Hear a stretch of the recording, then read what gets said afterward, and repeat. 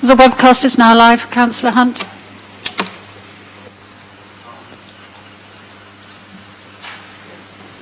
Councillor Hunt, the webcast is now live. Thank you.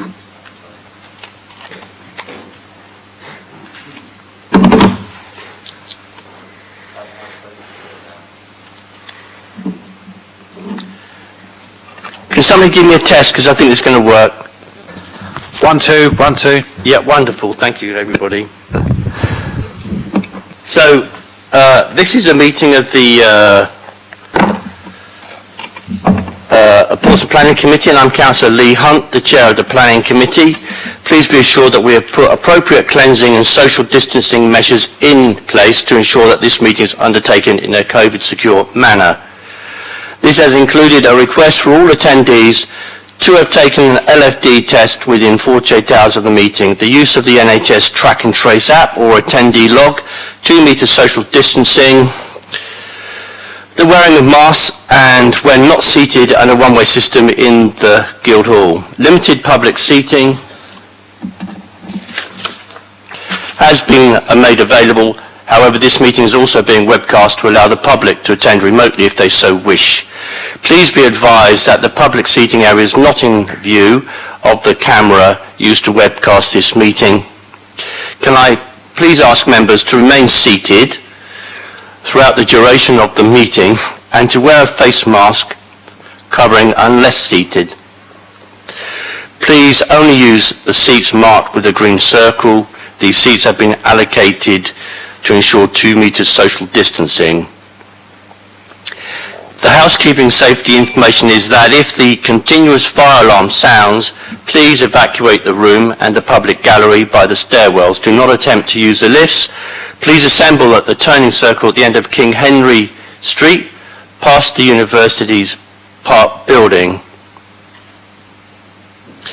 Does everybody know where that is? Okay, good. In order to comply with the Guildhall Trust Fire Marshal regulations, anyone who signed in at the Guildhall reception desk should sign out when leaving the building at the end of today's meeting. May I draw everyone's attention to the fact that this meeting will be live streamed. Everyone speaking via a microphone will be on camera, including those making deputations. Members of the press and public are also permitted to record the meeting on the understanding that it neither disrupts the meeting nor records those stating explicitly that they do not wish to be recorded. Please can everyone use the microphones and remember to switch them off when they have finished. Also on the front of your reports is further information about prevention of the spread of COVID.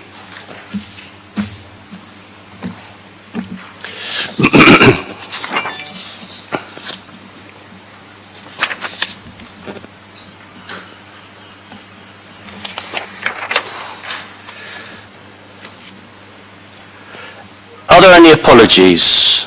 There are various people standing in for various individuals, so we'll start with Councillor Smythe, then Councillor Wood. Councillor George Fielding, who's preparing for his father's funeral. I'm very sorry to hear that. We send him our condolences. Councillor Wood. Sorry, Chair, I'm standing in for Councillor Vernon Jackson, who can't stand at this particular planning committee. Okay, for some reason your mic is breaking up. I don't know why. Is it? Or is it your feedback loop? Yeah, that's better. Councillor Ashmore. I'm standing in for Chris Atwell. Very good. Anybody else standing in for anybody else? Councillor Symes. I'm standing in for Rob New. Yeah, and thank you very much for coming to the pre-agenda meeting the other day. Councillor Wins. I'm standing in for Councillor Matt Atkins. Thank you very much indeed. So I think that's the apologies concluded. Any declarations of interest by members? Councillor Wood. Sorry, Chair, it's not exactly a declaration, it's more asking for some guidance. As a member of the Planning Committee Deputy, I, along with other members, were sent documents here. One of these documents refers to some agreement to do with the St James Memorial Park Trust, and this precludes a decision. It's a bit of a chicken and egg, which is this assumes that we might make a decision. So when we come to this, it would be good if planning could also give us guidance on it, whether we not to preclude the actual chicken and egg decision, if that makes sense to you. If I may assist, Chairman, yeah, absolutely, we'll give you some guidance on that. We've also put something in the SMAT, which is why it's been delayed to type that up. My team said it will be with us at 10:50, the SMAT, so there'll be a little bit of writing in there, but we'll provide some verbal guidance as well. Any Thank you, comment, Chair. Kieran? I'm not entirely sure I understand what it is you require guidance on that at the moment, although from the impression I'm getting from Ian Maguire is that he understands what you're speaking to and written comments have been provided already, yeah? I'm fine with that. Thank you. Any other members of interest? Councillor Dowling? Thank you, Chair. I'm attending today's meeting as a deputy and ward councillor rather than a member of the committee, but as I am a standing city councillor, I should mention that as per my declaration of interest, I'm a trustee of the St James Memorial Park Trust and a committee member of the Milton Neighbourhood Planning Forum and Milton Neighbourhood Forum. And I suspect the same goes for other members here. I mean, Councillor Barrett and Councillor Sanders, is that ditto? And Yes. Councillor Smith as well. Okay, so that's 3 times dittos. Obviously, all of us, I'll just declare that obviously I follow Keep Milton Green, so I'm a member of that group, but I follow it, but I don't make any comments about this, and as ever I keep an open mind about all planning applications. And by that, Chair, you mean you follow a Facebook group? That's what you mean by you're on it? Indeed, I follow it, and from time to time comment on it, but not on this matter. Thank you. Right, let's go through the minutes of the last meeting then, which I've read through.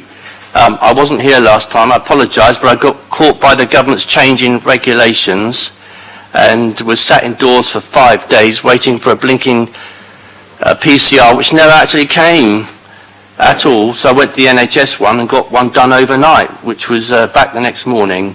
That's why I wasn't here, so I'm sorry about that. Right, you've all read through the minutes, I presume. I'm very interested to read, I don't know about you. I'm filling in here, by the way, to wait for the SMATs to come over. So I was very interested to read the 2 bits about the 2 HMOs, where the planning inspector did not agree with our decisions around communal space in particular. So far as I can make out, and particular interest for Councillor Wimms at the moment, we have been testing communal space to the ends of the earth, and it's still right to do so, but I think we've got to be very aware of how far we can go with that when we come to a reason to chuck it out. So I think we need to read these 2 decisions, if indeed we're going to chuck it out, we need to read these 2 decisions to make sure that we're not costing the taxpayers money unnecessarily. Okay, but we still do have to be robust about these things because it's important. We've made huge strides in HMOs. And I also noted that you all seem to want to review the the policy. Is that right, Ian? Is there an update on that? Certainly there was debates around the SPD, currently not in the local development scheme, the timeline of work being produced by the local planning authority, because obviously focus is on the fundamental policy for HMOs, which is being reviewed as part of the new emerging local plan that's recently gone through Regulation 18. So any review of the supplementary guidance would, by logic, have to follow a review of the principal policy, which is already being undertaken through the local plan review. As I say, Regulation 18 consultation recently completed, and the membership is now looking at the final version of a number of different policies to make the Regulation 19 plan and consultation later this year. So I would say to members, I just remind them again, Portsmouth has one of the strongest policies around HMOs with this particular SPD, which is called the 10% rule. It wasn't clear from the minutes whether the committee, when it debated it, wanted this to go up or to go down. That wasn't in there. So just be very careful what you wish for sometimes. Any other comments on the minutes? Right, I wasn't there, so I can't propose them. Could somebody propose them, please, Councillor Smythe? So they're proposed by Councillor Smythe, seconded by Councillor Stagg. So then, can we go to the updates? Who's doing that? Ian? So happy to do that. A number of appeals have been received since the last update. I won't go through them in great detail. We've had an HMO appeal, 51 Farlington Road, which found the space standards to be acceptable. So again, the same issues we've seen before, disagreeing with the council on that point. An enforcement notice at 125 Fawcett Road, which has been upheld, subject to some variation.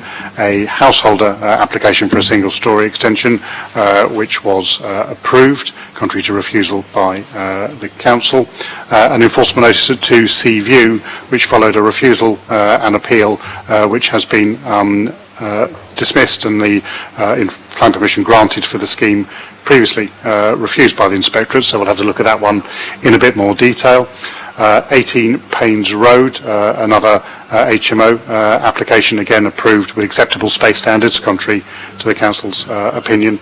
And one more householder appeal still outstanding, which we received, 9 Cockershell Gardens, no outcome yet on that one. Obviously all of these appeal decisions have been or will be circulated to members. And I'm also happy to say the supplementary matters agenda has now turned up while we speak. Okay, so I won't labour the HMO side of things too much, but we see another one. Whereas before we were winning these appeals, it seems we've reached a point where developers are beginning to understand, and officers understand very much, what is expected of communal space standards, but we must continue to look into them. Okay, so you've got the SMATs in front of you now, so I'll give everybody a couple of minutes to read them and take into account what's on there. Okay?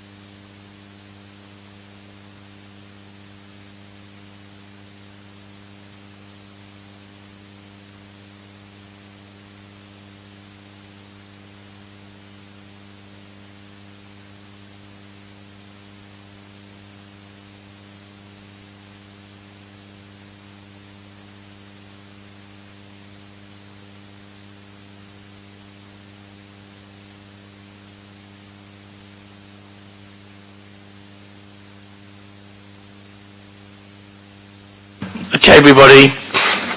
So when we come to the St James's discussion, I don't have a deputations list here, by the way, so I'm a bit at a loss on that at the moment.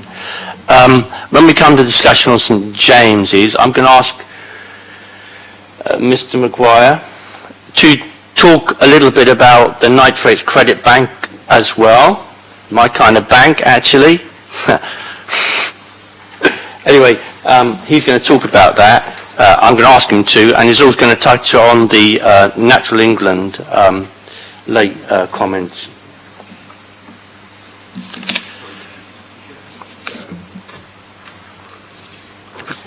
We got a deputations list? Chair. Councillor Wood. Sorry, Chair. Also with this supplement here, which is quite comprehensive in... It is indeed. I'm just trying to make sure also, the marketing of the chapel, obviously I've raised this issue, is that the bit you're going to talk about? Chairman, so the case officer, Mr Wadsworth, will cover that in the And that presentation. will cover what... But obviously more than happy to provide any further comments during Thank you, the debate. Chair. Great, and if you've got any questions, bring them into the discussion, okay? Now, okay, here we go then. So, what we're going to do now is move to item number 5, which is St James's Hospital, Loxbury Road.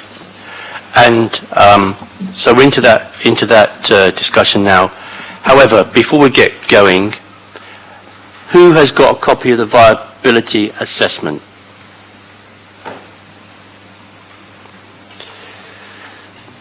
Councillor Vernon Jackson, have you seen it? Yes, Chair, but I'm not a voting member of the committee because... No, but you are a deputation. Correct. Everybody's got one. Okay. So look, it's a lengthy document. So with the members' agreement, I'd like to suspend the meeting for 1 hour so that you can read it if you so wish, and I think that you should, to understand the circumstances around affordable housing, which are touched upon in the report, but not much more than that. So, members, that's my proposition. Anybody second that we suspend the meeting for an hour for you to read it? Chairman, if I can provide some advice, the document you've asked to have circulated today, which members have had, is the consultant's report for PCC. Indeed. Reviewing the viability appraisal. It is not the viability appraisal of the scheme. That's Indeed. published on the website. It was published on the 23rd of February last year. So what you have there is a commentary on another report. So if members wish to spend some time to familiarise themselves with the detail of viability, of course officers are more than happy to give you advice of that during the meeting. They probably need to beneficially read that actual viability appraisal as well. Okay, thank you very much, Mr Maguire. Right, how do you wish to proceed, members? Chair, could I just ask, I'm sorry, I was meant to be doing his deputation by video. I'm caring for my husband who's having chemotherapy and therefore doesn't have an immune system at the moment. So the advice is I should not be in a room with lots of people. I now am in a room with 25 people. I'd be very grateful just to be able to do my deputation and run away because I don't want to put John's health at more risk than it currently is with COVID levels at the very, very high levels that they are at the moment. I'm just grateful for your discretion for that, just in terms of health. Right, come to you in a moment, Councillor Norton. The first decision is, do you want to suspend the meeting to read this council report, review of the affordable assessment, or not? I'm in your hands. So it doesn't look like we're going to do that. So members, the next question is then,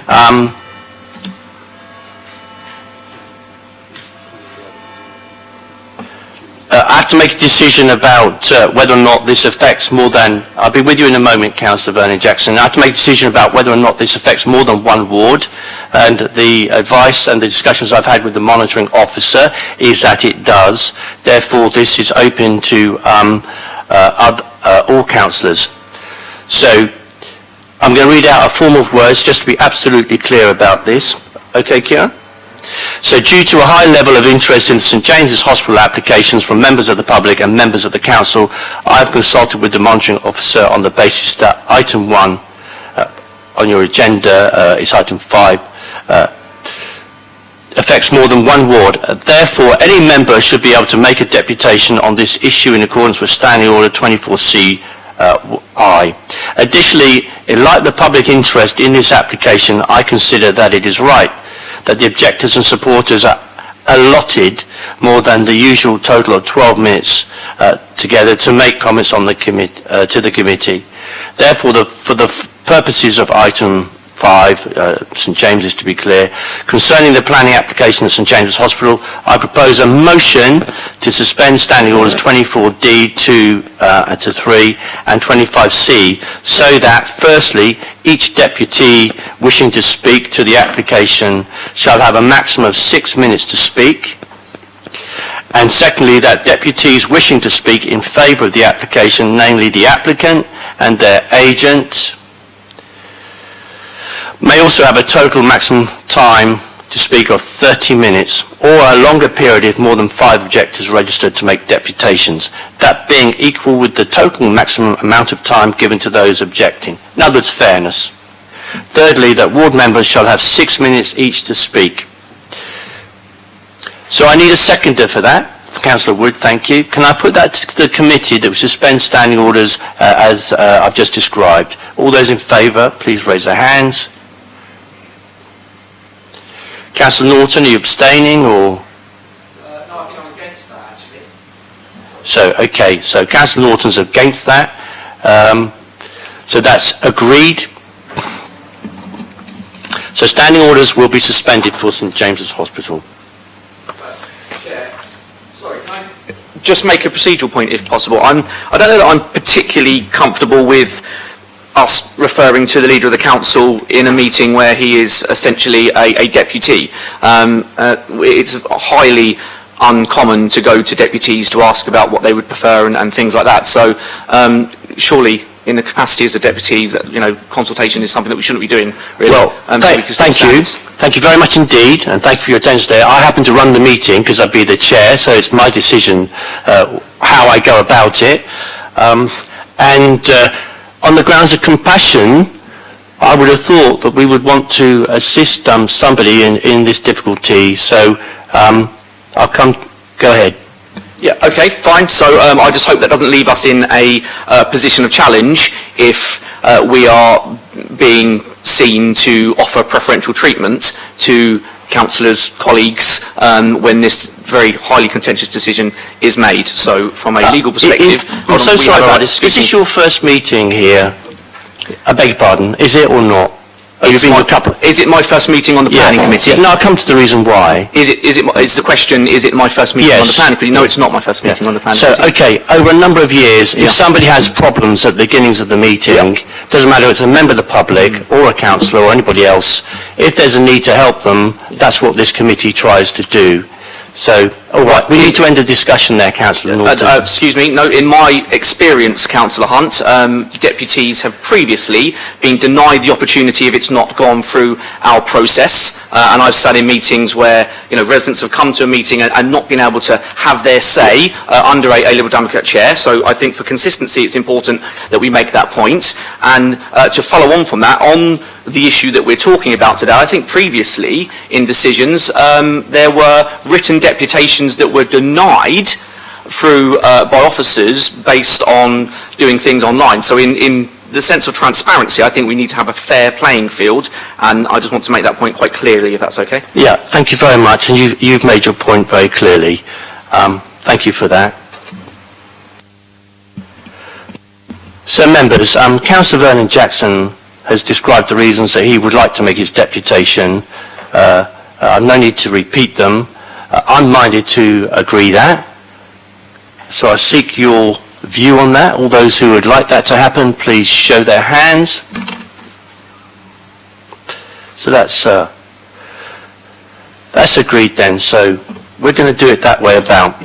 So we're at the risk of giving Councillor Norton more to talk about. Could you just, for everyone's clarity, including members of the public, just go through the order at which we'll be hearing from officers comments in support and comments against that? Okay, just for clarity, so we know what order things are. We'll get Mr Maguire to describe that to you. Mr Maguire. Chair, can you also just, on record, clarify that if the Leader of the Council wanted to submit a written deputation, like many who cannot make this meeting today could have done, he could have done that? Thank you, Councillor Norton. Mr Maguire.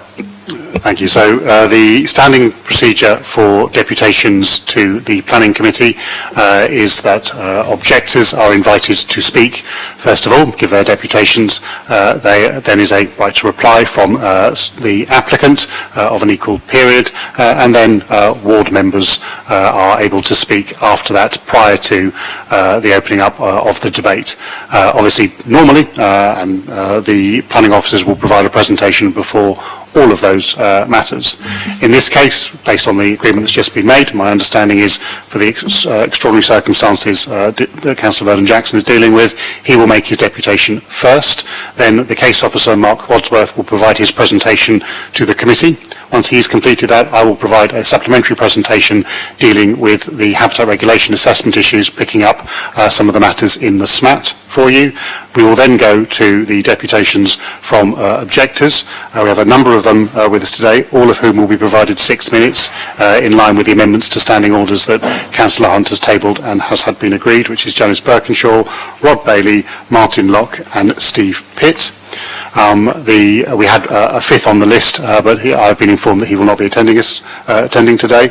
We will then go to the applicant, who has a presentation and deputation of maximum 30 minutes to be provided. We will then go to the members, not just ward members, as the chairman has decided in accordance with standing orders that this is an application affecting more than one ward, and consequently ward members may also make deputations. And we have 4 other members with us today, Councillors Dowling, Barrett, Sanders and Smith, who will be making their deputations prior to the matter coming forward for debate by the Planning Committee. I hope that is clear. And the councillors will go after the others. Okay, over to you, Councillor Vernon-Jackson. Thank you for coming today. Thank you, Chairman. Thank you, committee, for your kindness. I wouldn't have asked to vary it, but if there's going to be an hour's break to be allowing people to go to read the commentary on the viability assessment, that's yet another hour here. I'm not sitting on this committee because I've made my view known on this application before.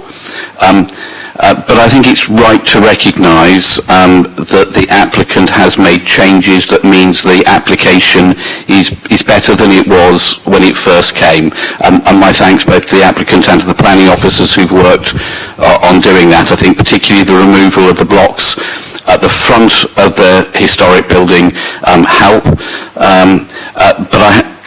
But even so, I still have significant concerns. But I think it is right and proper to recognise that there's been progress made.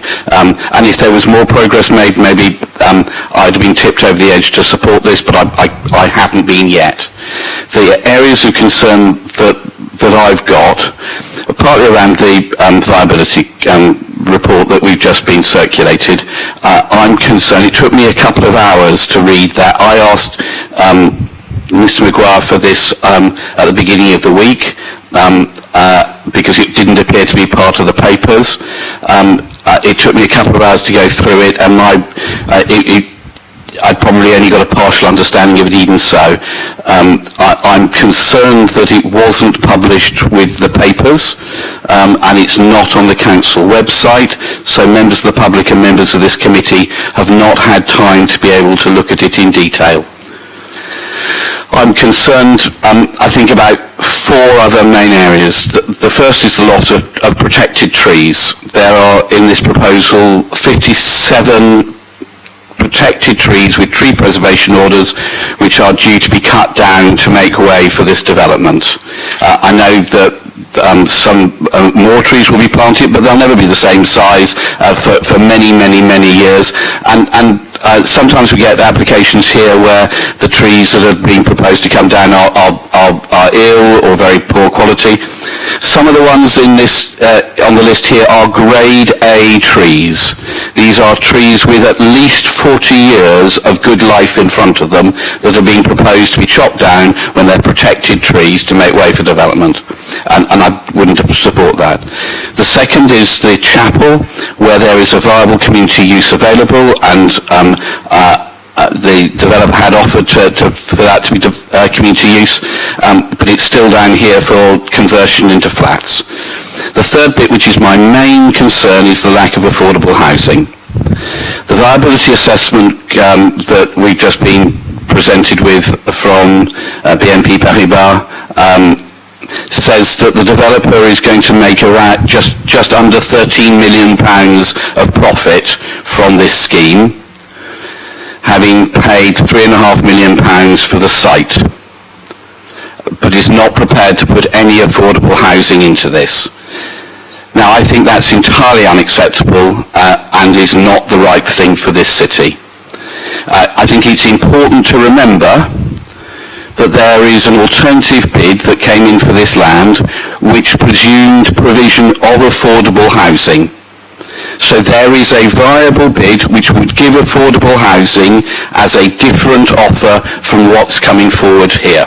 So the provision of affordable housing is entirely possible, and it's in the committee's hands to decide if that's going to happen or not.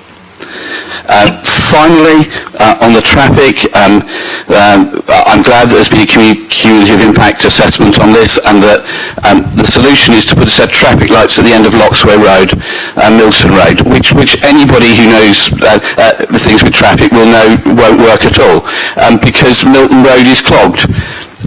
Going north-south, it is clogged. It's not just clogged at rush hour, it's clogged often. And putting traffic lights here won't make any difference to people being able to emerge onto Milton Road. It'll just mean that there is a very long queue going down Loxway Road. So, colleagues, in my view, I would ask you to refuse this application on the grounds of loss of trees, lack of affordable housing, lack of turning the chapel over to community use, and the traffic capacity not being available to be able to sufficiently meet the needs of the people in that new community. I hope that's less than 6 minutes, and thank you, colleagues. Okay, thank you very much, and send our best wishes to your husband.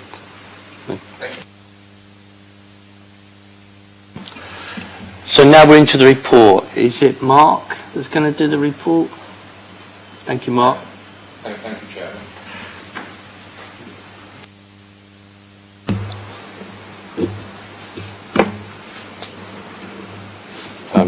What's the presentation? Okay.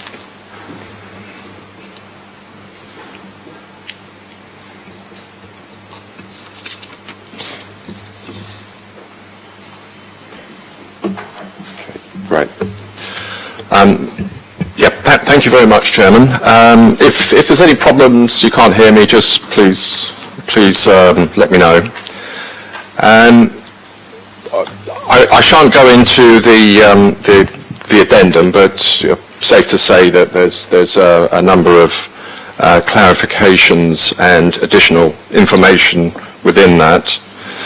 I wanted to report as well that we reconsulted just before Christmas. I think the start date was the 10th of December. So we've gone for a comprehensive reconsultation, and comments have been coming in. So yesterday I counted the number of representations from nearby residents and interested parties, and there were 9 representations received. But there are no new issues which have been raised within those representations. Okay, next slide, please.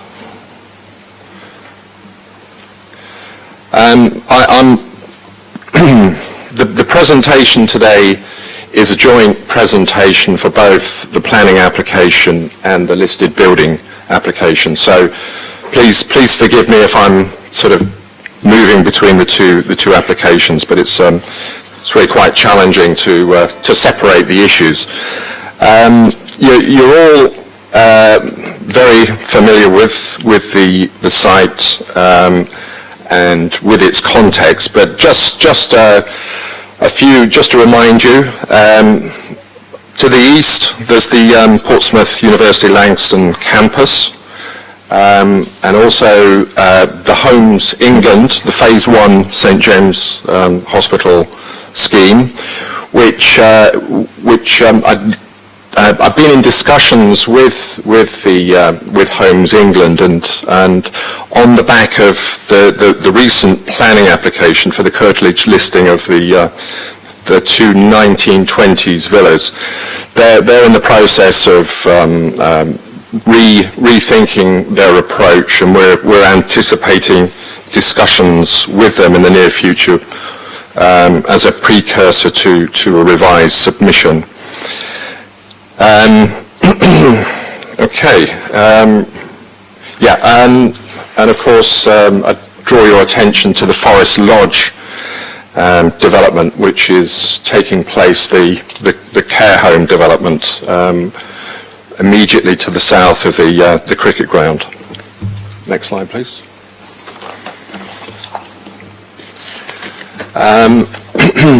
This map is really very interesting. So the buildings, the footprint of the buildings, which is hatched in red or coloured in red, that indicates the buildings which are to be demolished, and they are the more recent additions to the building, and these will obviously be welcomed because they open up the original historic fabric of the hospital building, and provides the opportunity to reinstate the historic landscape setting of the parkland setting of the hospital.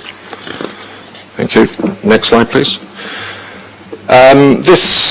These are obviously there's so many drawings of the proposed development, but these are a couple of existing elevations. So the top elevation is the principal elevation of the hospital, and at the rear it's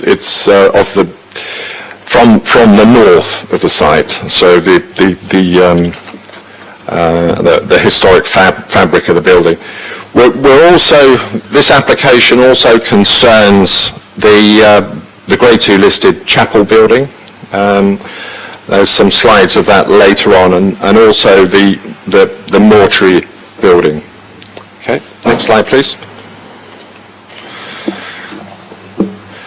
And these are the same elevations, but these indicate the proposals. So if you can see, particularly on the northern elevation, you have new openings, doors and windows indicated in the navy blue colour. And on the principal elevation, which I think is really interesting, you can barely see any alterations to the structure. There are one or two steps which provide access to the building. But by way of background, there have been, I'm relatively new to the process, but there have been extensive negotiations and discussions between the developer, council officers, council's conservation officer, Historic England advisor, and we had the comprehensive amended scheme received late 2019, I think it was,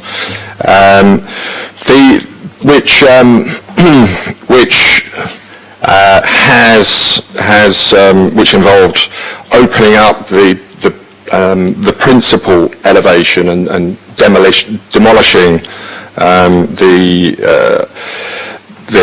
the buildings off to the west and along that front elevation, but also the aim, the intention, and the applicant has responded very positively, was to open up those views, and so new development is now proposed principally at the rear to the north of the site, and also there's three dwellings to the southeast of the main elevation. Council's conservation officer and Historic England are now have confirmed that they are happy to support the proposals.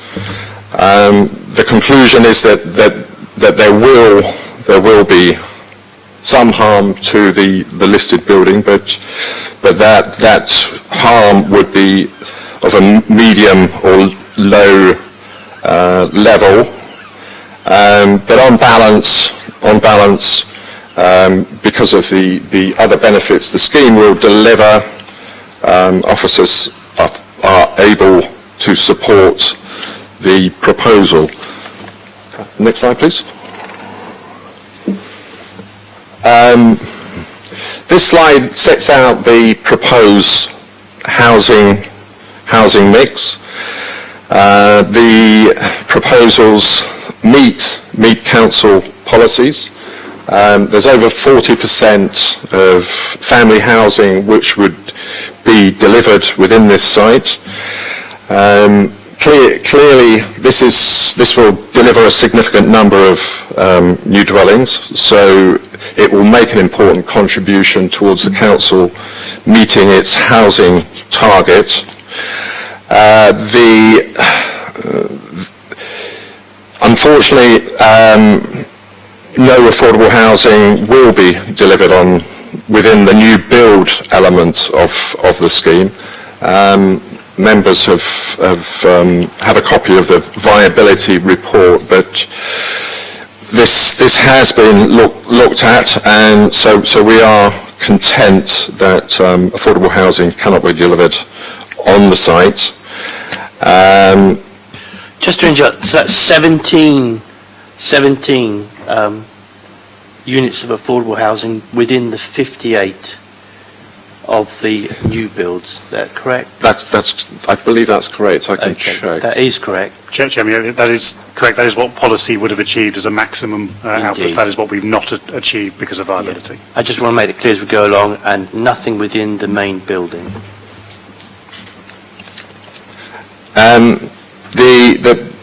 The final thing I've got to say about housing is that the scheme will deliver a significant proportion of units which will be adaptable for to accessible wheelchair use. Okay, next slide, please. The next few slides, which I'm not going to spend too much time, that's obviously very difficult to read, but it just shows the subdivision of units. So you have, I mean, it is quite interesting to look at, but I wouldn't spend too long on it. But there's a mix of different design approaches, and they have to be accommodated within the historic fabric of the building. So you do have some very, very interesting layouts. Some of the units would actually be over 2 floors as well. So next slide. I think you can just sort of go through the next. Yeah, thanks. And this just goes into a little bit more detail. As an observation, I note that many of the units have really quite large, significant combined kitchen, living, dining areas, and tend to have smaller bedrooms. But which is an interesting approach. Okay, and if you could just go on a couple of slides, please.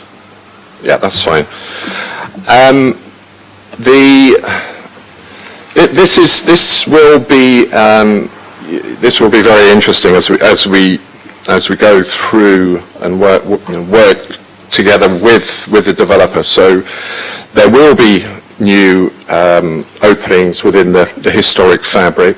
There will be repairs to the historic building where more recent additions will be demolished.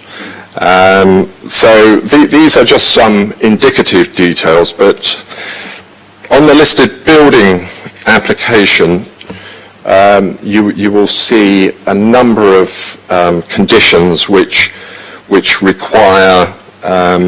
require the submission of detailed information, drawings, and approval, which will involve English Heritage and the Conservation Officer in terms of new openings, in terms of roof light design, in terms of demolition, repairs, fixtures, fittings, recording, etc., etc. So it's likely to be quite a significant amount of work going forward, but the detail will be very, very important.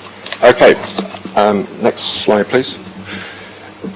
This is our existing drawings of both the chapel and the mortuary building.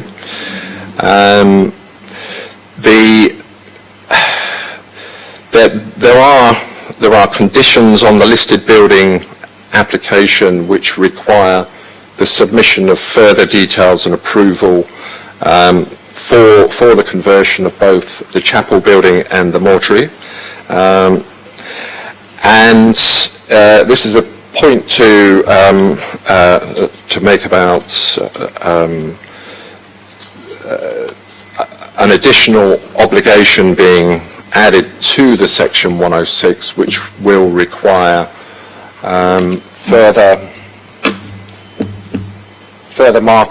which will require the marketing of the chapel for a community-based use for a minimum 12-month period. Okay. The next slide, please. This just shows the proposed alterations to the exterior of both buildings. They're not remarkably different. I think the only difference are on the two roof lights on the chapel building. Okay, next slide, please. This drawing shows the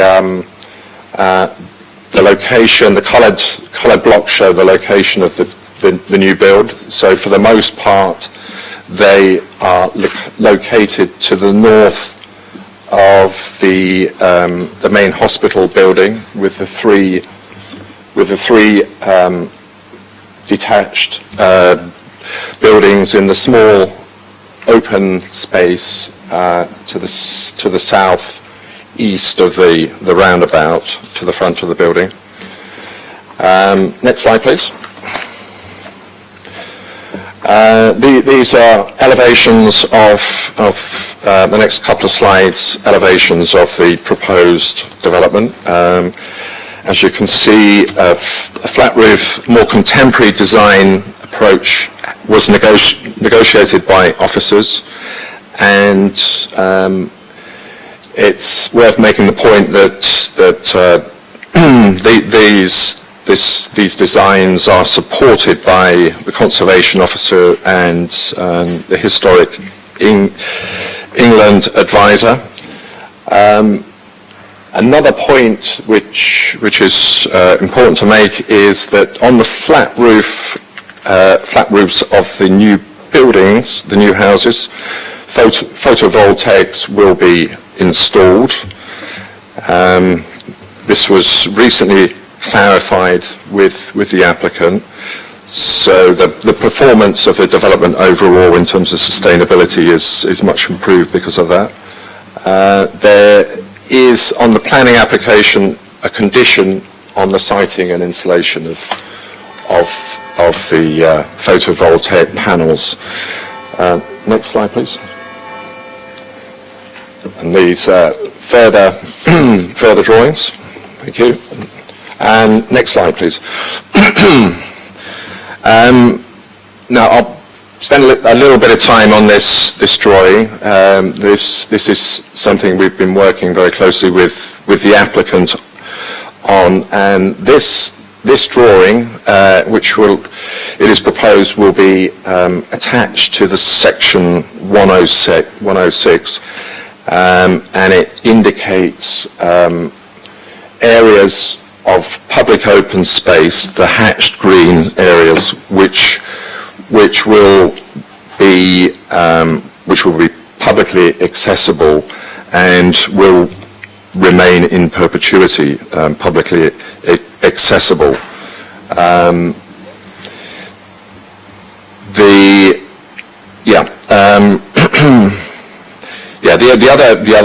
The other issue to consider is that, or to bear in mind, is that the obligation will render these publicly accessible, but the intention is that they will be maintained first by the developer and will be passed on to a management company. So publicly accessible open spaces which would be managed privately. Within the project area, one of the key issues, policy issues, which the applicant has had to consider and address is the loss of designated open space. So going back to this drawing, the open area, it's a woodland area essentially, to the southeast of the roundabout at the front of the hospital building. A small area within that, a small clearing, will be lost to development, or will be developed. But as part of the overall development scheme and demolition and clearance of more modern extensions to the hospital, there will be a net gain in terms of public open space. So quantitatively, there will be an increase in open space, but I think more importantly, qualitatively, the areas of open space will be of a much more usable and high quality. If you look at the airing courts, which are essentially which involve reinstating the historic landscape setting of the building, will offer the public a much better experience. The other point to bear in mind when you're looking at this drawing is that all the internal roads, footpaths and cycle routes will also be publicly accessible but privately maintained. So there's no additional cost to the public purse. Okay, next slide, please.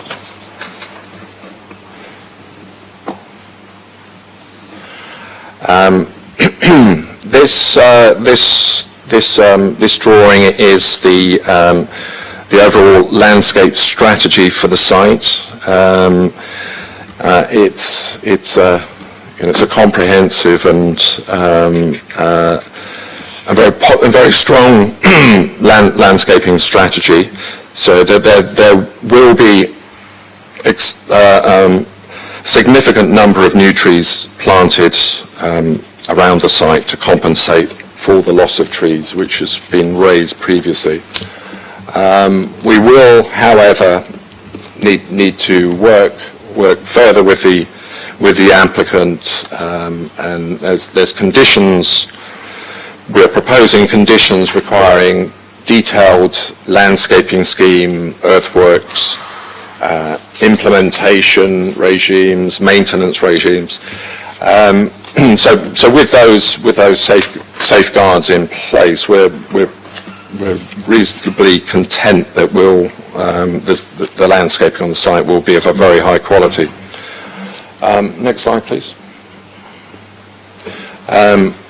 This is a more detailed landscaping scheme. I've included this just to show the intention to plant a number of street trees to provide that sort of complementary landscape setting to the wider development. Okay, thank you. Next slide, please. Now this is very difficult to read, and I'm not sure you'll be able to pick it out. There's a lot going on there, but this is the tree protection plan. But if you're able to squint and see, but I probably wouldn't try. You have the red outlines of the trees which will be removed, but the majority, having looked at this, the majority of trees which would be lost will be the northeastern, northwestern corner of the development, and within that clearing, the designated open space which I mentioned previously. A number of trees would obviously be lost to the new development, but just by way of clarification, it's 23 A-grade trees would be lost, but the arboriculturist has advised that a number of them are self-seeded and of a fairly poor quality. Okay, next slide, please.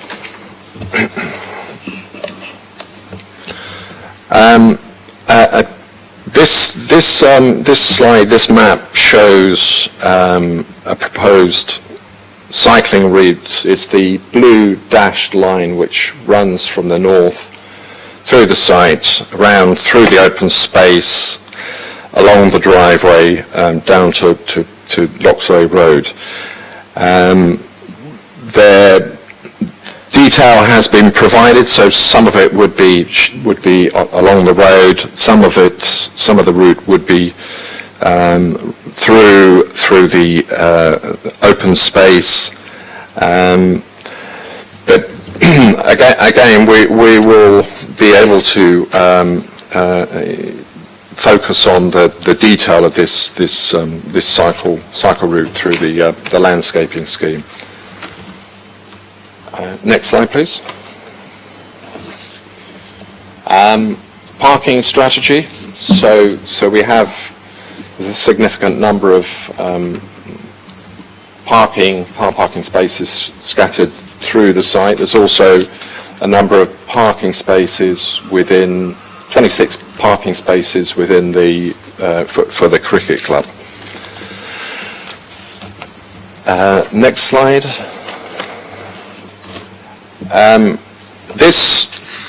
These are indicative, concept designs for the improvements to Milton Road and Goldsmith Avenue and Milton Road and Loxway Road junctions. These have been reviewed by the Highway Authority and are considered acceptable in principle. The need for these junction improvements were identified through the cumulative transport assessment and modelling, and to be clear, the transport assessment and modelling took into account has taken into account the Homes England scheme, the nearby prison scheme, and other major schemes which have come forward in the area. The next step, the Section 10, it will be a Section 278 agreement, will require the applicant to provide a detailed scheme design for these works with a safety audit, and they will have to be submitted and implemented when approved by the developer. Okay, next slide, please. This is the other. Okay, next one, thank you. We're nearly there. So this slide shows bin stores, but the bin stores are also, a number of the bin stores are also combined cycle and bin stores. So there's a significant number of cycle parking spaces throughout the development. And next slide, please. These are visualizations provided of the development. This is the principal elevation of the historic building, of the historic hospital building, which would be opened up and improved from the existing situation. Next slide, please. And this is from the rear. So with the demolition of the more modern additions to the building, to the hospital, and the new build. And the next slides. And this is from the western side. Okay, next slide.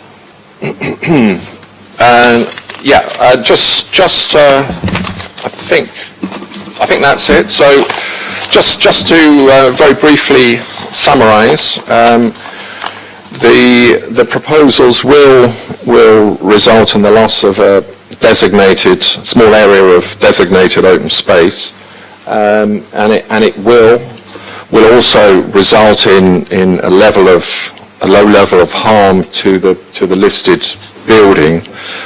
But officers are of the view that this needs to be balanced against the significant and multiple benefits of the scheme, including the retention and management of the building, the removal of unsympathetic buildings within the grounds of the hospital, will help meet the council's housing targets, will deliver a significant quantum of publicly accessible open space in perpetuity, improved and new cycle connections, and generally speaking, we as officers are very supportive of the scheme, which is considered to be of a very high quality. Thank you very much, Chairman. Thanks, Mark. So I'll go now to the Principal Planning Officer, Mr. Guire, and ask him to comment on the things that we were talking about at the start of the meeting, including if you could explain to members about the Nitrate Credit Bank, how that works. It's important for everyone to understand that. And also the late representation from Natural England. Certainly. Thank you, Chairman. Chair, sorry. If I may also, because we've been presented with quite complex documents here, one of them which is obviously the viability assessment on pages 20 and 21. One of the key points was about affordable housing, where it talks about proposed scheme residual value of benchmark and gives the reason because it's in a negative value. I've read it about 5 times and it's still gobbledygook to me, so it's quite important we understand the criteria with affordable housing as part of that. Thank you very much indeed. Ian, could you comment on that or describe that too? Try and run through all those things, and Thank I'll you. I'll swing back round to the chapel as well, just to make sure everyone covers that. Members, I'll specifically refer to the Supplementary Matters report, which obviously deals with a number of the issues for habitats, so not just nitrate. I'll start with nitrate. So in the Supplementary Matters report, we expand upon that which we commented at paragraph 7.13 in the report. The applicants undertake a quite extensive review of the nitrate implications of their scheme. As members will recall, we are required to achieve neutrality for nutrients, principally nitrates, arising from principally wastewater from residential development. One of the ways this is done is obviously to compare the existing and past lawful use of the site against the proposed lawful use of the site to see whether there is an increase in nitrates. It's a complex site because, of course, it was a hospital and closed down, if you will, slowly over a number of years. The applicant, therefore, did have a number of challenges in assessing what that reasonable existing position should be taken to be. They looked at the different type of patient on the site, longer term, shorter term, tried to look at some of the catchments for those patients as well, and suggested that the additional amount of nitrates generated by the proposed residential development of the site compared to the past hospital use of the site may be as little as 14 kilograms, which I think is the number we've got in paragraph 7.13, isn't it? I'll just check that to make sure I don't misdirect you. Yes, 14 kilograms per year. Officers were, however, slightly concerned that that methodology did have a number of assumptions, and in truth, assumptions do need to be made. I wouldn't wish to criticise the professionals that put that together, but we did identify a number of what we thought were potential inconsistencies in the production of that figure. Consequently, we concluded our HRA in a precautionary worst-case scenario, effectively giving them no credit at all for the fact that there's an existing past lawful use of the site. That increases the nitrate burden created by the scheme to 162.6 kilograms as covered on the first page of the SMAT. We discussed this with obviously Natural England and the applicant and decided to review whether in that worst case scenario they could simply make the financial contributions to cover that precautionary 162 kilograms rather than the maybe more accurate 14 kilograms. The applicants are satisfied they can do so. We are also able to advise that the Council's own nitrate bank does have sufficient credits to cover that 162 kilograms subject to an early delivery of the scheme, which again the applicants have confirmed that was their intent and are again happy to do so. So while there is still some uncertainty regarding the degree of nitrate impacts that is a true net impact, would have to then be mitigated with the off-site neutrality process laid out in our standard methodology. We have therefore modelled this against the worst-case scenario, truly precautionary approach of 162 kilograms to ensure that there is no risk of eutrophication in the Solent waters. Clearly, as we finalise the 106 agreement, should members grant plan permission today and better scientific evidence is provided in that period, a smaller amount of nitrate credit can be applied against an updated HRA should that be considered appropriate. But because we've covered literally the worst case scenario, we are confident the nitrate bank is in place and the applicant's commitment to delivering against it will assure the necessary mitigation. So that's some nitrates. As members are aware, the Thames Basin, the Solent Waters SPA has a number of different issues, nitrates being the more recent one, the longer standing one of course being our bird populations, often referred to as the bird aware question, but this is linked to recreational disturbance on individual projects of large scale and indeed in combination with other projects. A financial payment under a long-standing SPD is put in play to deal with that broader recreational disturbance. However, in the specific area of Milton, when we produced that SPD a number of years ago, it was highlighted at, where have I put the document now, at paragraph, too many documents here, paragraph 3.11 of the SPD, that there may be some developments which, due to the scale or location, such as this one, would cause a significant effect alone, regardless of other development. And these developments would lead to a significant effect on the SPA designations, regardless of any other development which will happen along the Solent. And as such, under the habitat regulations, a bespoke mitigation package is required to allow the development to lawfully go ahead. So as well as dealing with the nitrates question, a new problem if you will, the old problem of bird aware, there is a bespoke problem for the large-scale schemes in close proximity to the SBA, principally those in close proximity to the supporting habitat at Milton Common. This therefore led to the Milton Common Local Nature Reserve Recovery and Management Plan being designed and adopted by this council in 2015 with endorsement by Natural England. So as well as the bird aware payment for your regional recreational disturbance and nitrates, there's a specific additional payment required to deal with the immediate problem of impacts on that supporting habitat. That problem, however, has a drafted bespoke solution, the management plan designed for Milton Common, adopted by this council.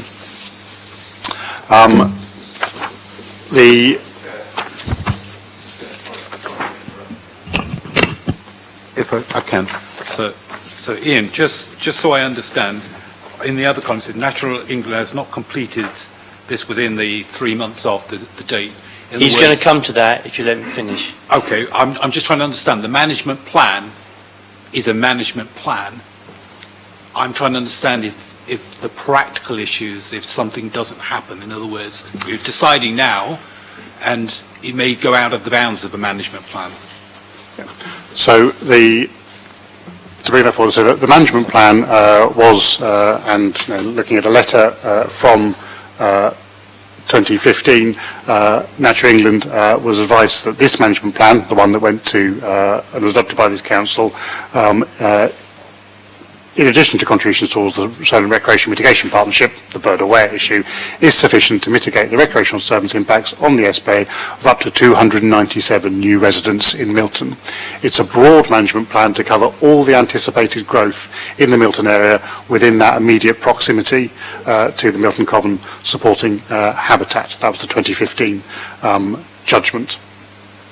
Since that time, in 2016, March 2016, this council granted the 30 homes at Glebe Coast, as now is, using that management plan as the bespoke mitigation strategy to deal with that immediate problem. They made a financial contribution of £262,410 to the delivery of the management plan. Obviously, the management plan itself is accumulation. It requires sufficient schemes to come forward to enable that money to be pulled together to deliver a series of capital inventions as well as revenue costs in perpetuity to maintain it. So there has to be a sufficient critical mass of development to fund the intervention on the site. 30 homes at Glebe Coast. Obviously, you have homes under this scheme, homes under the Phase 1 of Homes England would also be required to play it, and any future development at the Langston campus, the other part of the allocation within your current plan, would also need to make similar contributions. This bespoke scheme, therefore, is considered acceptable, has been tested through that robust mechanism of the grant of plan permission in 2016, as well as the discussions with Natural England in 2015, as an adequate bespoke mitigation for the direct impacts on Milton Common, and obviously as and when plan permissions are granted of sufficient scale, money's brought in at sufficient trigger points to enable that work to be undertaken on Milton Common, the management plan would kick into effect and those works would have to be carried out. That's where we were this time yesterday. As mentioned on page 3 of the SMAT, yesterday we received a late response from Natural England saying that they wanted to look at this in a little bit more detail. This is contrary to, say, their letter from 2015, their advice from 2016, and indeed their advice throughout the negotiation and discussion of this application to date. So it's very disappointing that they've come to this position quite late, extraordinarily late in the day. Officers remain satisfied, however, that the mitigation strategy is robust and detailed and are capable of achieving the necessary mitigation through that management plan.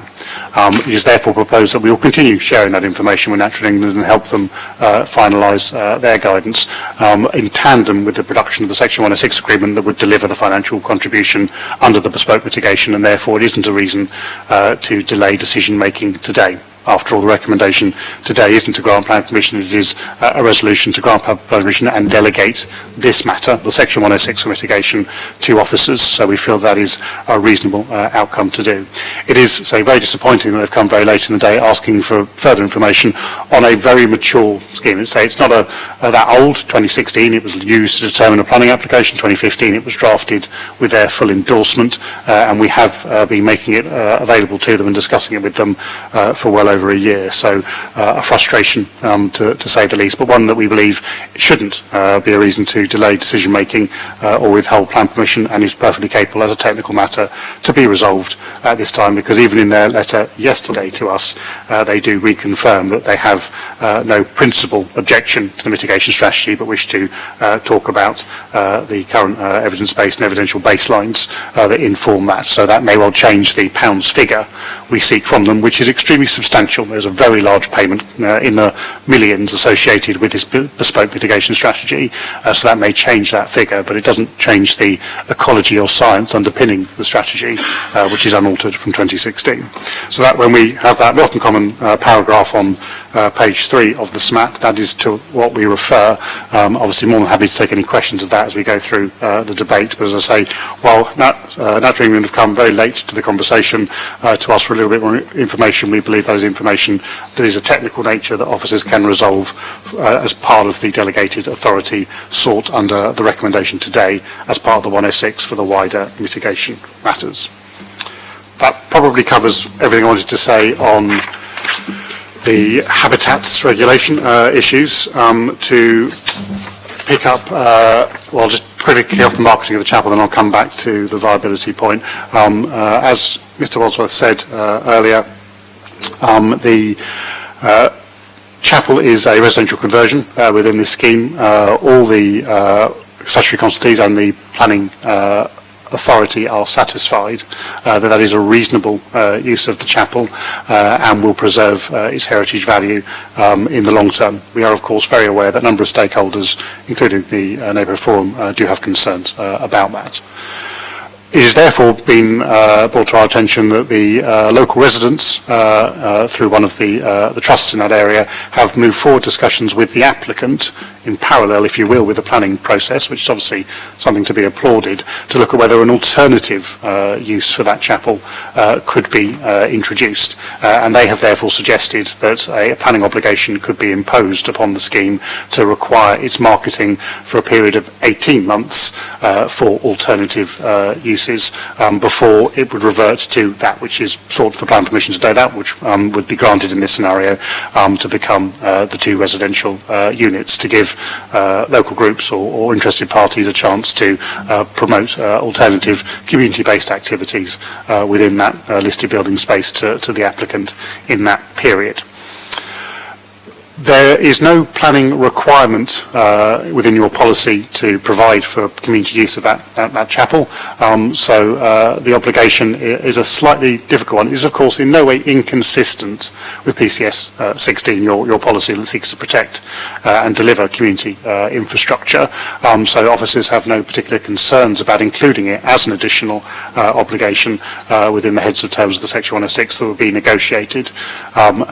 Historic England, who are obviously primarily concerned about the certainty of a sustainable long-term management of that heritage asset, are equally happy that moratorium of delivering the residential conversion for a period of 12 months, in their view, is not a problem, and consequently an obligation to require the applicant to market it for those community purposes for 12 months prior to the residential conversion being able to be commenced could be incorporated into the planning obligation, we feel, in a reasonable way.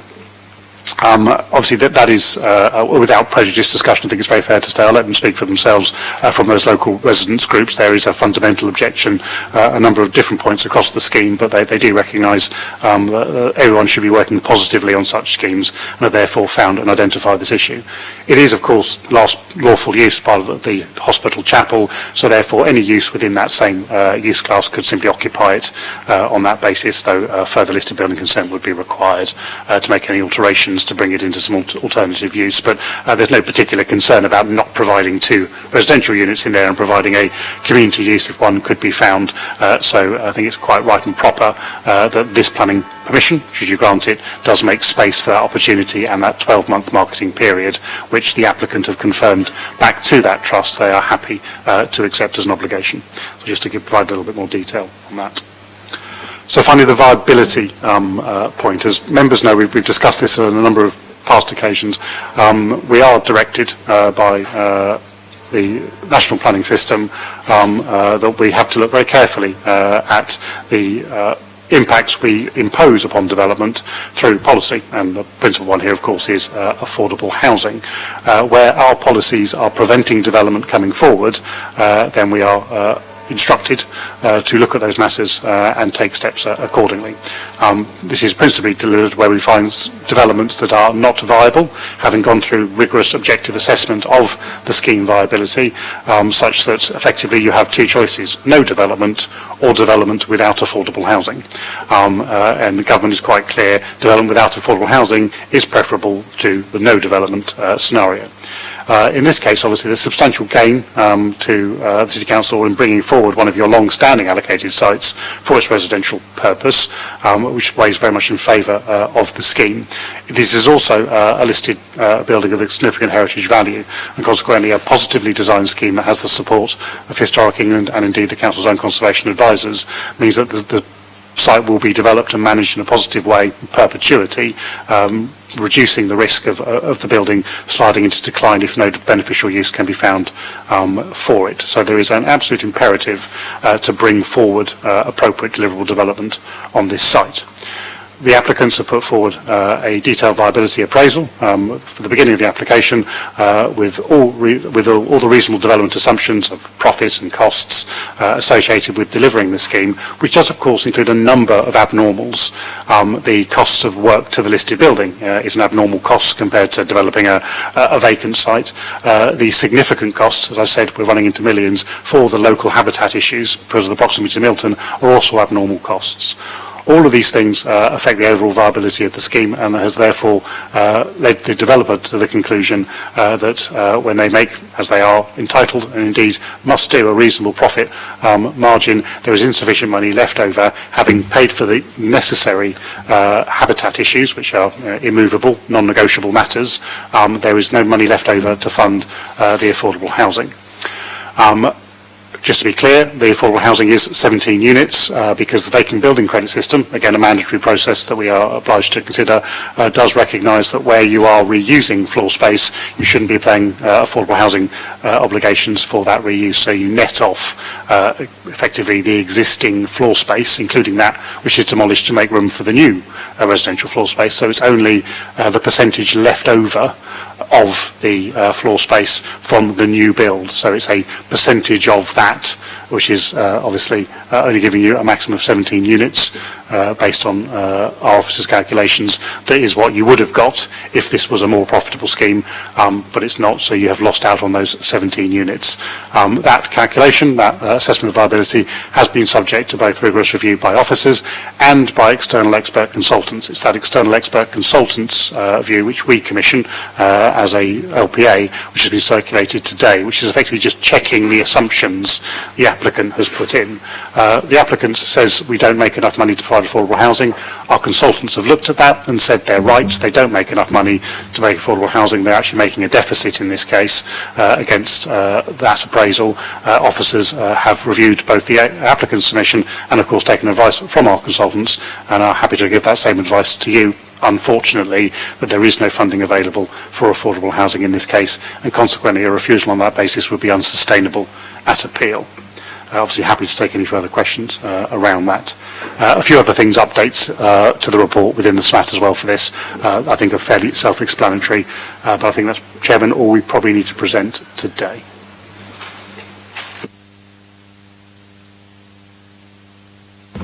All right, thanks, Mr. Maguire. Very clear, well explained help and advice on 3 or 4 important matters. So, members, now we're going to go to the deputations, And according to my list, there's a lot of paper around. So we'll go to the objectives first of all, Kieran, am I correct? And at the top of the list, I've got Janice Birkinshaw.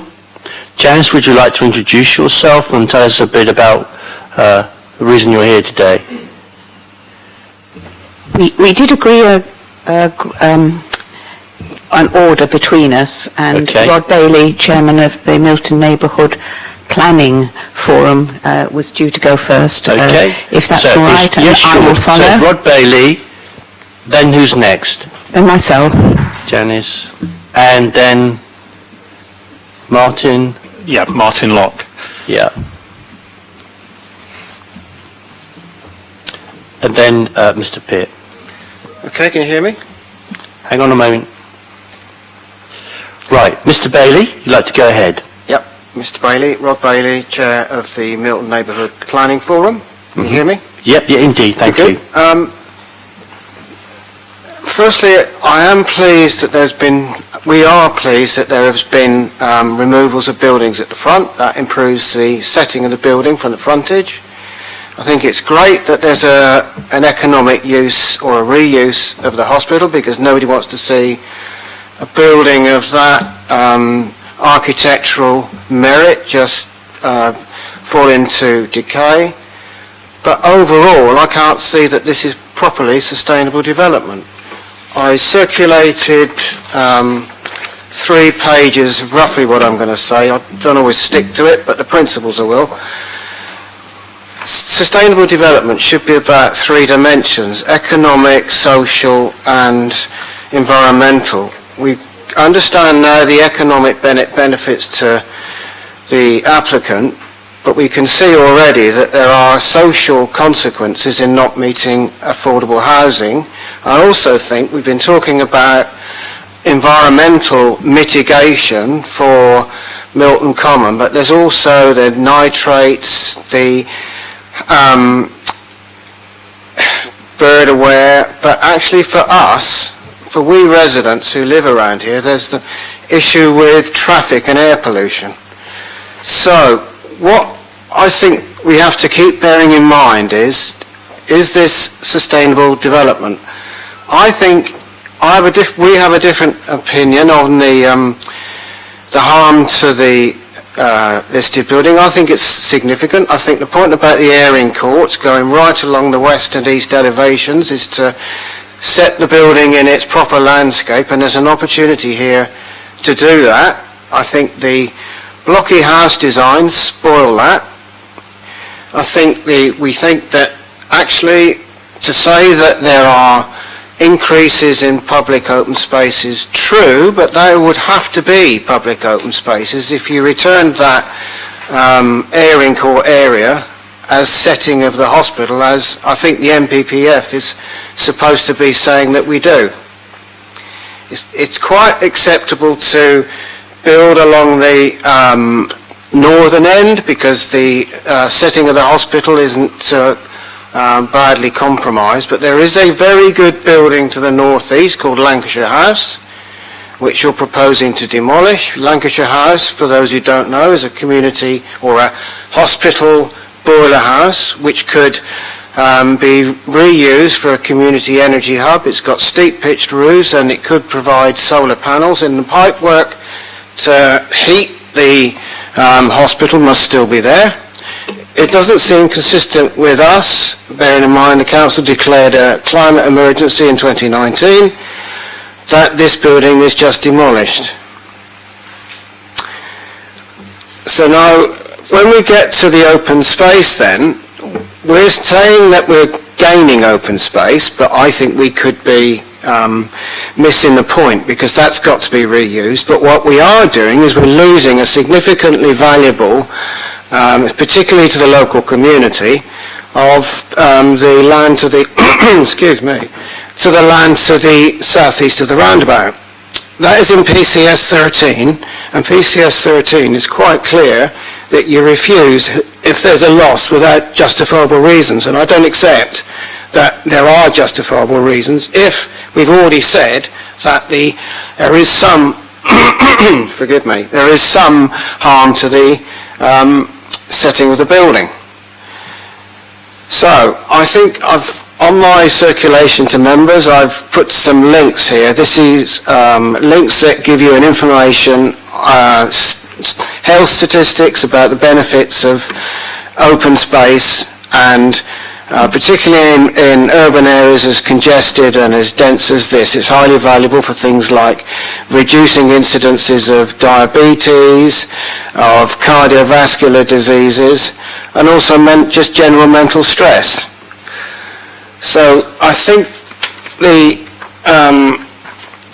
car parking element, if we're proposing 370 car spaces on what is already a quite busy kind of site, you've got the parking right by the building, the wings of the building, which I think is quite intrusive and it could be a nuisance.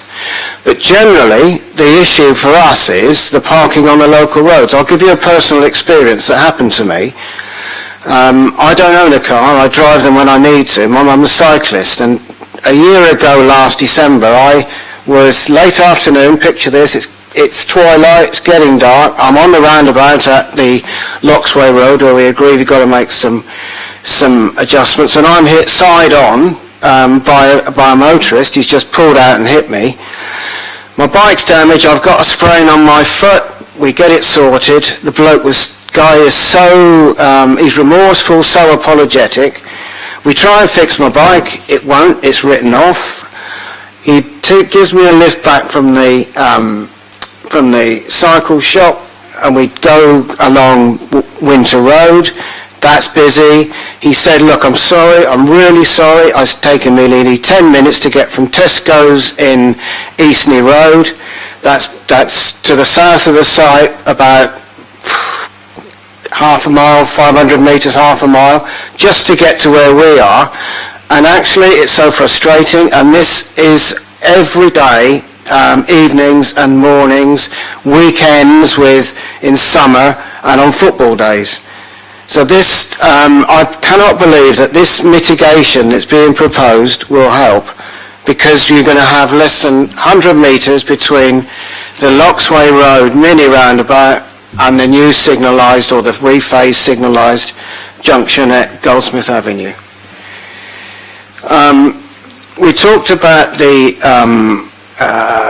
affordability to the developer, but these mitigation, affordable homes, these policies were already there. MT4 is quite explicit about requiring the integrity and the setting of the hospital to be maintained, but it's also very explicit about saying that the highway network has to be capable of accommodating the traffic. I think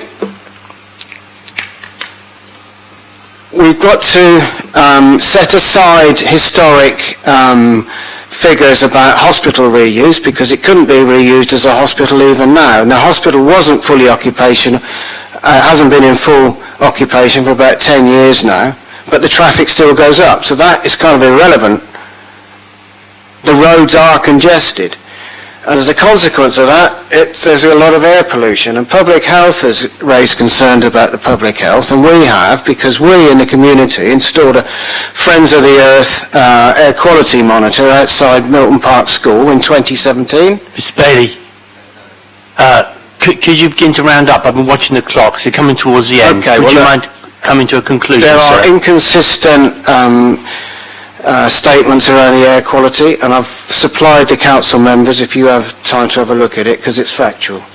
So on the whole, taken with everything there, I don't think this can be sustainable development, and I think therefore it should be refused. Thank you for your written deputation, which all the members have got as well. Okay? So, next up, Mrs. Birkinshaw. Thank you. Can I first of all thank you for the additional time you've given us today, and forgive us if we repeat some points, but they are heartfelt.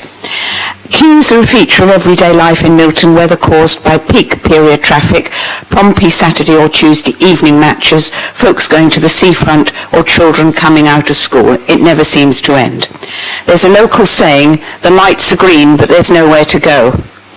Hearing there will be more traffic on this route from development of Phase 2 at St James prompts me to ask on behalf of Milton Neighbourhood Forum whether the committee can be sure that the claims before you today are robust. When spatial allocations were made in 2014, bringing St James and the university land into contention, we carried out a volunteer-led traffic survey. Peter Hayward, your highways consultant, confirmed to the council that our figures were robust and concluded Loxway Road Junction with Milton Road was over capacity then, and Moorings Way Eastern Road Junction would require improvement, so further development should be refused due to the current road network. If you've read Peter's assessment of the Phase 2 application, you'll see throughout his examination of the plans from November 2020 to March 21, he had the view that this proposal should be refused. However, he now accepts traffic signals at the end of Loxway Road, provided by the developer at their expense, would permit. We note the council requires these works to be completed before occupancy of the site with a financial contribution from the developer of Phase 1. But Phase 1 has not yet been approved by committee. How can this be possible without prejudicing a Phase 1 approval in due course? With today's supplementary matters, will the nitrates credit be available for Phase 1? Don't forget that the existing city plan policy MT4 stipulates that development at St James should not be contemplated unless the road system can accommodate its traffic.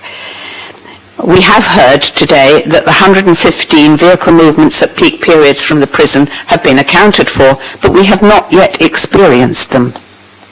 I did a quick comparison that there are 107 new homes proposed for Phase 1, with a total of 23 peak period movements onto the network, and the network would of course be Loxway Road. This is 21% traffic movements for the number of homes. The prisons, 287 homes, 115 peak period traffic movements, is 40%. I don't understand the difference. St James Phase 2 before you today, 209 homes, 16 traffic movements at peak periods, I calculated as 7%. This is difficult to reconcile unless many of the Phase 2 residents will leave St James northwards via Edenbridge Road and Moorings Way. The report appears to be silent on numbers affecting that junction. May we know how many extra movements there will be at Moorings Way? It's recommended Moorings Way stop line could be moved, but this isn't practical. It's already tight, allowing cyclists and pedestrians to cross on pavements up Eastern Road. The bus turning left into Moorings Way takes up the whole of the area in front of the stop line on both sides of the road before it can straighten up. The junction serves ambulances for Shearer House, 2 bus stops and residents parking. More traffic from St James on the Moorings Way junction would severely affect its operation, and the most practical improvement would be double yellow lines from the junction back to Mariners Walk, but not politically popular. The refuge for traffic turning right off Velder Avenue into Moorings Way accommodates 3 vehicles. This needs to be at least 6 at peak periods. May we hear the right turn has been included in improvement plans. The report suggests traffic signals at Loxway Road will enable phases 1 and 2 to proceed. New traffic signals 90 metres from the existing ones at Goldsmith Avenue, linked to the signalled pedestrian crossing outside Milton Park School, where we've heard nitrogen dioxide levels of 33 milligrams compared to the maximum of 40 have been recorded. This means queues will increase in length and duration, making this side of the city even more polluted than the current measurement at AQMA. Eventually, the UK will move to World Health Organization limits 25% less than the UK. Can the committee be assured that the new traffic management system before you today as a condition of development will not tip into exceedances and achieve a potential public health risk. There is a drawing mentioned in the report explaining the relationship of the two sets of lights with the pedestrian crossing. We were unable to trace this drawing in the public documents and cannot therefore judge its effect. Can the complex relationship of these proposals be explained in full to committee today to ensure we do not have an even worse quality of life in respect of transport and air quality than we do now on this side of the city? Sadly, a pedestrian was killed in Goldsmith Avenue on Sunday and the road had to be closed for some hours. Gridlock occurred yet again. As the Cabinet Member for Transportation can confirm, car registration... Mrs. Birkinshaw, can I ask you to round up, please? It's the last paragraph. Thank you. Car registration in the city is increasing and the traffic levels quoted in previous submissions are already out of date since it has increased since the pandemic levels. Please explain to us how the proposals for traffic signals at Loxway Road to permit this development will solve rather than add to local traffic congestion and allow us to comply with policy MT4. Thank you. And officers will obviously comment on matters that you've both raised so far when they come to when we get to the end of the deputations. Mr. Locke. Thank you. Right, my name is Martin Locke. I am one of the admins on Keep Milton Green, which I, as was mentioned earlier on, some of you follow or have been on there. It was created as an awareness as a community group for Portsmouth, or for Milton specifically, to pass out information from the Neighbourhood Forum, the Milton Forum, so that everyone's aware of what was going on there. Now, in the past, Keep Milton Green has objected to the loss of what was going to be 40 protected TPO trees on the site. The application, as we know, has been updated. Now that is a figure of 57. Of those 57 trees, 4 are to be just partially felled. But when we look at the figures, 2 of these trees are categorised as grade U, which is unsuitable for retention stroke diseased. 30 are grade C, 24 grade B, and 1 tree is actually grade A, which gives it a considerable lifespan still to be lived. Several of the trees, and I've got the details here, were identified as low and moderate nesting areas for bats, yet they're to be felled. Importantly, could you just repeat that? Could you repeat that? Because I'm making some notes about the trees to be felled that contain bats. I've got my notes here, or a sheet, so we can pass that over to you if you'd... I couldn't keep up with you. Thank you very much. Okay. So, where was I? Apologies. Following our previous objection, there was a line in the arboricultural report about report limitations, which stated, "We have not checked if there is any statutory protection on the trees because this can delay the production of the report. It was requested in our objection that this is to be taken into consideration and further reports could be done because of this. The updated documents for this development have been checked and no new reports have been uploaded and there has been no change."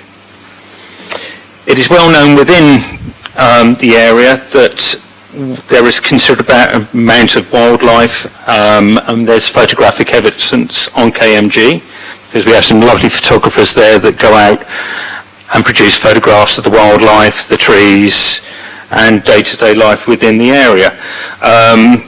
There are green and great spotted woodpeckers in the area and other species there. We know that TPO should have replacement trees, but as was mentioned as well, these will be small saplings and they will take decades to become fully functional trees that will then help the drainage of the site. I've gone ahead of myself in saying that, but So we've got that. Furthermore, the trees help with the drainage and protect us from poor air quality that we are receiving within the city, which has been mentioned on both sides here. Without the trees, it could cause problems with flooding. This it's not compliant with one of the policies in the local plan, PCS 13 green spaces. The felling of the trees is only completely unnecessary, bar two of them. It's acknowledged they are healthy. The only issue that they have is they are in the way of building the new properties of the development. If the application is granted, we will request the developer would implement a planting strategy to put larger trees in the area, not just saplings. We know that this can be done, which would do the same job as the trees per se. We understand that there will be a cost, but the loss of 57 trees to the environment, the animal life and the drainage and air quality is a huge cost to ourselves. And obviously that gives the patients that are still remaining in the area of St James's some form of serenity. I mean, that's a good word. You know, that they've got the views of all the trees. If anyone remembers, a few years ago, to the north, the Edenbridge Road estate was severely flooded after a torrential rainstorm and caused a lot of damage around the area there. So that could be, because that's when the, Rod, can you correct, what was the first area that was sold off and Crayfern estate? Glebe Close, yeah, when that was built, so that could have been part of that effect. With regard to the planning application, following on concerns from the flooding, we would request that a similar condition be put in as for a recent development of 100 new dwellings in Drayton, the old dairy building. I've got the application here, the number. It's understand that with regards to the application, there was a worry that the green areas in private gardens could be paved over or replaced with just astroturf, which is not good for any drainage. Therefore, two conditions were implemented into the application. And it reads, in order to ensure adequate capacity in the local drainage network to serve the development, might otherwise increase flows to the public sewage system, replacing existing properties and land at greater risk of flooding in accordance with policy PCS 12 of the Portsmouth Plan, and to ensure that dwellings remain safe from any potential flooding over the lifetime of the development, also in accordance with PCS 12. We know that Milton was considered to be marsh type land before building started, and we've seen some flooding in the area, as I've alluded to, and in the grounds in St James's before, so we request that similar condition is also placed and enforced if any application is approved.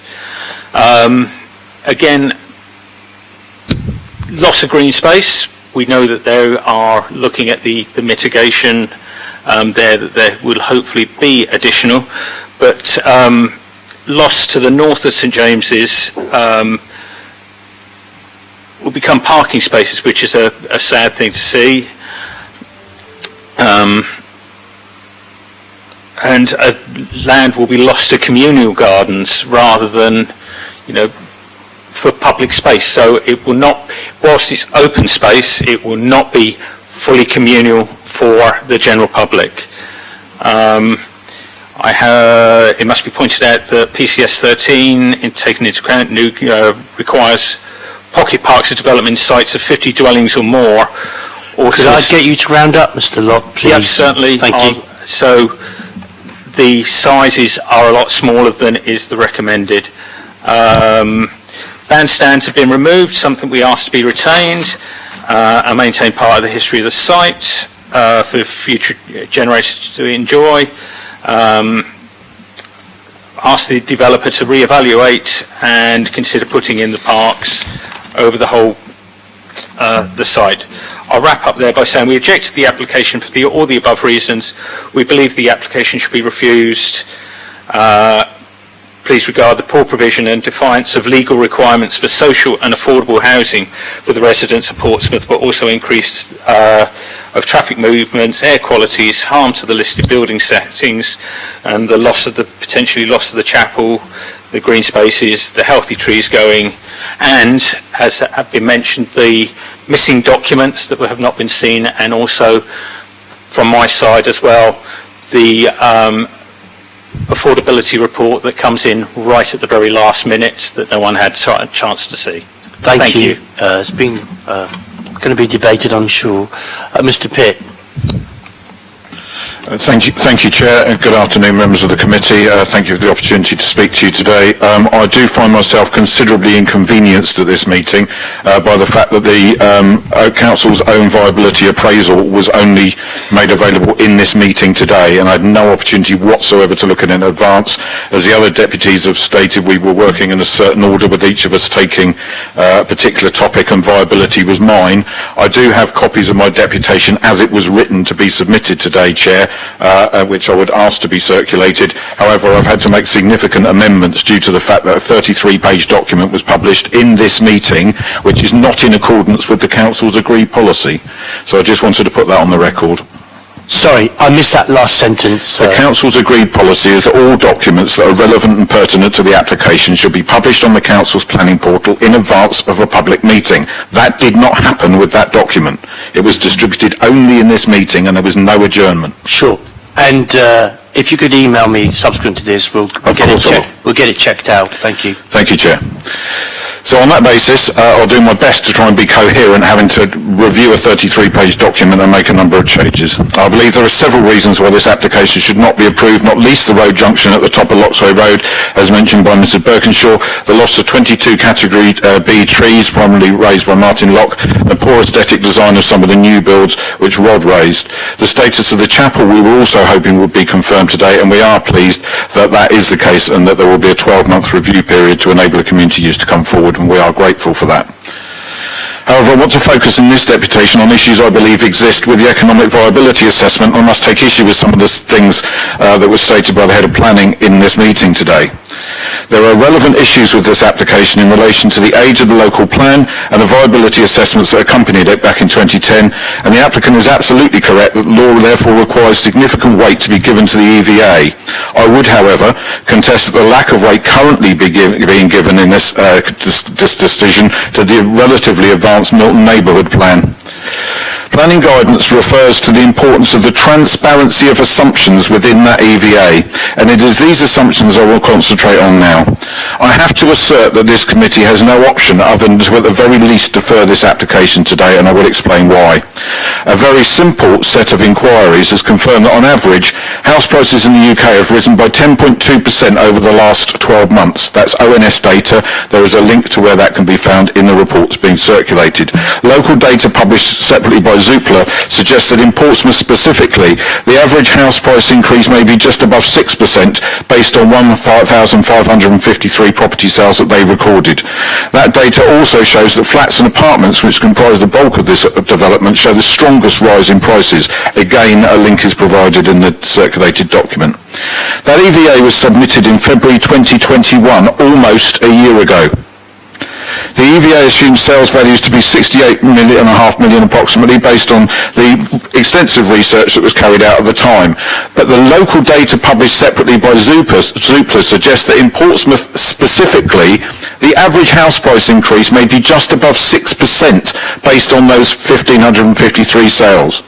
Applying these local sales values at 6% more than in early 2021 would mean the applicant could now reasonably expect to achieve £72,567,515 and change, an increase of £4,107,594.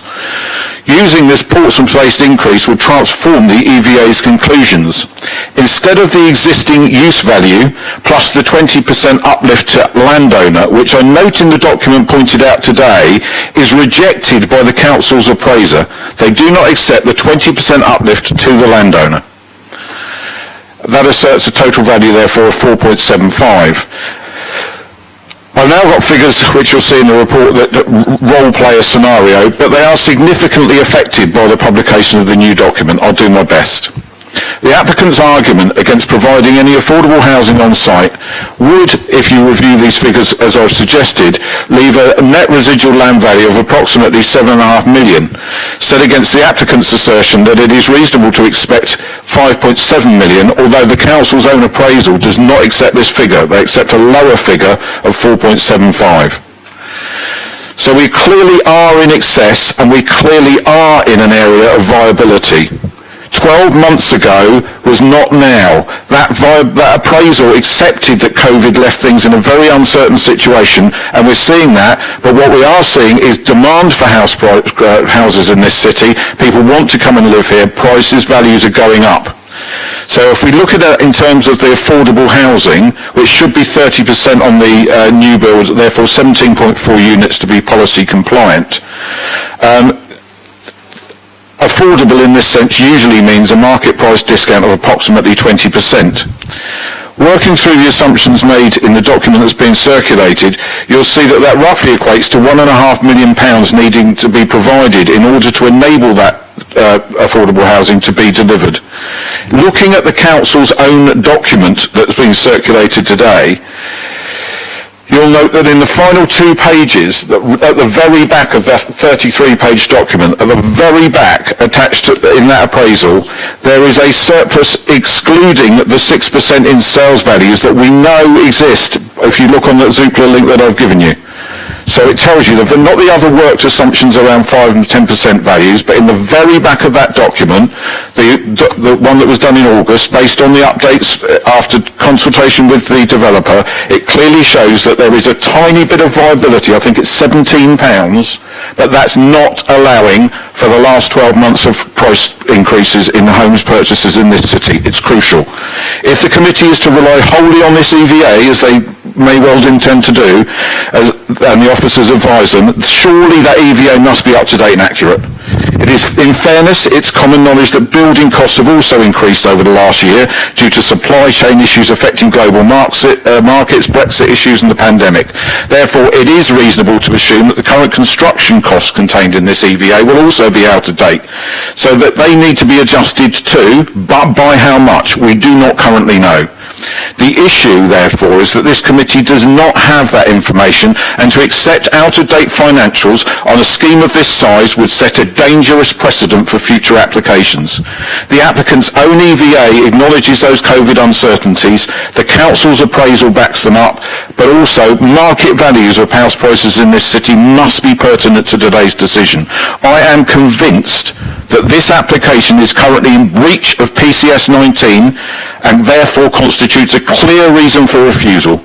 I would respectfully suggest that if the committee were minded not to defer this application as I suggest, then there must be a condition added to the application which stipulates that open book accounting of the development must be supplied to Portsmouth City Council, so that if the returns on the scheme are higher than the existing EVA predicts, an affordable housing allocation could be made at a future date via the Section 106 agreement. Indeed, why not add this condition even if the EVA is updated? And I refer you to page 20, paragraph 7.1 in the 33-page document circulated today, where the advice to the council by your own appraisal is to do exactly what I'm suggesting, and yet the planning officers are not requiring that as a condition today. Why not?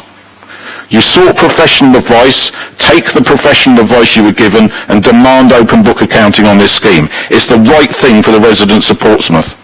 The council did exactly that on the last major housing development in the city, that in Kingston Prison, and it was entirely appropriate that they did.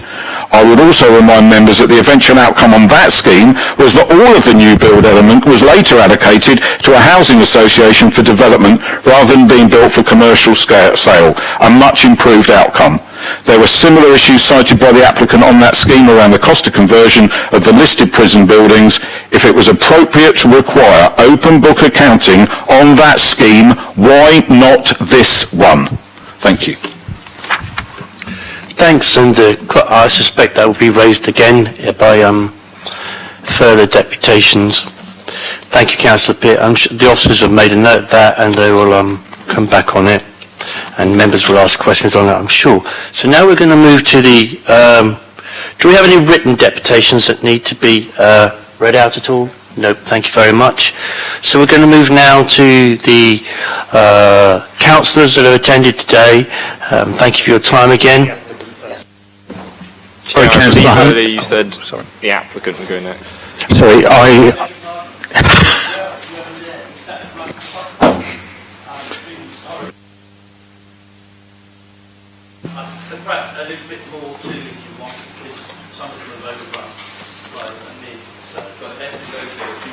Sorry, you got over half an hour, just over half an hour, because some of them ran over time as well. And to be fair, we want to make sure that you have your say. Are there two of you? Yes, I'm here representing NHS Property Services, who are the freehold owner of the hospital site. Okay, so what is his role, Kieran? I'll tell you if you sort of hand over. All right, okay, so you might go between the two of you if needs be. All right, so give it about 32, 33 minutes if you need that, okay? Sorry about the misunderstanding just now. Thanks, gentlemen. It's okay. We shouldn't need a full half an hour, but there are a couple of things that have been raised this morning that I do want to pick up on, so I will spend a bit of time doing that as well. Good afternoon, members. My name is Richard Wilshaw, and I am the in-house planning manager at PG Livesey, and I appreciate the opportunity to speak to you today.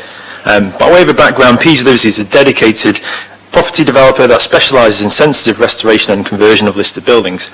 In our 40-year history, we have successfully converted over 125 historic assets, including many hospital complexes like St James's. We are one of only a handful of developers in the country who have the experience, knowledge and craft to take on an exciting challenge such as this. Firstly, we want to thank the officers for their hard work that has gone into preparing this report and for their input into the scheme before you today. We have worked with the Council, Historic England and wider consultees to create a scheme that Portsmouth and PG Livesey can be proud of and celebrates this part of the city's rich history.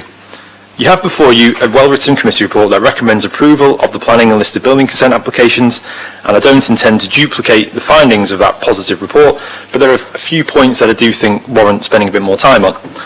Portsmouth City Council has allocated this site in the local plan for a range of uses, including residential. In addition to the 58 new high-quality and sustainable homes proposed within the grounds, converted to listed buildings would create 151 unique characterful properties. It would take roughly 35 acres to provide this many new homes elsewhere in the city, a very difficult task on an island like Portsmouth.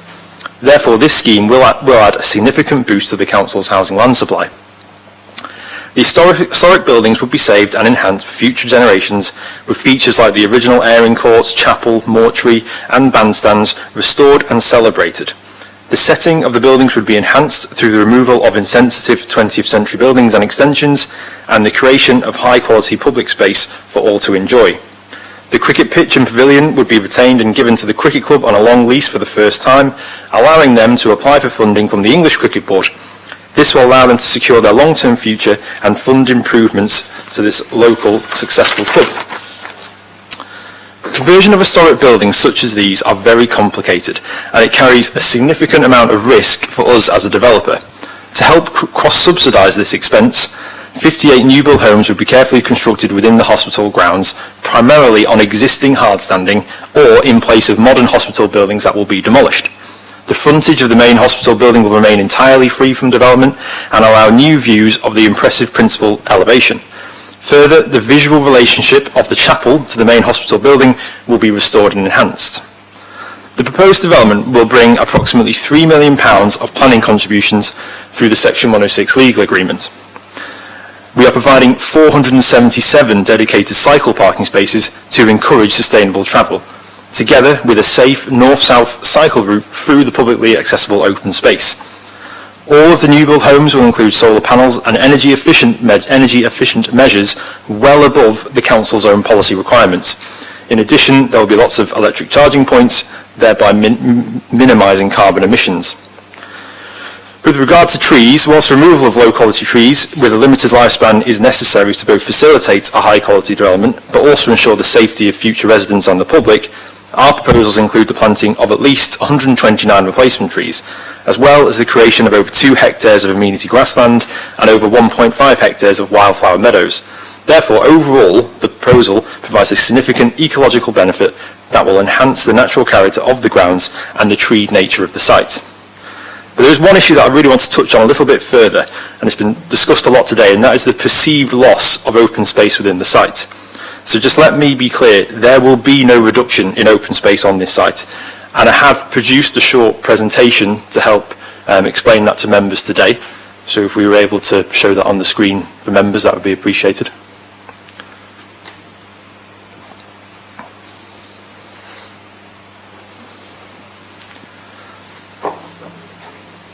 Whilst that's just loading, what I would say is, obviously, while in producing this presentation, we weren't aware of what the council's own presentation was going to be. So some of this, unfortunately, there is a bit of an overlap. So I'll try and rattle through those bits that have already been discussed at length by the Mark and Ian already today. So I'll just try and do it briefly, because I know we've all been here quite a long time already today. So if you just go to the next slide, please. I feel like Chris Whitty. So as we know, this is, as we've seen this image many times before, this is the existing buildings on site. If we just go to the next slide, please. We've then done a 3D model of the site, and as you can see, there are lots of modern buildings built, in the last 100 years or so, which are attached to the original listed building. They're in very close proximity to the listed building, and it really, currently, those buildings really crowd the main asset on site and really do impact on its significance. So what we're looking to do, if you go to the next slide, please, is demolish a large number of those modern buildings, and say those buildings that are attached and those that are also unattached, built more recently. We're demolishing all those, and if you go to the next slide, please, again, we'll see that in the model. So a real benefit of this scheme is the ability to take away those modern additions that NHS have delivered over the years that really do currently harm the significance. If you go into the next slide, we've then shown in yellow on this plan that where we're positioning the new homes, we've really tried to put them to the perimeter of the site, move them as far away from the buildings as possible to really celebrate the airing courts, to really celebrate the building, to really improve that significance. And on the next slide is a model which again just helps to show that. And design is clearly a very subjective matter, and we did have pitch roofs previously. We've now gone for flat roofs, and one of the real benefits of that is it really just makes the main hospital building sing, and it really makes that asset the most significant thing on site. So we haven't got pitch roofs blocking views of the building, or even the tallest properties, which are sort of 2.5 stories tall, because they're flat roofs, they're still well below the eaves height of the main hospital building. And as I said, we tried to really push them away from the building as possible. If you just go to the next slide, please. So this is where I wanted to really touch upon the open space figures, because I think it is worth really making sure members fully understand exactly what's going on in terms of open space on site, because it is such a big issue.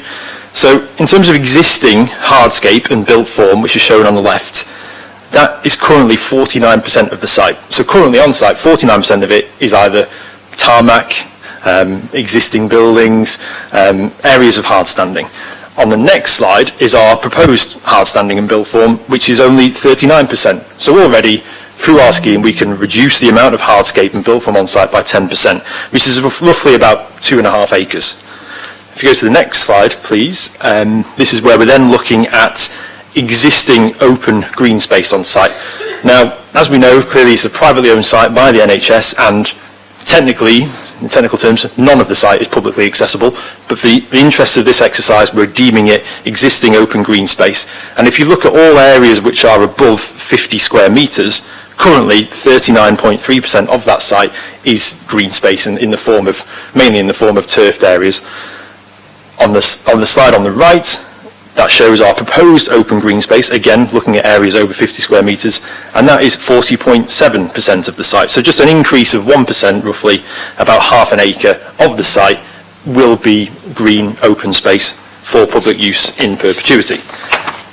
If you look at the final slide, just to clarify, what this doesn't include is gardens. So if we actually were to include private gardens, which I've shown on the next slide, then actually the green space on site is roughly 56.6% of the site is green.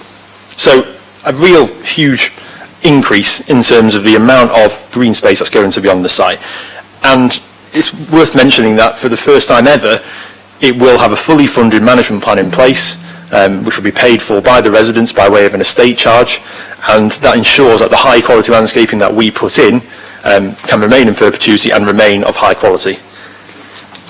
So the next slide shows the landscape plan, which Mark's already discussed, so I won't dwell on that in detail, but one thing that really came out of the community consultation event was that people did not want to see rats running through this site, but that's something that could have achieved if we'd have got the layout wrong. So here, you can't really see it on the screen sadly, but on the left, where we've got the blue dots, that is the vehicular route through the site, which is a roughly about a 900 metre drive through the site.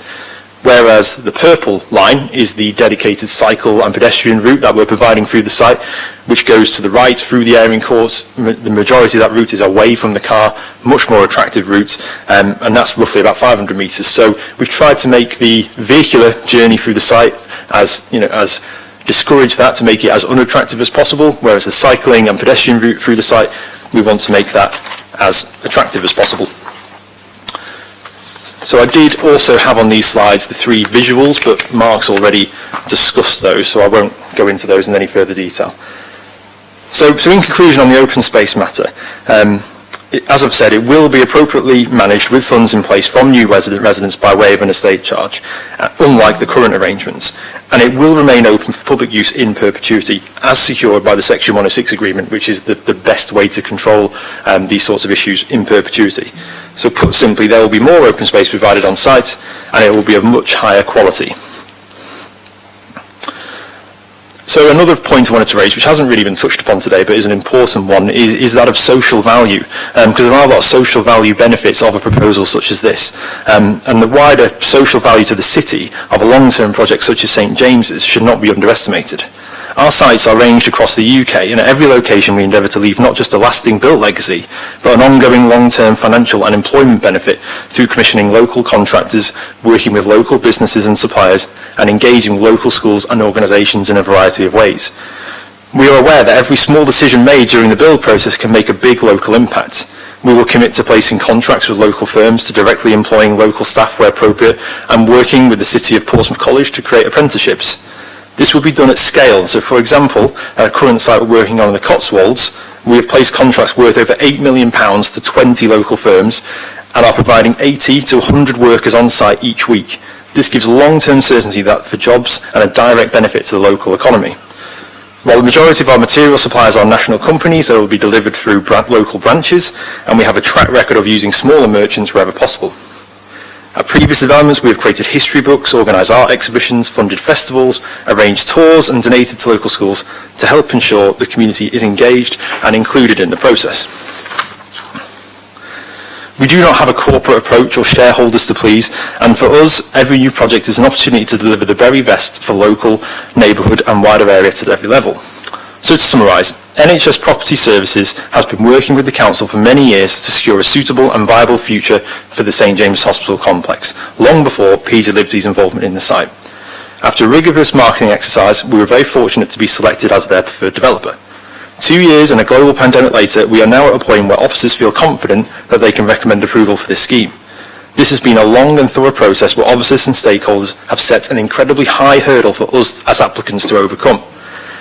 In particular, Historic England and the Local Highways Authority have both worked very closely with us and officers to improve the scheme, together with a rigorous design review panel, and we thank them for their involvement, which has resulted in the superior scheme that is being considered today. This rigorous assessment is entirely appropriate when considering development on a site as special as this, and the scheme before you today is a complete one-off that meets the very high standards set by officers, consultees and stakeholders. This development is unique, and members can be confident that in granting an approval today will result in a development that they can be proud of when complete. There are no other sites in Portsmouth like this special one, which is reflected in the national and local significance placed upon the hospital complex. This development poses a genuine, once-in-a-lifetime opportunity to restore and maintain the historic and special interest of the buildings and their grounds in perpetuity, and we hope it has your full support. Now, there's just a couple of things that councillors and deputies have raised I just want to touch upon as we've got the time. So obviously, as we know, we are committed to marketing the chapel for a period of 12 months to find a community use, which is something that we're really excited by, and we've done that successfully on other schemes. So we welcome the work that we've done with the local group to try and secure that. Turning to the comments made by the leader of the council, it was quite disappointing in his view to hear that the traffic scheme that we are spending £850,000 to deliver won't work in his views. That is a scheme that was drawn up by the council's own consultants, and we've taken that scheme on board and are saying, yes, we will do this scheme. It was done to help the local plan process. So this is not a scheme that we've come up with out of the blue. This is the council's own scheme that we've said, yes, we will implement this. And in terms of the funding, in terms of the cost of that £850,000 and the issue of Homes England involvement, we will have to foot the bill for that if we were to get planning consent, and we would have to pay that entire £850,000 and deliver that entire traffic calming scheme. If and when Homes England does maybe get granted permission eventually, then there is a mechanism by which then we would be able to claim some of the money back directly from them. If it doesn't ever get permission, then the only people who lose out in there is us, is PJ Livesey, because we will have paid the full £850,000 and do not get any money back from Homes England. The residents, members can be confident though that the scheme will be delivered and the highways improvement works will be done. So that it's a total, it's a success story as far as members can be concerned. In terms of the comments from Councillor Pitt regarding the viability report and the assessment of that by the council's independent consultant, he is correct that house prices have gone up, and I think in Portsmouth they've gone up 6% according to Zoopla. I'm not going to argue with that. But what I can say as a property developer, that in those 12 months, construction costs have gone up by at least 12%.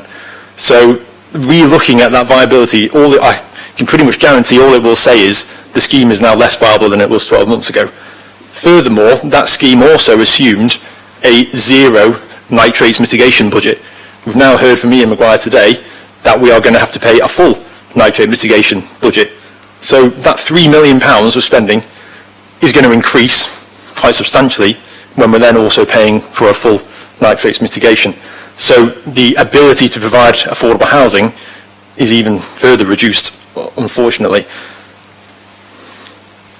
I think we've touched upon lots of other issues, and we've really have touched upon the trees quite a lot today, and the trees are very important.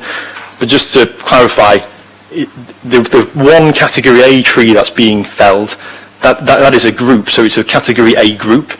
And it's just being part felled, so there's one tree within that group, category A group, that has to be felled, and that is to facilitate the road next to the chapel so we can get emergency vehicles around the site and to put out a fire in a certain property to the east of the site. Without removing that tree, there wouldn't be sufficient room for those emergency vehicles or maybe even the bin wagon to get round there. In terms of bat mitigation, that's been mentioned as well. Some of the trees have bat potential. If we're taking out a tree that has bat potential, it has to be fully assessed by an ecologist before it's taken out, and we have got a full mitigation strategy in place to provide bat boxes within the scheme, regardless of whether they find any bats within those trees or not. So I think I'll pass over to Howard now, who's here from Montague Evans on behalf of NHS Property Services. But I just wanted to say to members today that thank you very much for your time and for the extra time you've given us today to present the scheme. It's much appreciated. Thank you. Thank you, Richard, and thank you, Chair and members of the Planning Committee, for giving me this opportunity to speak today in relation to the two planning applications that are sat before you for St James's Hospital. I'm here representing NHS Property Services, who are the current freehold owner of the St James Hospital site and joint applicant to the applications. By way of a brief plotted history, St James Hospital was declared surplus to health services by Portsmouth Clinical Commissioning Group in 2014. The investment case that underpinned that decision was predicated on the fundamental principle that maintaining and running surplus, outdated, underutilised buildings was an unnecessary financial drain on the local healthcare economy. Following that decision, a £20 million investment has been made both at St Mary's Community Health Campus, but also on the eastern half of the St James Hospital site, with the construction of the Orchards and the Limes, both mental health facilities, one being a dementia unit and one a medium secure unit. The Grade 2 listed buildings at St James were built in very different times, when the model of care was to keep people in an institutional environment, sometimes for the rest of their lives. Today, that model is to treat people in a community setting wherever possible, because this can aid recovery and improve patient outcomes. The consequence is that large institutional environments such as this are no longer needed. I think it is really important for us to emphasise that the redundancy of these buildings is not a function of reduced investment in services, but has resulted in a concerted effort to transform services with the sole aim of improving patient outcomes.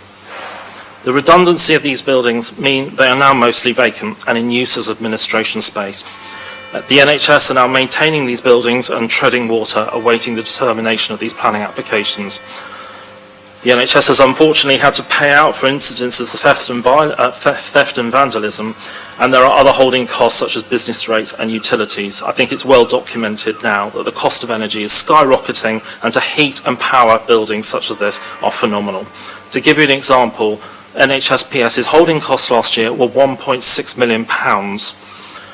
What does that mean? To put that figure into context, that would fund 64 qualified nurses, 188 hip replacements and 40 heart transplants. We therefore need to be released from this liability and be able to pass the ownership of this building across to the developer.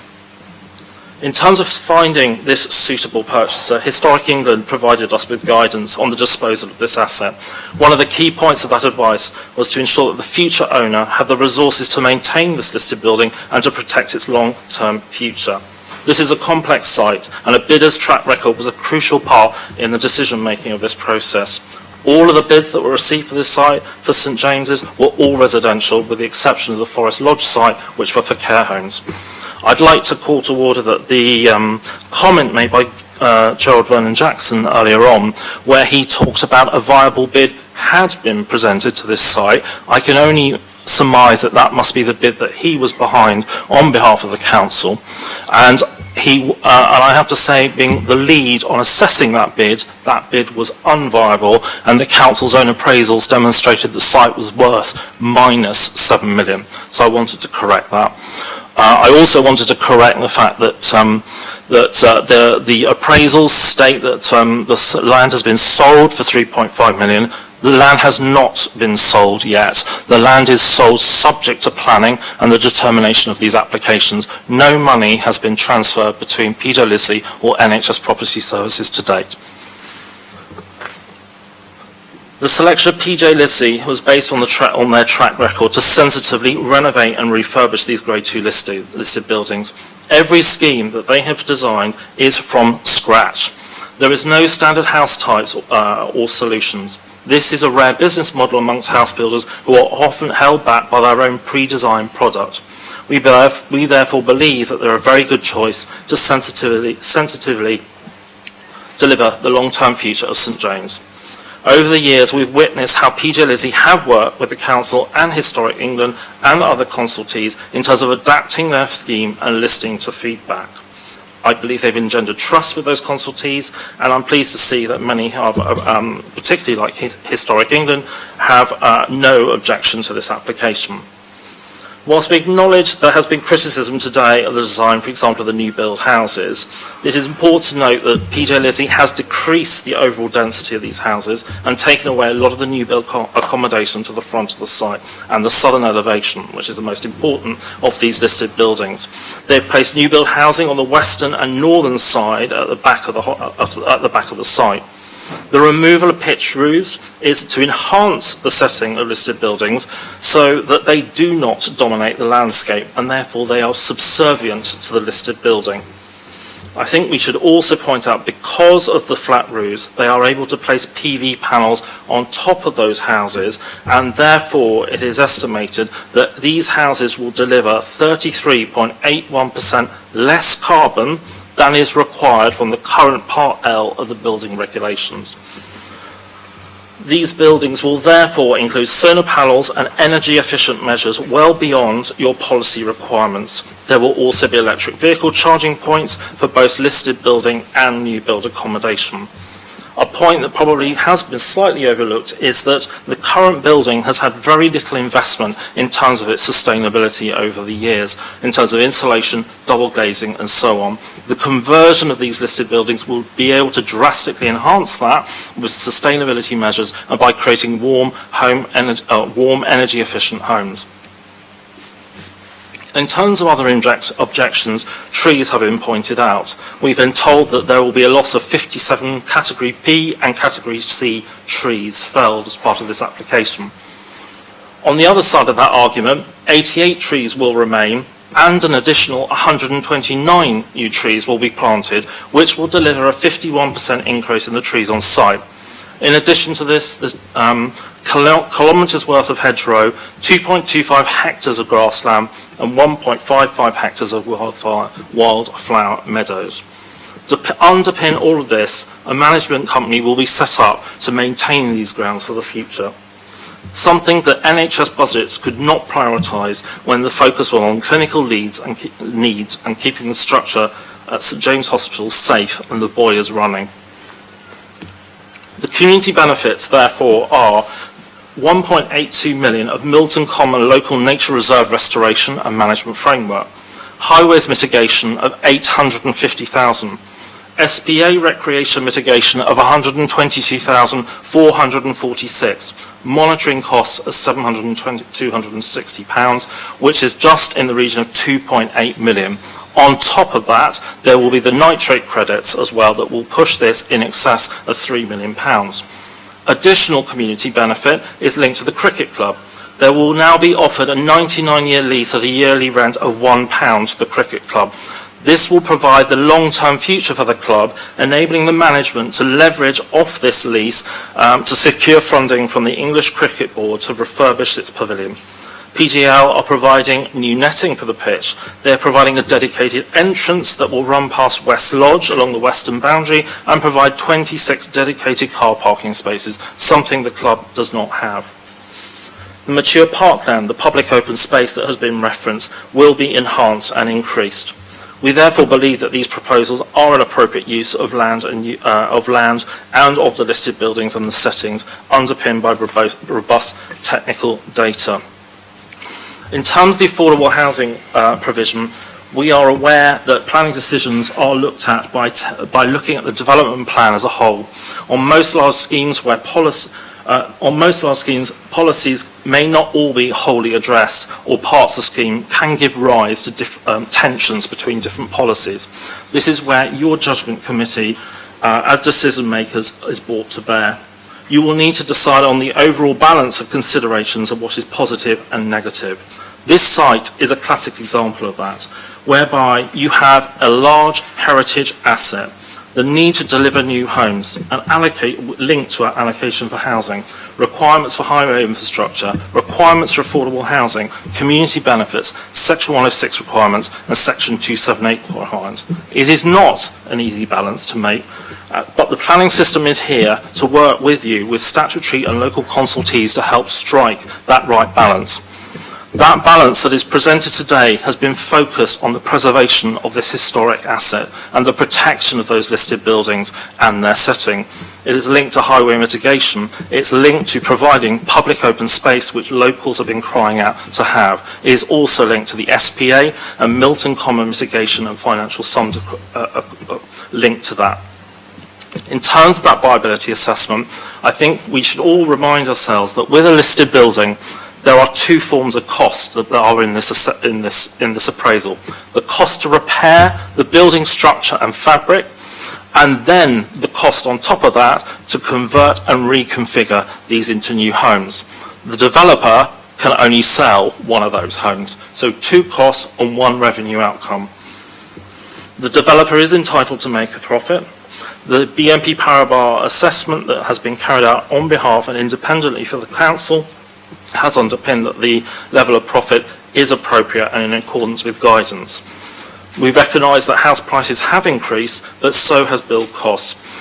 Viability assessments are not simple calculations of adding numbers up. they're underpinned by complex cash flows where the time and cost of money needs to be reflected. So increases in house prices does not necessarily translate into the direct increase on the overall amount that could be viable on this scheme. The viability assessment, we would reckon, would have worsened through the rampant build cost inflation, loss of labour through Brexit, and impact on supply chains and raw materials and the cost of those. I was informed only yesterday by Barratt Homes that they had believed that the cost of steel had increased in the past 4 weeks by 2%. On major schemes like this is impactful. The assessment also has disregarded and does not include an additional £2.2 million that NHS Property Services will have to pay to decouple the services and utilities to separate the residential part of this site and the healthcare provision, which is owned by Solent Healthcare on the eastern side. So in conclusion, PJ Livesey offers a long-term future to protect this heritage asset. PJ Livesey have a remarkable track record to sensitively convert these heritage buildings. Their scheme reflects market demand. In fact, the scheme overreaches in terms of the provision of family housing. PJ Livesey has engaged with statutory and local consultees. We have just over £2.8 million of Section 106 contributions and Section 278 linked to highways improvements of the highway network. We have public open space that has been increased, 129 new trees, so that 51% improvement, better access and permeability for locals, and therefore you have the provision of 203 new homes on a brownfield site that is allocated for housing. The scheme therefore accords with the development plan as a whole and does represent sustainable development within the meaning of the NPPF. It will deliver much needed homes for the City of Portsmouth in a high quality environment, also enabling the NHS to be released from its current financial liability and concentrate its scarce resources on managing and improving their active healthcare estate. I trust the committee will see that there is a positive balance to this scheme and will vote in favour of granting planning permission and listed building consent. Thank you for your time. Much obliged to you, Howard, for very good deputation there.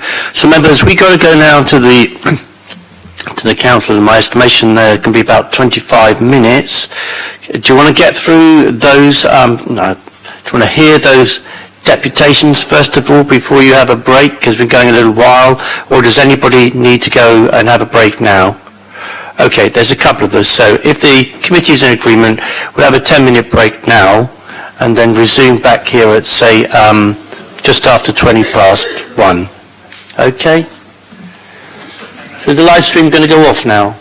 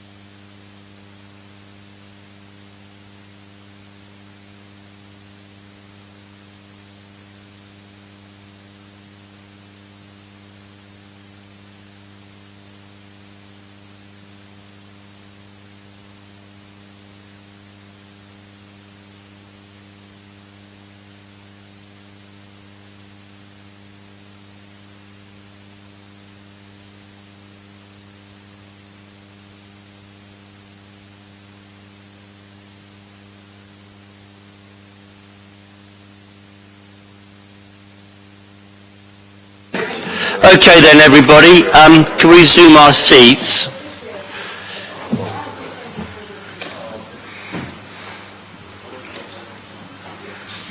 So members, I've done a little bit of maths, looked at the rest of the agenda today, together with how long this will take, and I estimate that, just in case you want to warn anybody at home, we're going to be away from here between 7 and 8 o'clock this evening. So for some of us that might be a bit too much, but that's my estimate on the grounds that each item takes between 30 and 40 minutes to get through, and we've got probably at least an hour and a half of this to go after the 5 deputations. So I just wanted to give you that warning in case you've got anything going on at home that needs to be sorted. Okay, so now we're going to resume. Are we live on? We're on live stream again. So we're going to start with the deputations. I mean, who would like to go first? There's 4 of you. Chair, with your permission, could we go Councillor Smith, followed by Councillor Sanders? Sorry, I haven't got my thing on. That's okay. Sorry, Ben. Sorry, go on, Ben. Thank you, Chair. With your permission, could we have Councillor Smith, followed by Councillor Sanders, followed by Councillor Barrett, followed by myself? Okay. Sounds like a mixed relay at the Olympics, but there we are. Okay, so Councillor Smith, if you'd like to start. Okay. Councillor Smith, thank you, Jeanette. Yeah, thank you, Chair. Feels like a marathon more than a sprint. This is a deputation on behalf of Joanne Harden and Viola Langley and myself. So, Joanne and Viola are 2 residents in Baffins Ward, both of whom have already submitted written objections separately opposing the scheme, have asked that I read out the following. It is not clear that the conversion application can be determined in isolation of the wider development because the applicants are reported on collectively. It must be determined together, as planning probably know, there's 2 phases to this planning of this site. So it must be determined together as mutually interdependent applications. Then both Joe Hardin and Viola Langley and myself strongly oppose the application on the grounds of intensification of land use in a heavily built up area suffering with persistent and chronic traffic congestion to the detriment of public health and damage to the natural environment.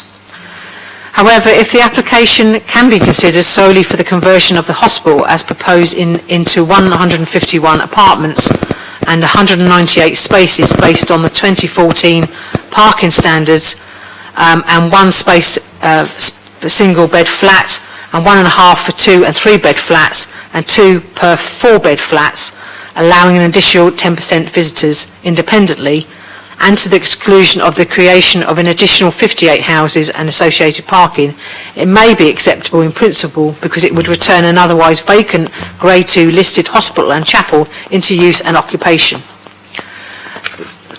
That would be sad, especially in these times of a pandemic where the high ceilings and good ventilation of the Nightingale ward design restricts the transmission of infectious airborne diseases without the need to employ energy-consuming air conditioning plants.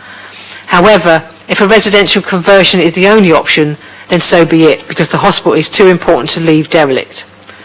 The retention of the Lancashire house is necessary to reduce the carbon footprint by providing a community energy hub where the steeply pitched south-facing roof could accommodate solar panels and the existing heating pipework be restored. Parking could be then kept away from the hospital main building to restore its visual amenity by greening over the hard-standing areas in the west and east airing courts and placing in the north.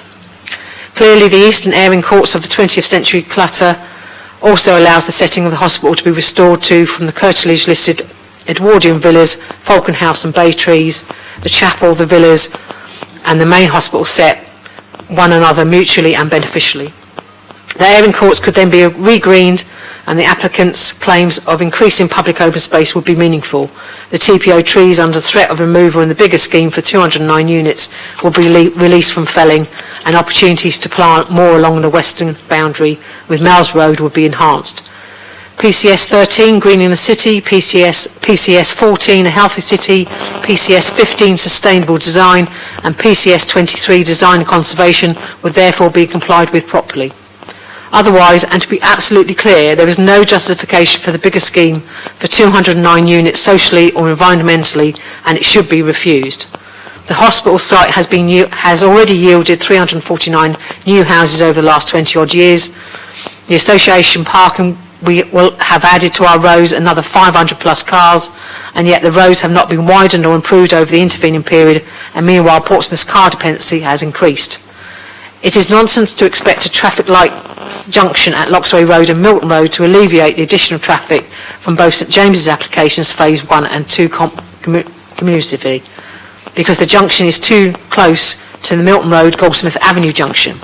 It is similarly short-sighted to expect the Moorings Way Velda Avenue Eastern Road junction to be capable of accommodating the additional traffic generated by moving the stop line forward. A southbound number 13 bus will be incapable of swinging around from the Eastern Road, and it will make it even harder for cyclists and pedestrians to cross Moorings Way at the Good Companion. Portsmouth is the most densely populated city in the UK and suffers the joint fourth worst traffic congestion of any town or city. Velda Avenue and parts of Milton and Eastern Roads are in AQM A9, and the air pollution levels for NO2 are barely compliant with legal limits now, and may be if they weren't adjusted downwards by 16%. AQ Annual Status Report 2020. To meet DEFRA objectives. Residents live in Velda Avenue and Milton Road, and school children are kept waiting interminably to cross the junction to get to and from Milton Cross School in order to keep traffic flowing in the city, claiming to encourage walking and cycling. The applicant is relying upon a compliance with Portsmouth Plan Policy MT4, but Policy MT4 was conceived upon with the context of the Portsmouth Plan 2001 to 2011, which claimed as one of its objectives to reduce car dependency and improve active travel of public transport. Traffic volumes have risen exponentially, and cycling has become even more dangerous. In 2009, according to DFT, there were 109,000 vehicle registrations, but in 2019, that had risen to 129,000. That is an increase of almost 20% when the population has risen by about 10%, from 205,000 to around 215,000. Cycling in Portsmouth is far more hazardous than other towns and cities, and even the national cycle routes 22 and 222 do not meet national cycling safety standards. The 2001 to 2011 plan also assumes a sufficiently in essential community facilities, but access to local GPs from St James's Hospital within easy walking distance is non-existent. Similar with local dentists, except that on Portsea Island it's almost impossible to secure access for new NHS patients. The applicant's change to a Lego-style house box design is appalling. We cannot understand why PCC's conservation officer rejected PG Livesey's original and more traditional designs. These were the ones they originally showed us during the public consultation at St James's Cricket Pavilion. These could have been acceptable, but only the assumption that they were fewer in number, and no phase 1 scheme from another 107 homes and 173 car spaces in St James's already exists, and provided the car space numbers were reduced accordingly. As it is, our faith in the random and remote design review specialists are completely and utterly destroyed. The local community has been bypassed because of out-of-touch professionals and a conservation officer who misunderstands heritage and visually amenity. It really is disgraceful that an application for new houses is made worse by a design review. PJ Livesey will have done better schemes than this, and also far more respectful of the setting of a local important and iconic Grade 2 listed building. The proposed loss of the green enclosure to the north of St James's Green is deplorable and completely at odds with PCS 13, where the Portsmouth Plan identifies it as a green space to be protected. Where the applicant claims he is improving access to public open space in the Airing Court, he is wrong because these need to be kept open to preserve the setting of the Grade 2 hospital building. If the pandemic has taught us anything, is that green space and the environment are essential to our health and well-being. Could I ask you to round up, please, Councillor? Thank you very much indeed. We cannot survive on concrete and tarmac, and Portsmouth is deprived of adequacy of green space by about 60% of national standards. This proposal does not comply with the UK's government's objectives in their 25-year Environment Plan of 2018 to restore nature and the environment. It does not comply with the national planning policy either, because it is not contributing to the enhancement of the local natural environment. Milton may have more green spaces than Lamport or Fratton, but that does not mean it should lose even more. And that's from Joe, Christopher Harden, Viola and David Langley, and myself, Councillor Jeanette Smith. Thank you very much indeed for that. Councillor Sanders. Thank you, Lee. I'm here in two capacities. One as a councillor for the area of Edenbridge Road, which is one of the entrances to the site, and also as the Cabinet Member for Housing and Preventing Homelessness. And I wish to start with a factual error in the report. Paragraphs 739 and 1014 say no comments were received from community housing about the amended scheme. That is wrong. Comments went in from the team on the 23rd of December last year. I know, I have the document here. It actually supports their original concerns and reinforces their original concerns and objections, including with one piece which colleagues on the committee may want to raise, which is around space standards, because it says that the two-bed, four-person space is 68 square metres as opposed to the NDSS requirement of 70 square metres. I understand in the report everything is compliant with policy, and I would be grateful if there's some clarification.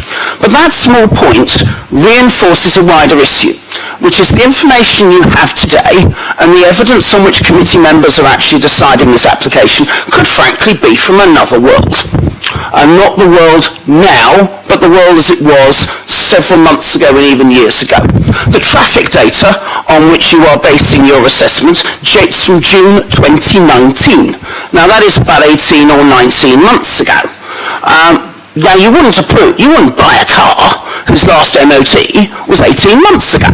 So why would you buy or approve a planning application whose figures are that old? And that matters because there are two entrances to this site, not one, and yet there are only improvements to one of the entrances. The entrance in the Milton electoral ward is being dealt with through a Loxway Road junction, which we all know is at capacity. And yet the Good Companions junction, which highway engineers have told everybody is at capacity, is not going to be dealt with, as if no cars are ever going to go through there ever. I respectfully suggest that there is a lack of imagination here, but I again suggest that you cannot decide to accept this application on the basis of traffic data that is 18 months old. That's my main concern with regards to being a ward councillor, and I agree entirely with what Councillor Smith has just said in other areas. I now want to come to the housing side of it and the viability side of it. And I'm incredibly grateful to colleagues and the passion that's occurred around affordable housing and the need for the money to stack up. I am, as Cabinet Member for Housing and Preventing Homes, I am fully aware of costs going up because I'm looking at schemes pretty much every day where costs are going up. I'm also aware of house prices going up as well. And as an authority, we take an assessment of whether a scheme is viable, including the increased building costs over what's called a net present value. In other words, is it viable over a 30-year period or in Somerstown a 60-year period? That is what we are looking at. And that is what, if PJ Livesey and the NHS Property Services are really serious about developing this site in what PJ Livesey describes as social value, then the social value lies in looking at the long term, not the short term, as the council would do if it is developing that site, which is my response to our comments from our NHS colleagues. And yet, we as a council know this site can be developed with policy compliant affordable housing, and indeed PJ Livesey know because the original scheme provided it, as paragraph 738 confirms, yet here we are without it.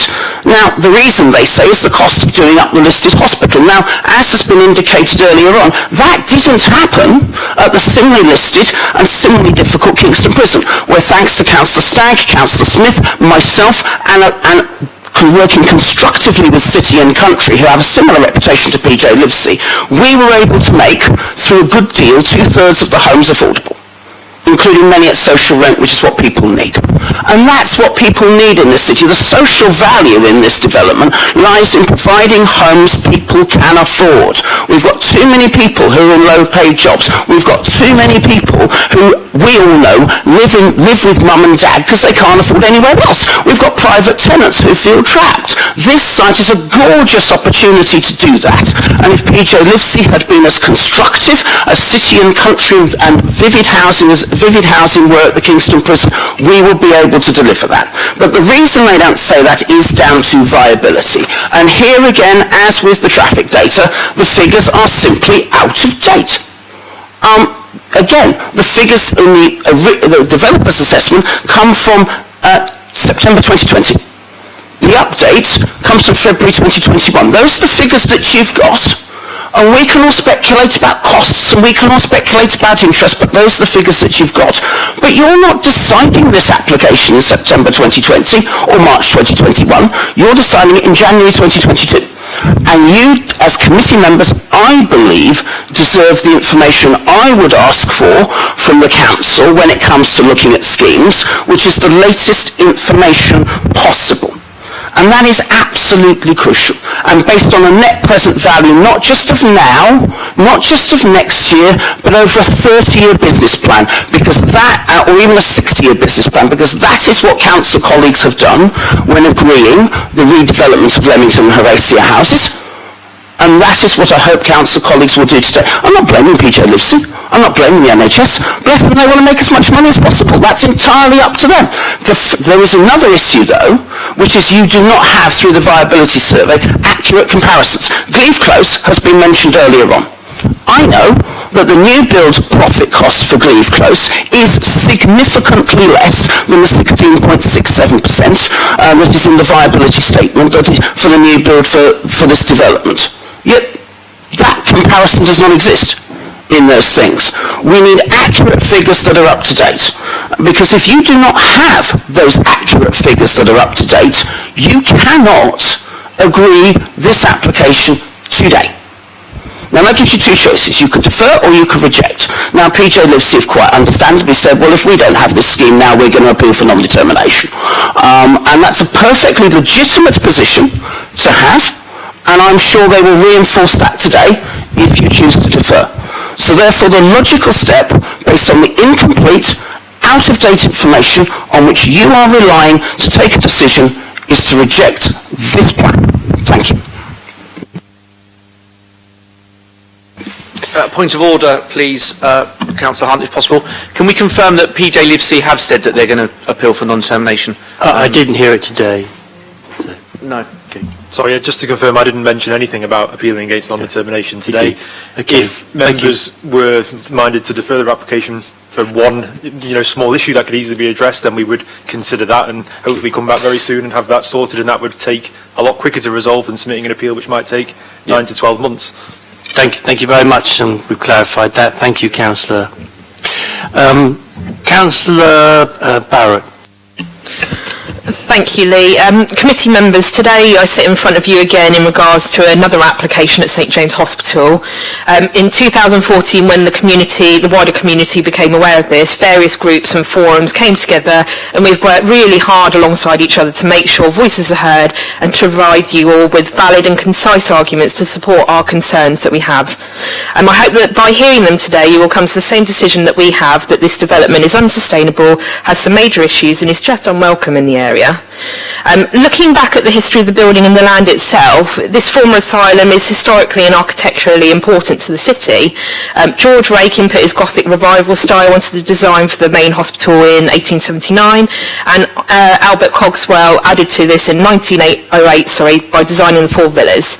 It was originally owned by Portsmouth Town Council and played vital parts in both the First and Second World Wars, and after the Second World War and with the creation of the National Health Service, the site was gifted by this council and the residents to the NHS. What happens after this is probably why there is a bone of contention with residents across the area and the city.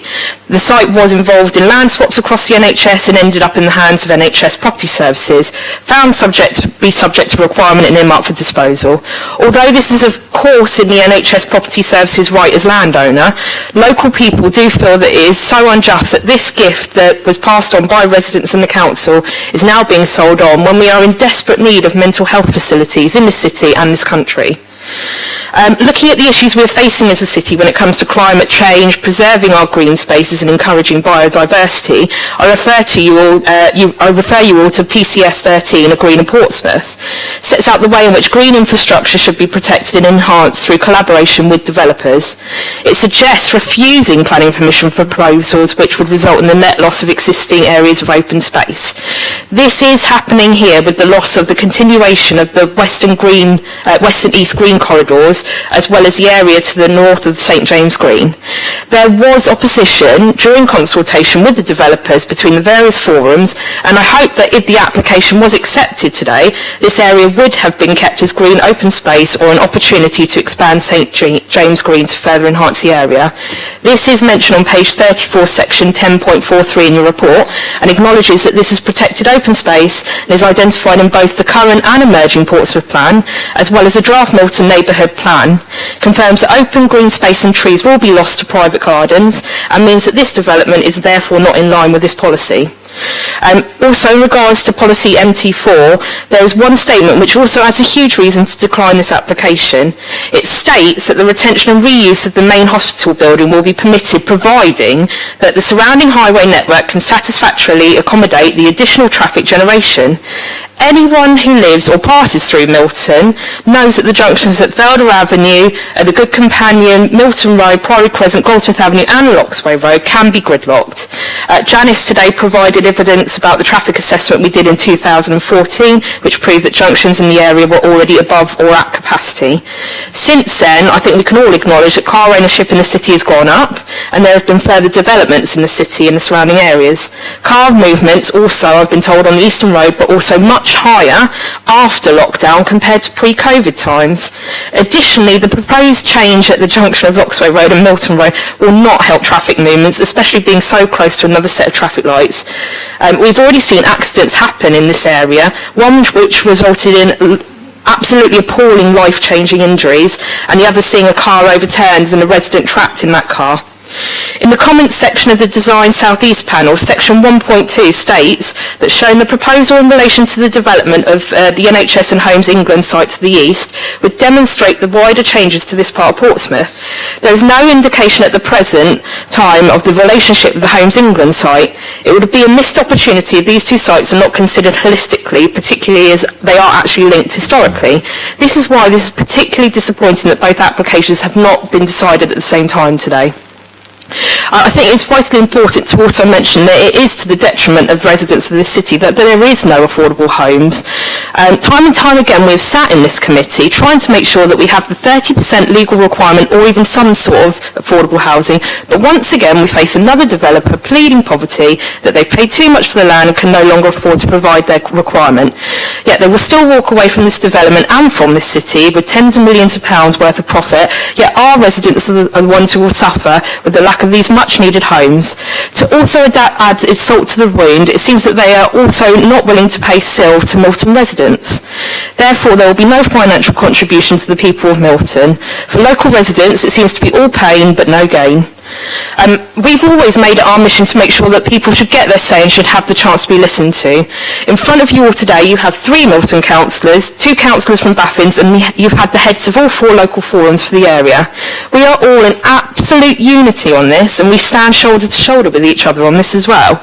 We have an absolutely amazing, strong voice across the Milton community, and I want to put on record how proud I personally am of the community who've been fighting against this and to be heard for the last 7 to 8 years. They haven't backed down. They've carried on making sure that they get their points across. The points we are putting forward to you all today are not fickle or ill thought out. They are all robust, with evidence to back them up and line up with the Portsmouth Plan's policies, the emerging Milton Neighbourhood Plan and the NPPF. We have identified the development is not sustainable or compliant alongside a number of the council's own policies, and we hope that you hear the issues and concerns that we all have and decide to refuse this application today, or at least defer it until you have more time to look over some of the evidence that has been provided to you today, which has come so late and it's a lot of information to take in. If you do decide to defer rather than decline the application, at least that would give you guys and the public and the councillors and the forums a chance to view this information, make informed decisions and digest it all. And it also gives time for various reports, as mentioned by Councillor Sanders, that to be updated with current up-to-date information so you can make an informed decision today. We want to see that site at St James, and particularly the hospital, we don't want to see it fall into disrepair. We understand that something needs to be done, but we just want to make sure that you have the correct information to make an informed choice today. Thank you. Thank you. Bang on 6 minutes. Councillor Dowling.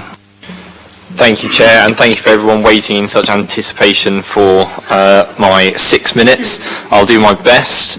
I've got my own timer just in case. So, Chair, I've been on the council for almost 8 years, and the fighting over development in Milton has been a fairly significant part and narrative of those 8 years on the council. But I equally try to be the fair and relatively reasonable person, often the only relatively reasonable person in the room. And so I would start by saying there are a number of really good things about this application. I think the agreement on the chapel and enabling the community to bid for it over the next year is really positive, and I thank the developer for that. The mitigation money towards Milton Common, very positive. Removal of some of the housing, particularly to the south elevation, was positive following the design review, and we thank you for that. I think the overall conversion of the main hospital building is actually a good conversion and good use of a listed building. Treatment towards the cricket club has been very positive, and it's an important community asset. Demolition of generally crap newer buildings is also welcomed, and the cycle route north-south or south-north, depending on how you look at it, is again very much welcome. Those are all things that I feel very positive about, and I think to bring some balance to what I say. That said, inevitably you won't be surprised to know that there are some other less positive things that I have to say. I'll start, most of these things are material planning considerations, some of them, I'll be honest, are just there to help the narrative, and I'm sure you can discern the difference between the two. We sit here as democratically elected members, and I particularly sit here today as a ward member, and so democracy and the impacts that local people have and the voice that local people have clearly should matter, at least to some extent. We've got a petition in front of us with over 1,000 signatures, hundreds and hundreds of comments, more comments than I've ever seen on any planning application to this city. A constant drip feed of documents over the last 2 years. We had some early engagement from the developer, which was welcomed, and that was quite positive, but since then we've had less engagement, and then we also had a design review which we were invited to listen in on but not actually actively participate in, which has led to some of the design changes that ultimately the community has made quite clear today that they're generally not in favour of. So I think there is a key democracy question here. How much do we listen to local people? What is the impact of local people on decision making in this city? I think most people know I have a history degree. I've mentioned it a number of times. Nobody ever seems to care about what degree I have, so I try to mention it occasionally. And so the impact of a historic civic building does matter to me, and it does matter to lots of local people. And as I say, I think the conversion of the main building is positive. But there are lots of other elements of this historic civic building and its setting which do need to be considered. The impact on the setting of the two listed buildings, particularly the chapel, come to mind, and there are some locations where housing I feel still impact negatively on the setting of those listed buildings, and that really does matter. And if we look at the history, Councillor Barrett's already mentioned, this was once owned by the council, and there's something ironic about us debating about somebody else developing on a piece of land which we gave away for the national interest, even though we now think the national interest clearly would be for the council to have ownership of the land. So there's something ironic about that. Not to mention the bandstand, which was mentioned by one of the previous deputies. We've heard about the loss of 57 trees. We can play the statistics game all day long, but ultimately 57 old trees is not the same as a bunch of new trees. We can debate that value. I'm sure you probably will in the next couple of hours. But for me, that's not okay. We give these trees tree protection orders. That's protection generally doesn't equal knocking down. If I'm protected in law, I hope that doesn't involve me being knocked down. And so, you know, how do we use these words? I'm going to skip forward because I'm conscious of my time. Affordable housing, I think we've covered in quite a bit of detail now, but suffice to say, yes, developers need to make money. I over the years when I've engaged with Richard, I think he's a nice bloke and probably quite good at his job, and he probably deserves to be paid well as well. But ultimately, developers need to make money, yes, but do they need to make quite as many millions as perhaps they are on this scheme? And former Councillor Pitt has mentioned, Mr. Pitt has mentioned a number of the flaws in the viability assessment as we see it already. Mr. Locke talked extensively about wildlife habitats, mentioning bats and woodpeckers, but those are just two examples. There are so many unique wildlife habitats on that site, and we have to be considerate of that. We've got the Milton Neighbourhood Plan. We heard from the chair of the Milton Neighbourhood Planning Forum. We've got an emerging neighbourhood plan. It is a planning document. It's emerging. It can be considered and given weight in your deliberations, and it's worth considering that. And there are elements of this scheme which do not fulfil policies within the Milton Neighbourhood Plan. We've got housing without infrastructure. That's a debate we have often. Green open space.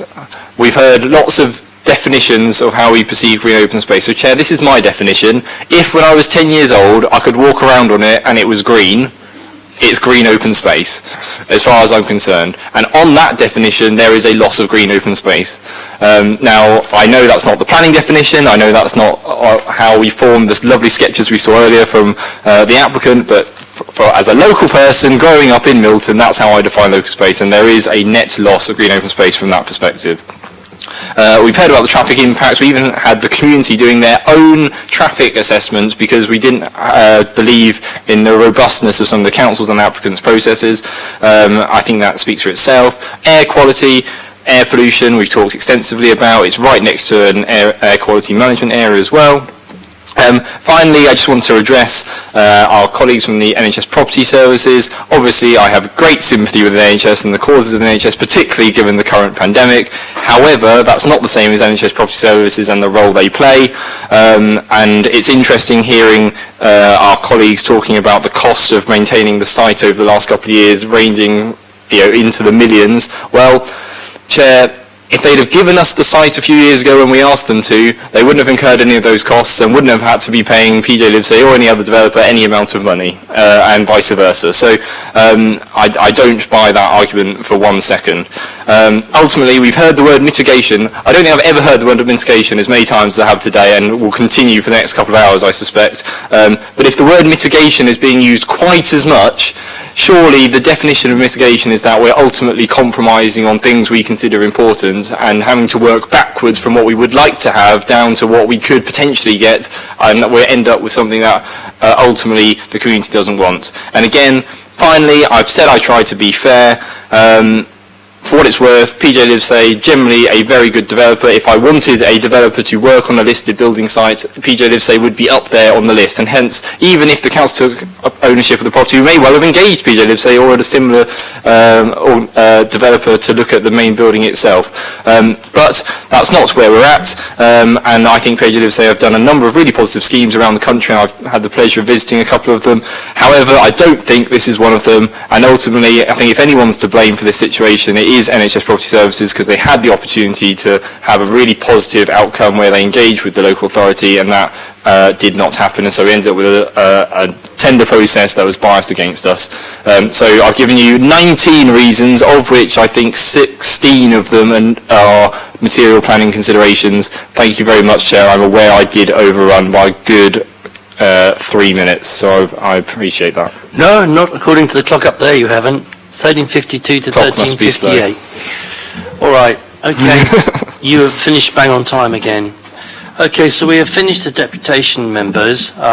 There's an awful lot of queries raised by the deputies that I'm sure the officers will want to address before we really get into questions.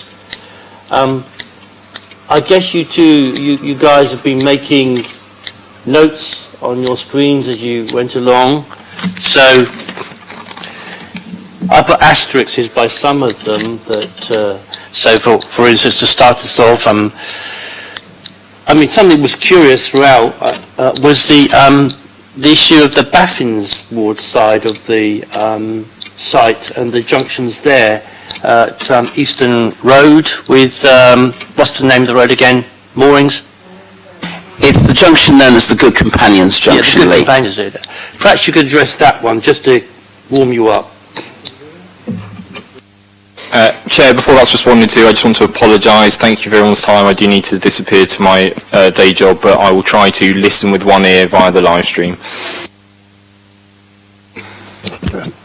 Members, to pretty much give you everything we can on the highway implications. We'd be absolutely clear with members, and I would wish to be very, very clear with members. The data underpinning the highway appraisal we are satisfied is robust. What the historic dates associated with some of the documents in there is because of a need to properly benchmark against the lawful past use of the site. As we all know, the last couple of years are not a good example of, if you will, business as usual. So consequently, the 2019 figures that underpin a lot of the highway appraisal works are the correct and robust figures as agreed by your Planning and Highways Authority. So to suggest they're out of date is just to fundamentally misunderstand how traffic modelling needs to be done for these cases. On that basis, the figures we are confident are robust. The Highway Authority have looked through that in great detail and have identified there are only two junctions that need improvement. The two that you were showing in the presentation with indicative solutions and that will be tied into a 278 agreement to provide those improvements to maintain the appropriate level of traffic mitigation. Without those junction improvements, you have an unacceptable impact on traffic and planning permission should be improved, but as those junctions can be improved, which is what those indicative drawings are shown in, your highway experts are advising you that those junction improvements will work and will do the job you need to do there. I'm not a highway expert. Your highway experts are those that you pay to give that advice.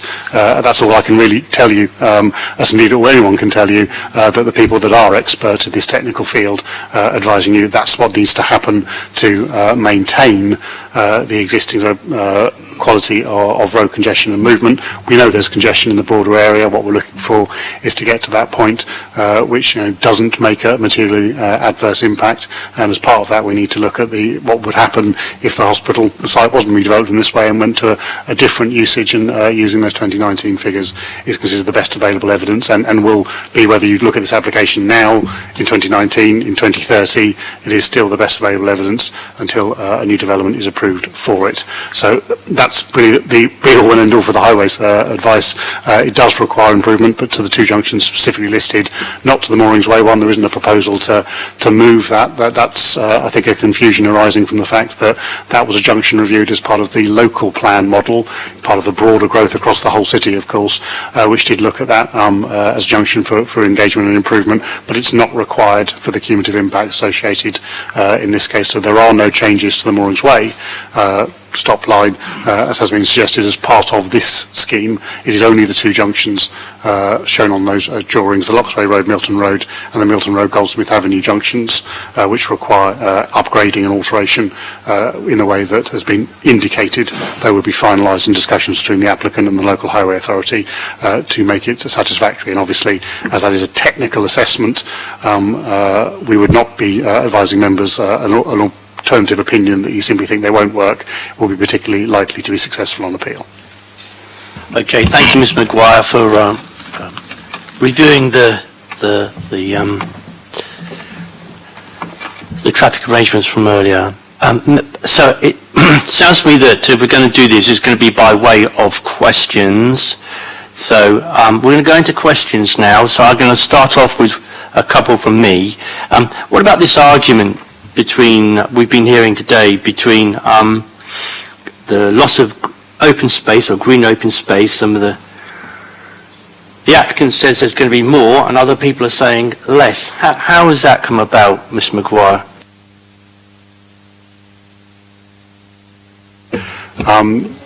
Well, I may have to call Mr. Wadsworth in for obviously the technical numbers associated with a lot of these things, but the general how has that occurred point, It's very understandable in a way, because Councillor Dowling referenced it in his presentation. Obviously, how people perceive space, and because this was NHS space, I would not be surprised if people did recreate through the space, on the space, and felt some affinity to it as public open space.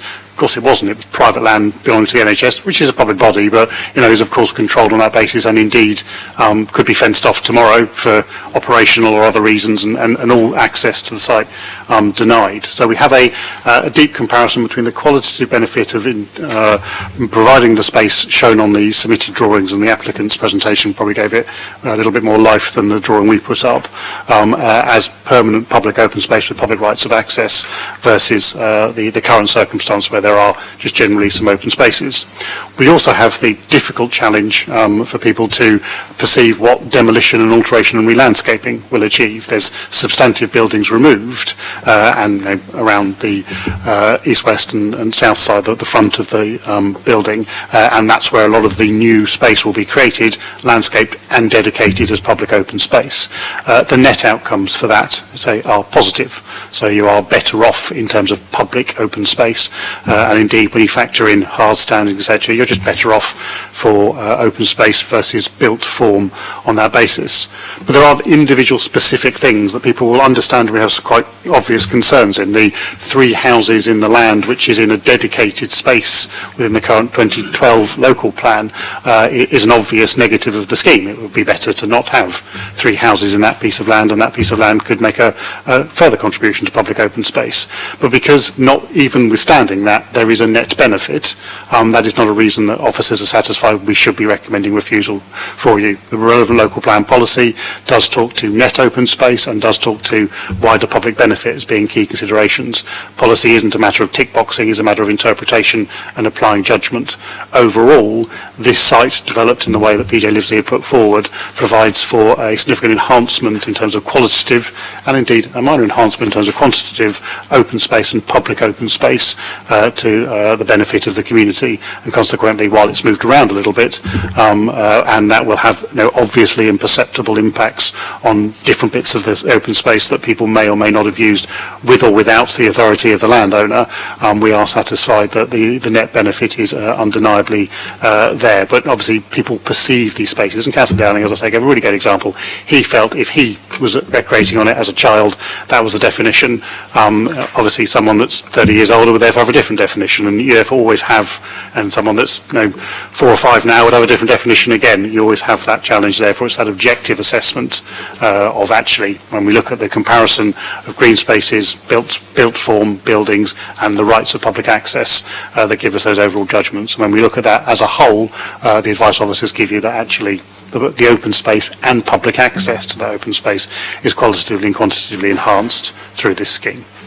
All right, so just supplement to that, is that even though there is a place where the designated open space is going to be lost, overall your professional opinion is that there will be equal to or more than already provided now? Exactly so. And then my second question was about the trees which have got raised up. So we're seeing a proposal to fell 57 trees, but a plan to put back 129. What size would those trees be? Because this was mentioned by Mr. Locke, the size of the trees. Are they going to be of a good size, semi-mature, mature? Because I know we have categories of these things. I can't remember the exact height of the trees, but the point to bear in mind is that that there is a condition propose a condition of approval which would require the approval which page of is that landscape on, Mark? details. Which page is that on, that condition? Because there's a lot of conditions. There are a lot of conditions. Sorry, I do apologise. It's all right. We need to find it to be certain to the answer. But it requires the approval of detailed landscaping, including species of trees, height, etc., etc. So, yeah, if you give me a second, I'll find it. Sorry, it's on page 54, if that's a help. Thank you. Thank you very much.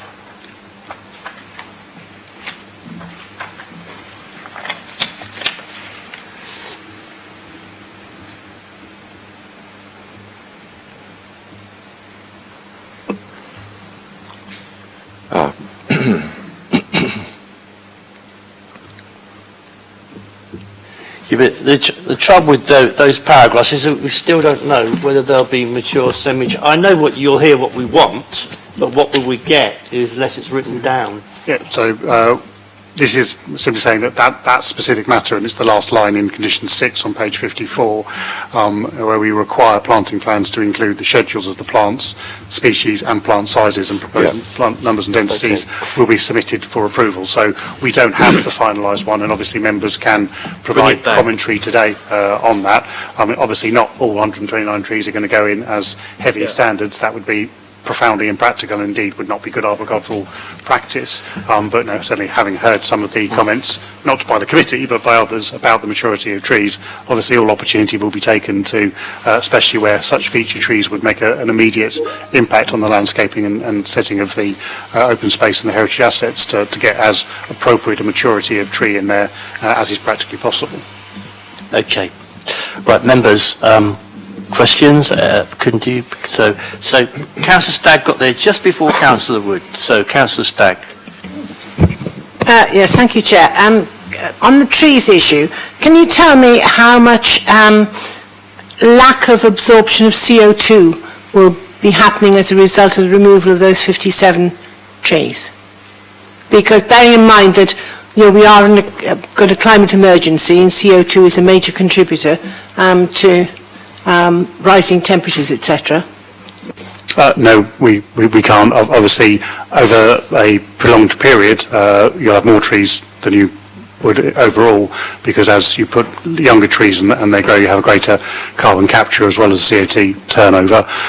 So it really depends over what time period you wish to discuss and how you wish to phrase that question. But no, that's not data that the Planning Authority would ever seek or is able to provide. Well, I suppose I'm going backwards from the answer, and that is that every mature tree absorbs approximately, and this is on average obviously, but a mature tree absorbs 10 kilos of CO2 per annum. So if you've got 57 trees, mature trees going out, you're losing half a ton of CO2 being absorbed. So the trees you're putting in are going to be less mature, so you're not going to have as much CO2 being removed from the atmosphere. So in other words, you're going to have a net gain in CO2 as a result of those trees coming out. If I may, Chair, say we don't have the data. Obviously, we can use. Well, I did check this on various sites on the internet. I'm not in any way suggesting that the figure you've offered is incorrect, but there's twice as many trees going in as are coming out with an unknown degree of maturity. But it will take 20 years for them to reach the maturity. Well, you've advised us from your own research that 10 kilograms, was it? 10 kilos per tree per year for a mature tree. If the 129 trees go in semi-mature, all absorbing 7 kilograms, yes, I've no obviously idea, the loss would be reduced year by year. Well, that would immediately be a betterment. But in addition, of course, you've also got somewhere between, let me just check it out, between 150 and 450 litres of water absorbed per day by a mature tree. So you're taking out trees and you're losing that amount of water that's being taken out of the soil, and that obviously can lead to flooding if you're not actually taking out. I know I've got 12 trees. I've only got a small Portsmouth garden, but I've got 12 trees in my garden, but even so the water table is very short distance below the surface. Obviously where I've got the bigger trees, the soil is much drier. So overall you're going to have a net gain in groundwater. Then add to that the fact that you're building on a lot of the land, so you've got concrete, tarmac, etc. So you're actually then increasing surface runoff, which in turn will lead, and I speak from the point of view of being a former geography and environmental studies teacher. So So that concerns me that doesn't seem to be being addressed. I mean, it was initially a question, and now I realise I've gone into making an observation. To answer that question, then if I may, obviously there is a requirement within the scheme to manage surface water drainage, so that includes within that same landscaping condition issues of swales, etc. So there will be no increase to flooding on or off the site. It's fundamentally a requirement of the conditions imposed. The numerics underpinning that, again, without having established the maturity of the trees that go in and the comparative numbers, we cannot say today whether there is a net or increase or decrease of carbon or water capture. We'll obviously be able to look at that when we do the landscaping, but that off-site issue, that issue of water retention, we can say with 100% certainty through the consultation and design work, all surface water drainage issues will be managed on site to achieve the greenfield runoff rates. That's good to know. As is Thank you. required for all development. Yeah. Thank you. Thank you, Councillor Stagg. Councillor Wood. Thank you, Chair. I have lots of questions, but I'll keep to the theme first of all, for the first part, the green side. Given that this is the social value of this and the environment here this is in a very sensitive part of the city where greening and trees are quite important to the local community. Can I ask, Ian, if you mentioned there about potentially they could lose 3 houses, i.e. a smaller scheme, and I'm trying to understand the balance between a smaller scheme and the loss of the trees. So for instance, if I was to say, well, how can they address this? And that's where I'm trying to come from. I noticed that they tried to fit, there was one area where they tried to fit 3 houses or 3 buildings in, etc., which would result in a lot of felling of trees. So is there a balance where if the thinking was that we wanted a smaller scheme to save some of those trees, that could happen? Is there an ideal scenario there? The council is obviously obliged to consider the application as submitted in front of it. When it came in, officers were not satisfied the appropriate balance had been achieved. As members noticed, amendments have been undertaken removing a number of homes and altering those outpops. Officers are satisfied the appropriate balance between open space and built form, new trees and retained trees has been achieved in this case. If members have a different judgment, and there is a judgment to apply on that, obviously that is a reason to withhold plan permission.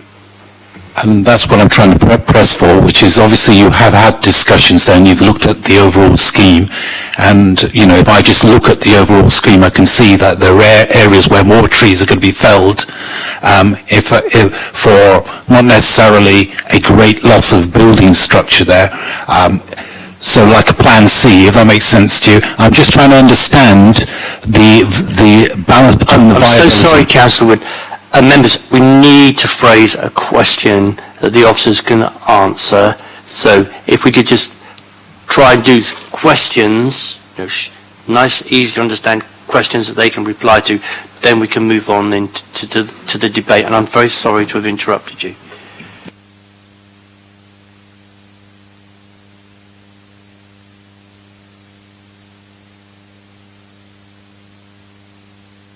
Come back to those when we move on to those. So it's really about the trees, but effectively... We can attempt to provide a little bit more Yeah, because the reason is, Chair, is that they did mention about the 3 trees, so it did arise. Yes, I think we can cover that in debate. I think I was curious about the 3 trees being lost too, and making a smaller scheme, and the applicant didn't seem to mind that, the loss of those 3 trees and the 2 houses, so, but we'll see. Questions, members? Councillor Smythe and then Councillor Norton. Thank you. I had a lot more questions having read this report than I do now, but I do still have some pertaining to page 38. And this is the summary of the representations received. And whilst I absolutely accept the representations made by Milton councillors, there are 1 or 2 that are kind of loose ends here, and I think for the public benefit it would be useful to answer those. So, The one, for example, is no provision for cycle storage. Could you tell me whether there is provision of cycle storage in the new plans? If I can respond to that, there are a number of cycle stores throughout the development. If you can recall on my presentation, I identified on a plan which shows the location of combined bike stores and bin stores. So they're scattered around the site. So the new build housing, they're provided with gardens, so they have space to store bikes. But throughout the scheme, there's significant quantum of bike storage. The ballroom in the listed hospital site sliced up for flats. Is that still the case in the plans? Yes or no is sufficient, because I do think some of these are in your report. Yes, that's correct. The loss of the chapel for the community use, that is now being mitigated, am I correct, in the condition that's been put on about a advertisement period of 12 months for that? Yes, that's correct. To be clear, that'll be planning obligation rather than condition. Yes, it's a planning obligation. Thank you. No renewable energy or electric charging points. Could you answer that one? Is that still the case in the existing plans? The developer is proposing to meet our sustainable development through the efficiency within the building work. But they're also proposing photovoltaics on the roofs of the new build dwellings. And what about the electric charging points? The developer has agreed to that and is prepared to provide.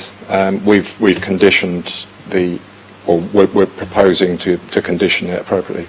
Thank you. I just wanted to make sure we had a bit of a check against some of these things, which where there is things in your report, but may not have been read by everybody. If I may, just to be absolutely, because it's a very fair comment, because obviously EV charging points were not shown on the proposed plan, which obviously has led quite understandably to residents to make that comment. We cover that in 10.82, where we say, the developer has confirmed they will provide 20% of the spaces with charging points, and that is a condition, obviously moves its way through into condition 25 on my page 60 for that, to ensure that has been ticked off. Thank you. There's a point about the presence of Japanese knot weeded and damage to buildings. Is that a serious concern? And I don't think that is mentioned in your report. It's not been raised by any of the officers that have. It came up on one of the consultations, representations, but our arboriculturist has not reported that's the case. Thank you. I think there was one more. Just 1 minute.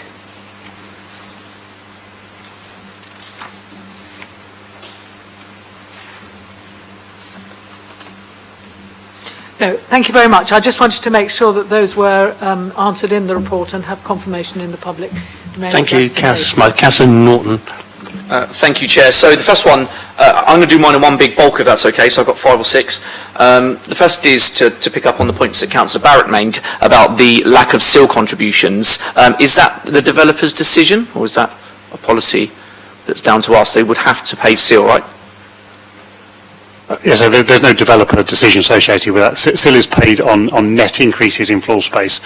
Because there is substantive demolition, it is likely there will be no SIL liable for that. We'd have to go back because that SIL is because there is no choice associated with that. We will obviously double check those, but the figures I have from their SIL form is demolition of 7,156 square metres. And we believe the new build elements are about 6,960. So there's a net reduction of floor space across there, which obviously will have an impact on their SIL viability. Great, thank you. The second is a point of clarification, really, and it's just to be clear, so the nitrates credits aren't fixed at the moment, they could move in the future, is that what you said? So we've done an appraisal on the worst case scenario that they have to pay credits for absolutely everything. The recommendation to the committee today is to delegate the Section 106, which includes that final conclusion and the pounds figure to pay to officers. Clearly, if the applicant comes forward with provable evidence reducing that, then we would have to look at that to be reasonable and equitable. But no, the current assumption is that they will be paying their full nitrates requirements as detailed in the report. But like all things, we will not be ignoring new evidence if it comes forward. Thank you. So, in terms of, I think I probably know the answer to this, but I think it's important to ask it, in terms of transparency for those watching, etc. Is the site featured anywhere in the local plan?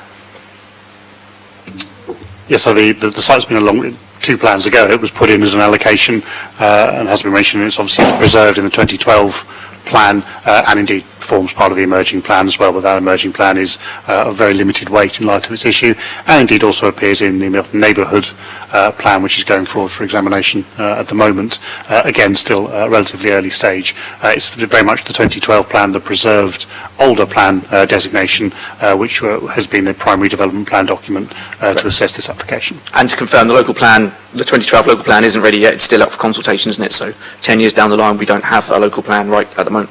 No, the 2012 local plan still remains your development plan.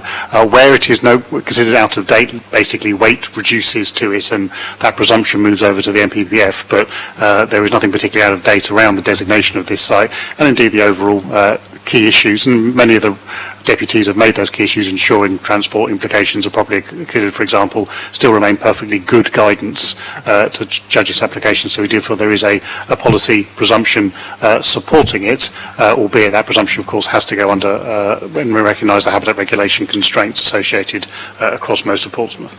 Okay. I have one question about legality as well, I guess.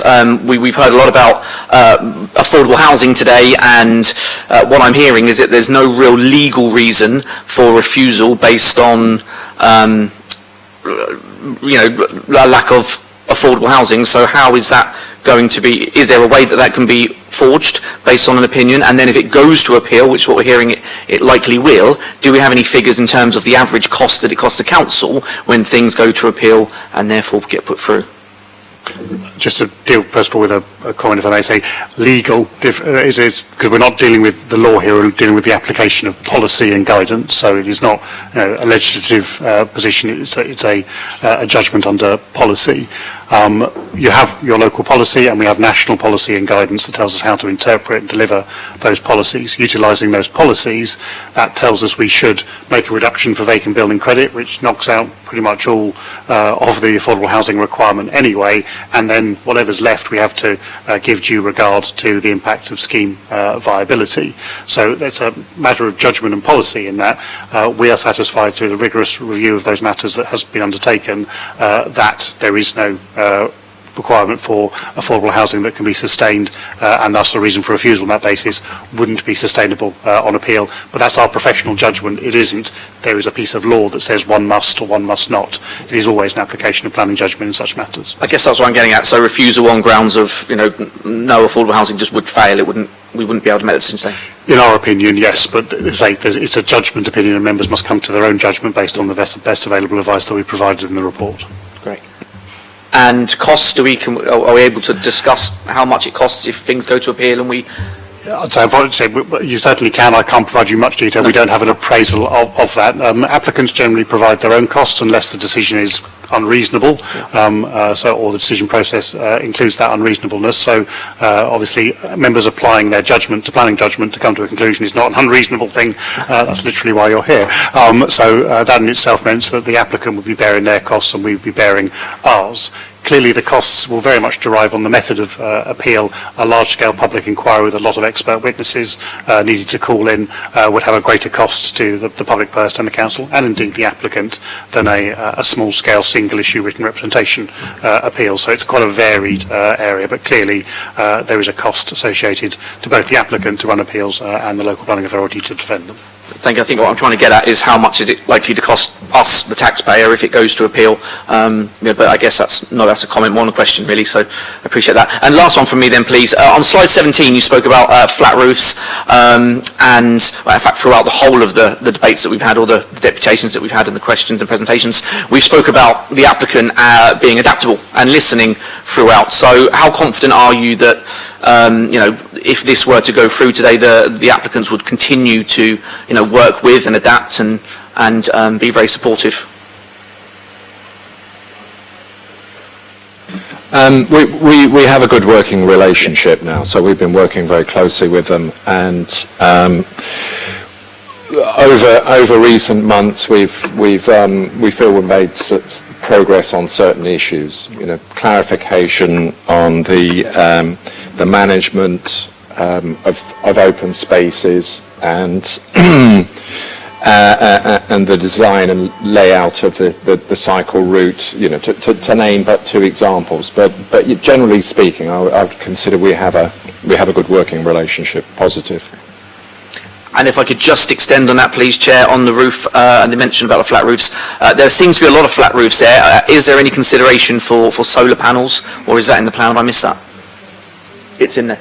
It is in there, yeah. Okay, apologies. That got lost within my notes, okay. But thank you. That's all right. It is a big report. Councillor Symes. Sorry, Linda. Would you agree with me that whoever takes this site on is going to have to put enough units in there to make it wash its face? However, you can't suddenly halve it and hope to make a profit, because with the land you've got, you have to ensure that pays for itself. Is that a fair comment?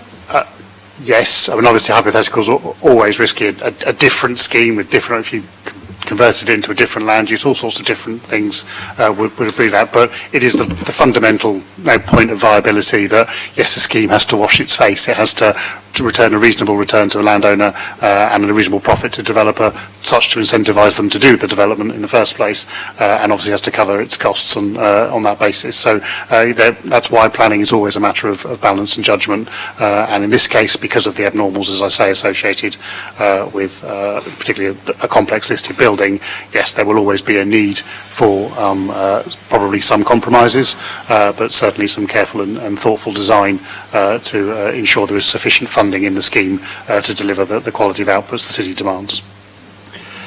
One other question.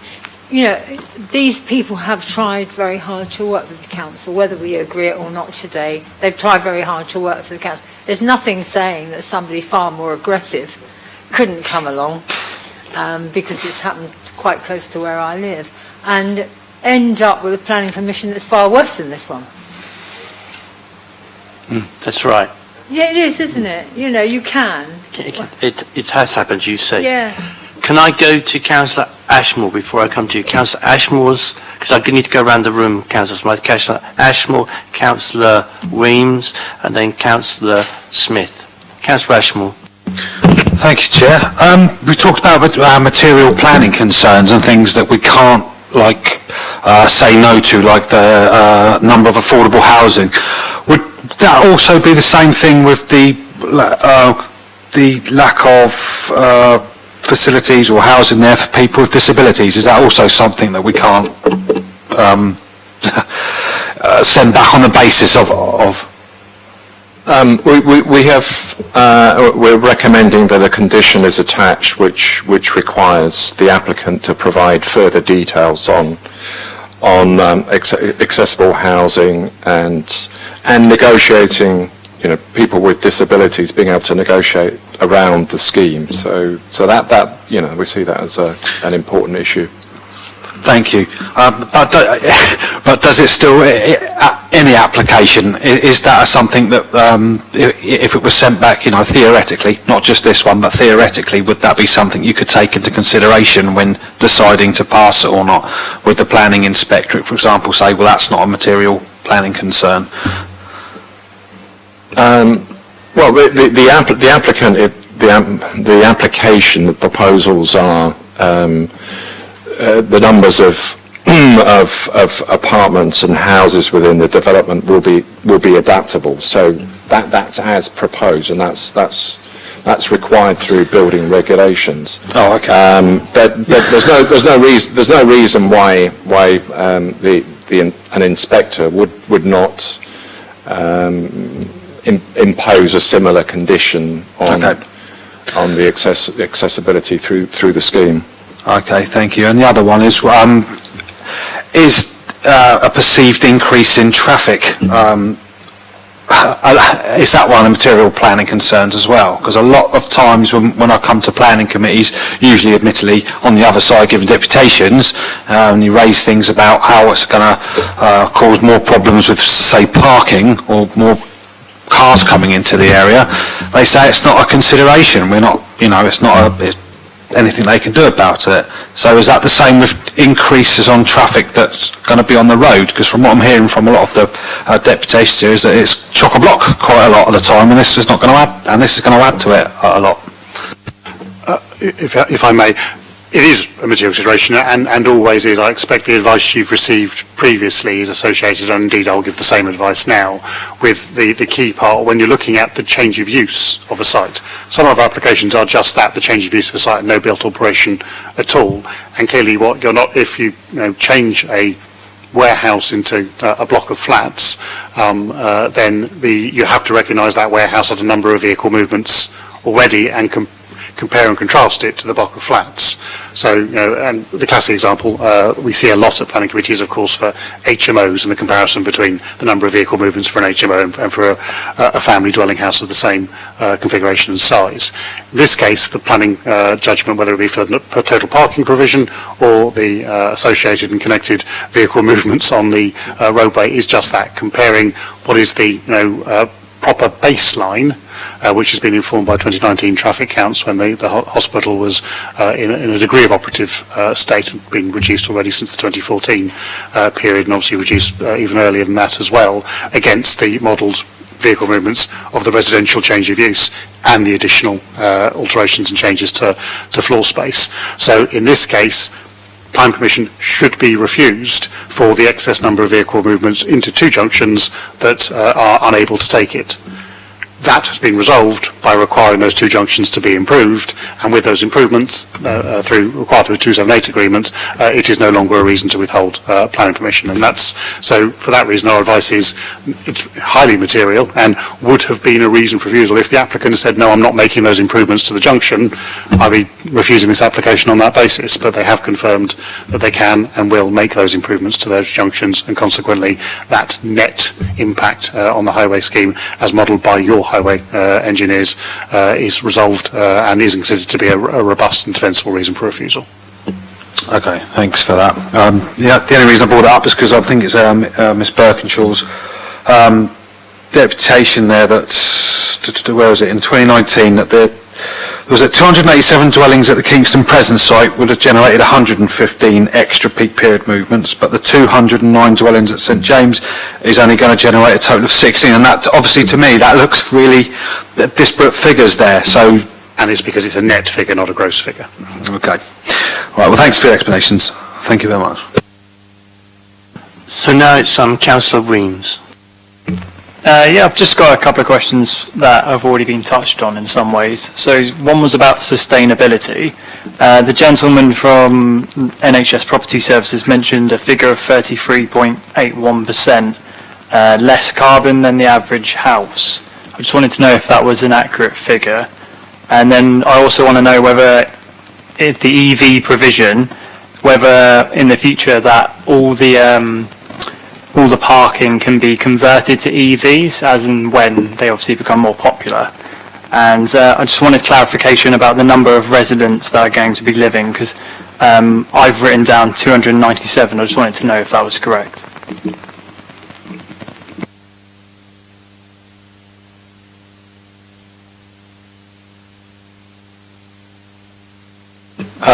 With regards to the EV, the proposal is that the infrastructure will be put in place for more EVs as and when there is a demand for it. At the moment, demand is quite relatively low, but increasing.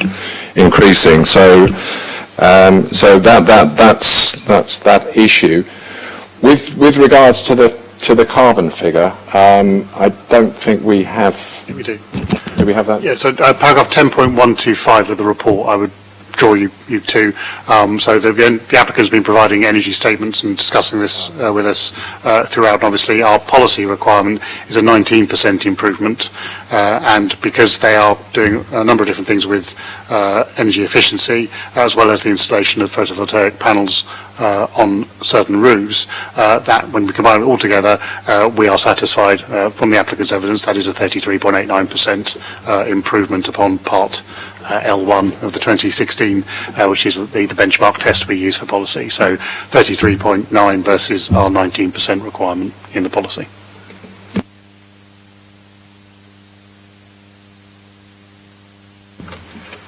Councillor Smith. Coming back to the chapel, it says on page 80, conversion of the chapel to residential use in the absence of an identified community occupier. We've heard from representations from people saying that they show interest in using it for community space, and I note that in today's paperwork it said about 12 months. But my question is, what's the mechanism to ensure that there is an identified community occupier? TBC is the short answer. This is obviously something that we were satisfied that there is no requirement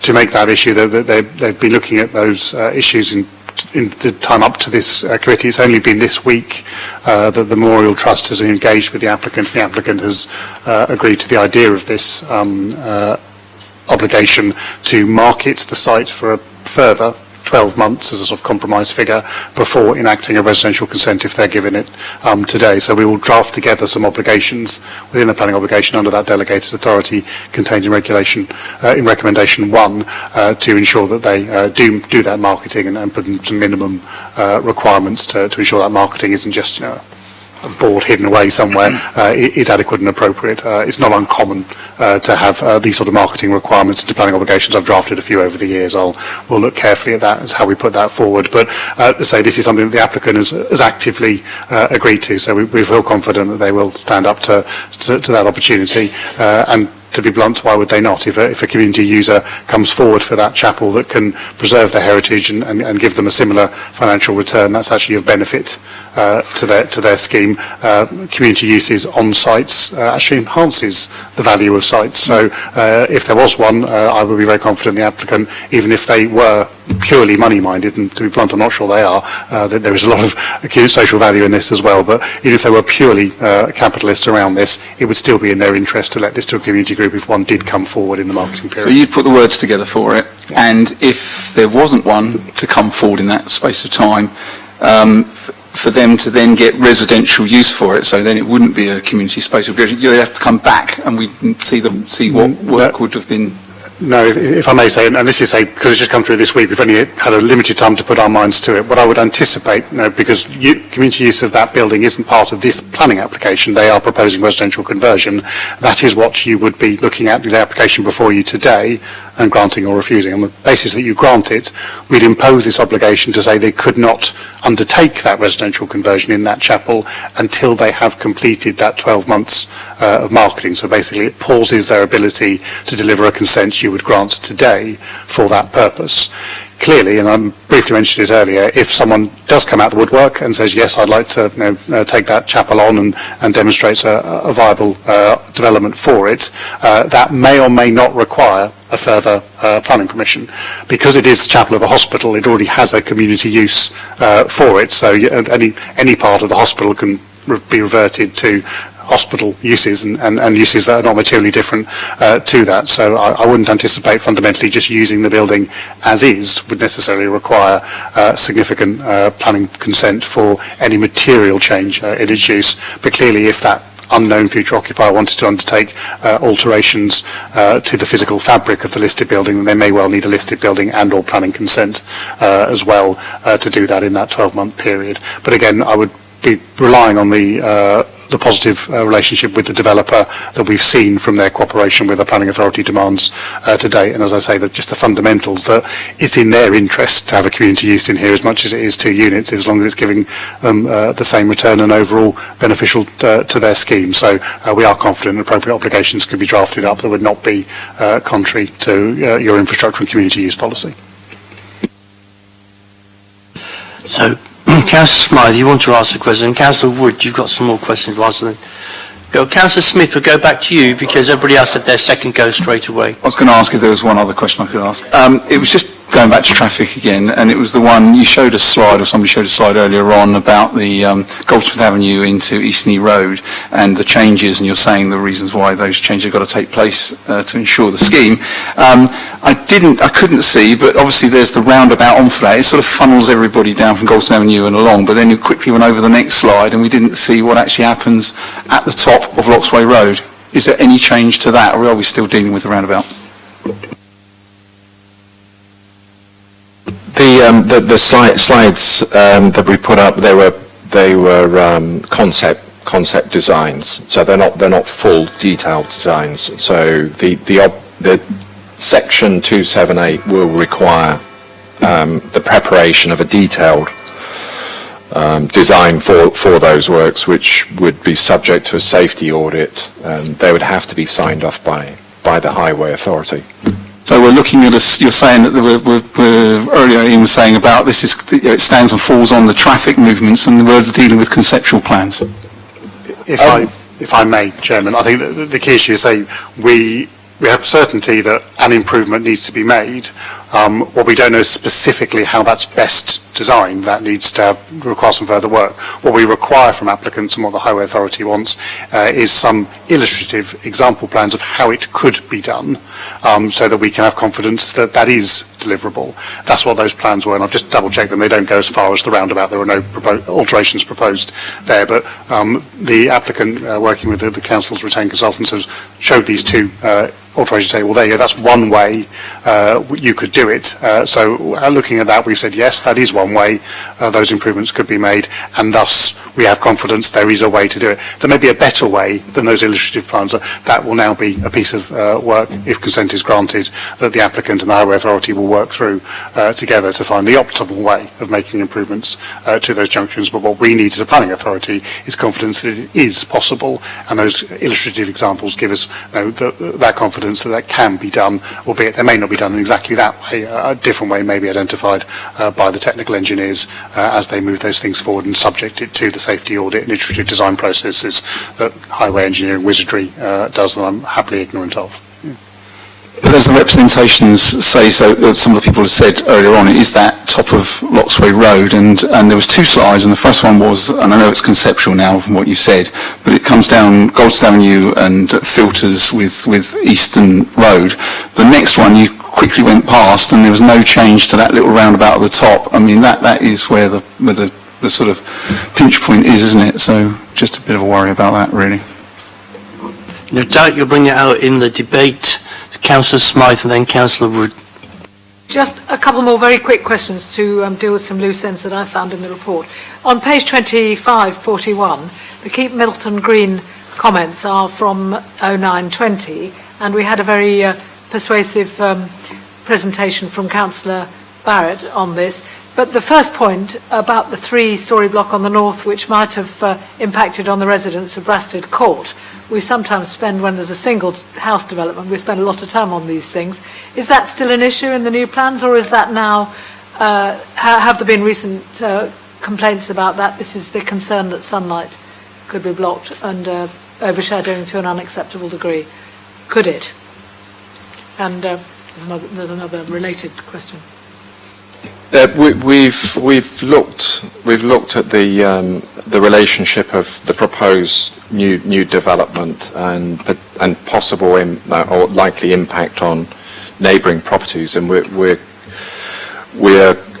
confident that the degree of impact will be acceptable. And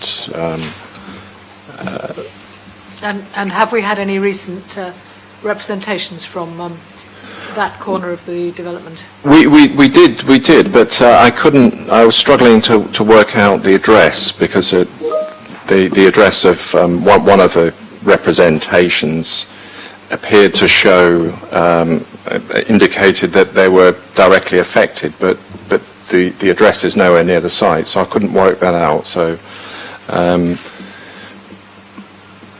but these issues have been looked at very carefully. Thank you. Can we go to Councillor Wood now, please?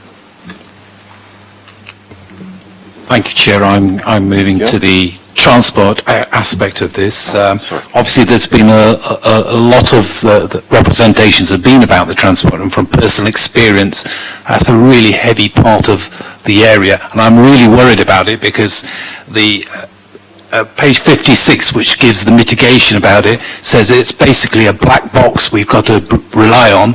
And further to the questions that you've just answered there's a conceptual idea about this, and this is a really worrying thing. So one of the things I wanted to say was the surveys are based on June 2019, which I guess is the middle of summer where it's good weather, etc.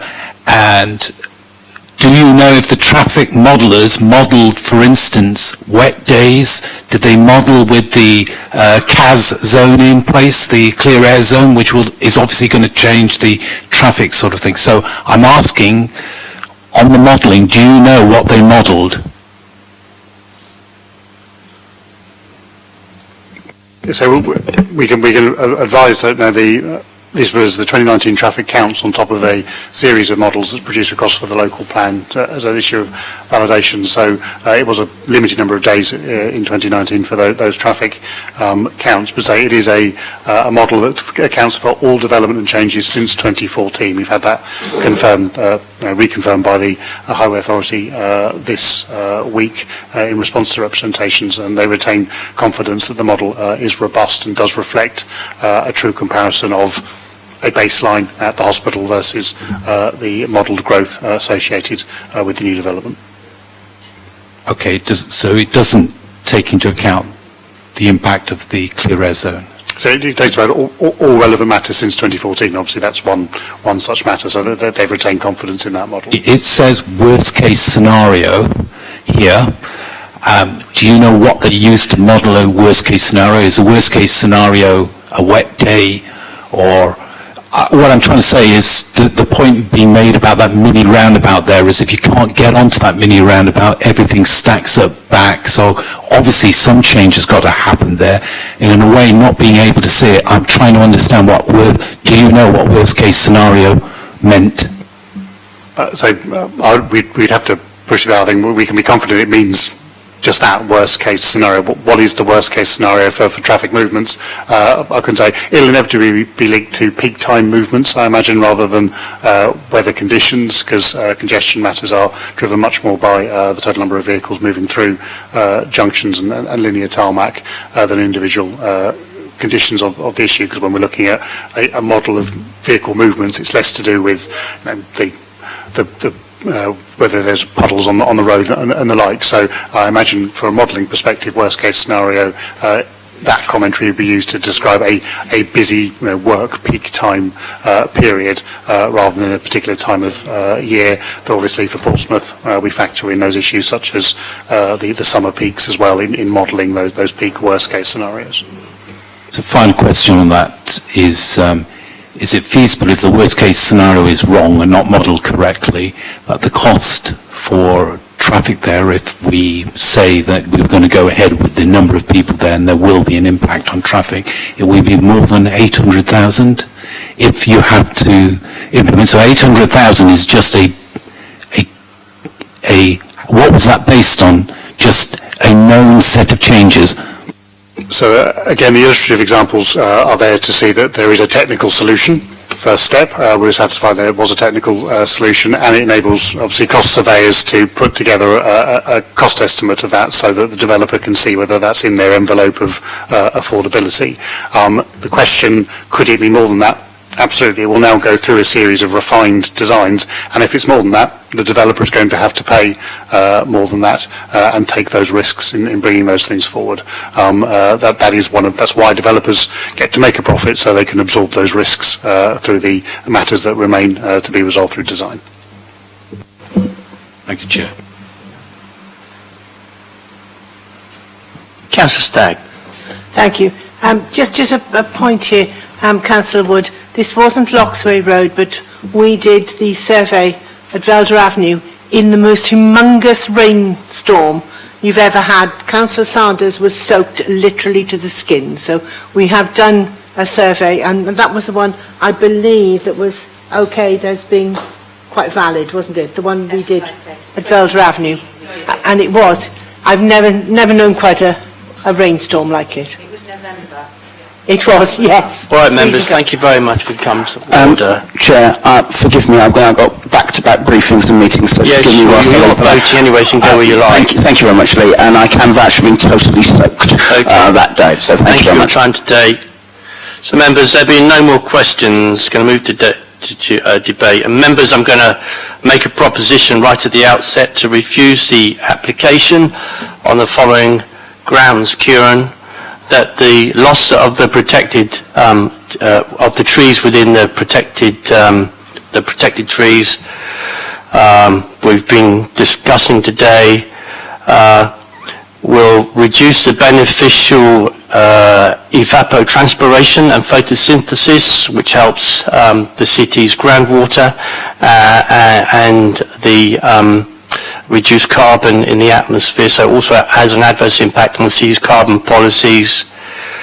The lack of affordable housing, which we've heard about today, we've heard evidence that it is viable, although that the officers have said that it is not viable, but we should refuse it for lack of affordable housing, the loss of protection of the protected trees, and the traffic capacity in particular is the impact that this plan would have on the already congested surrounding roads and junctions, which will not be resolved by the installation of the traffic lights that have been described in the report today, and no consideration of the impact on the Good Companion junction, and that the design of the new housing is uninspiring and not excellent architectural quality. Rather, they harm the historic setting of St James's and the listed building. The loss of the open space, and I've listened very carefully to all the arguments about this, and the conclusion that I have come to myself, you may not agree, is that there would be at least as much, if not more, open space with this plan.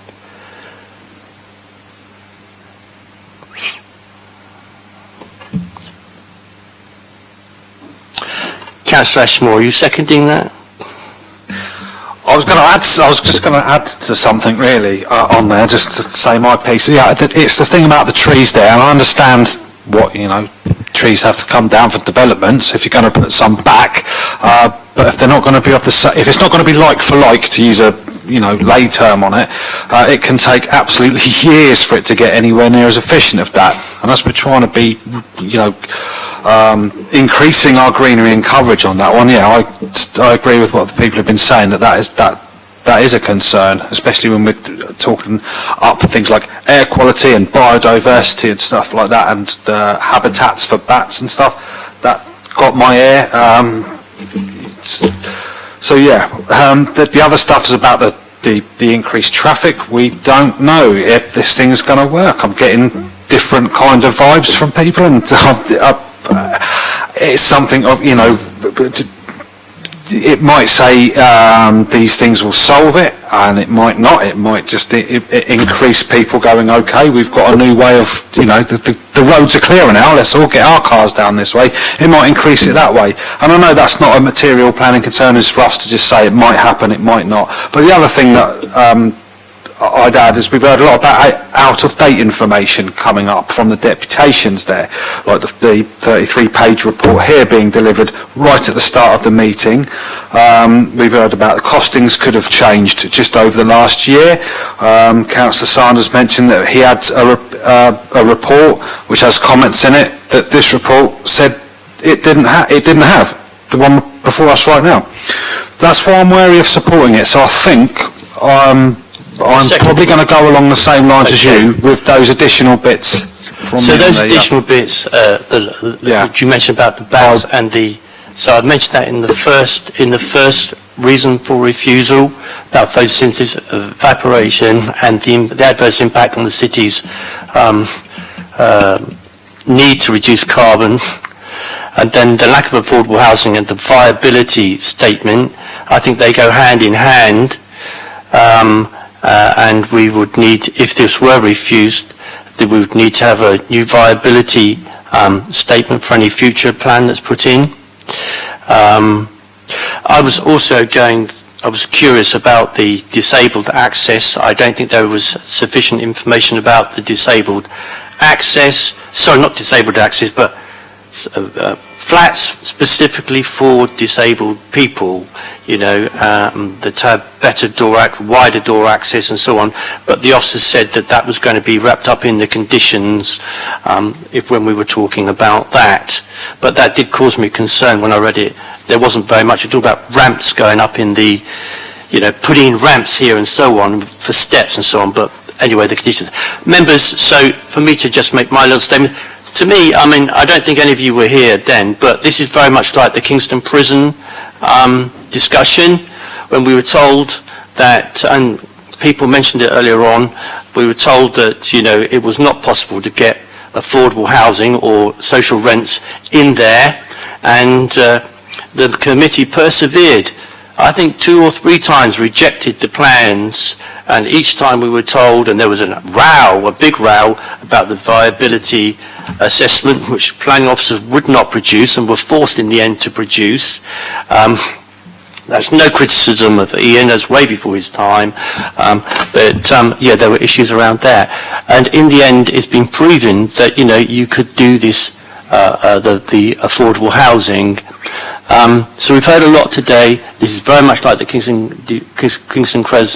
Kingston, might well be Kingston Crescent debate, but the Kingston Prison debate.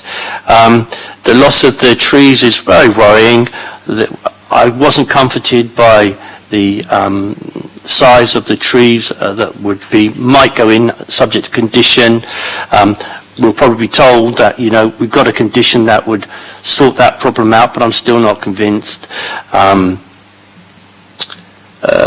Then it's the adverse impact. And the other thing I would like to mention is, I saw in the report it talked about jumbled up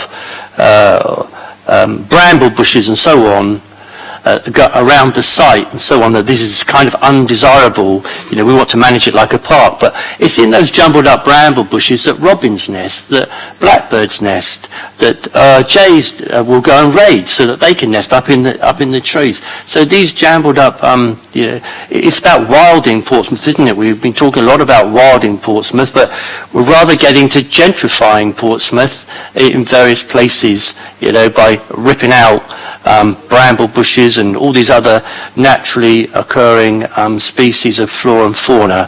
So, this is nearly there, this planning application. This is nearly there. I don't think we have far to go. We've got to get the affordable housing in. I'm not convinced by the viability assessment. Kieran will come and advise me in a minute and probably say we need an adjournment to get these words correct, but they've been seconded by Councillor Ashmore, and Councillor Symes would like to have a word first, Kieran, if that's all right. Only to say, wouldn't a deferment be better? Because a deferment would give the applicant a chance to address those things. We've all agreed they're a good applicant and they would want to do a good job on the site.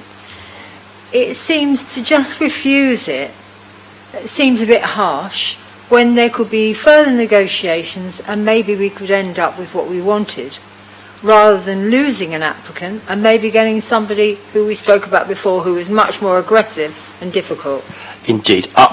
My own personal opinion is better to refuse it. today rather than defer.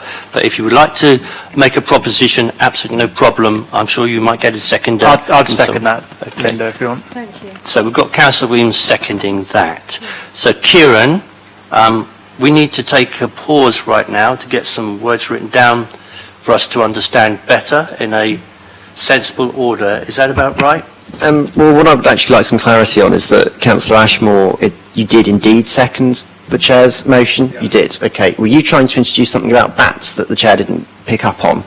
About bats? Bats, yeah. I didn't follow you on that. Please explain.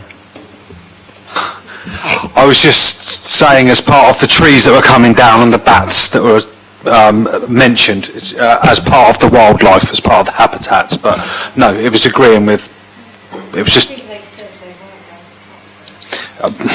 yeah, they might not, but if trees come down, there might be stuff living in it. I listened to that, and the reason I didn't put it in was the applicant and the officers made it clear they would re-provide new bat boxes around, so I was... No, that's fair enough. Comforted by that. The only bit I was adding into it was the bit that we hadn't got, you know, there was a lot of out-of-date facts and we just got a report today. It was the only other bits that I was doing that the Chair didn't say. I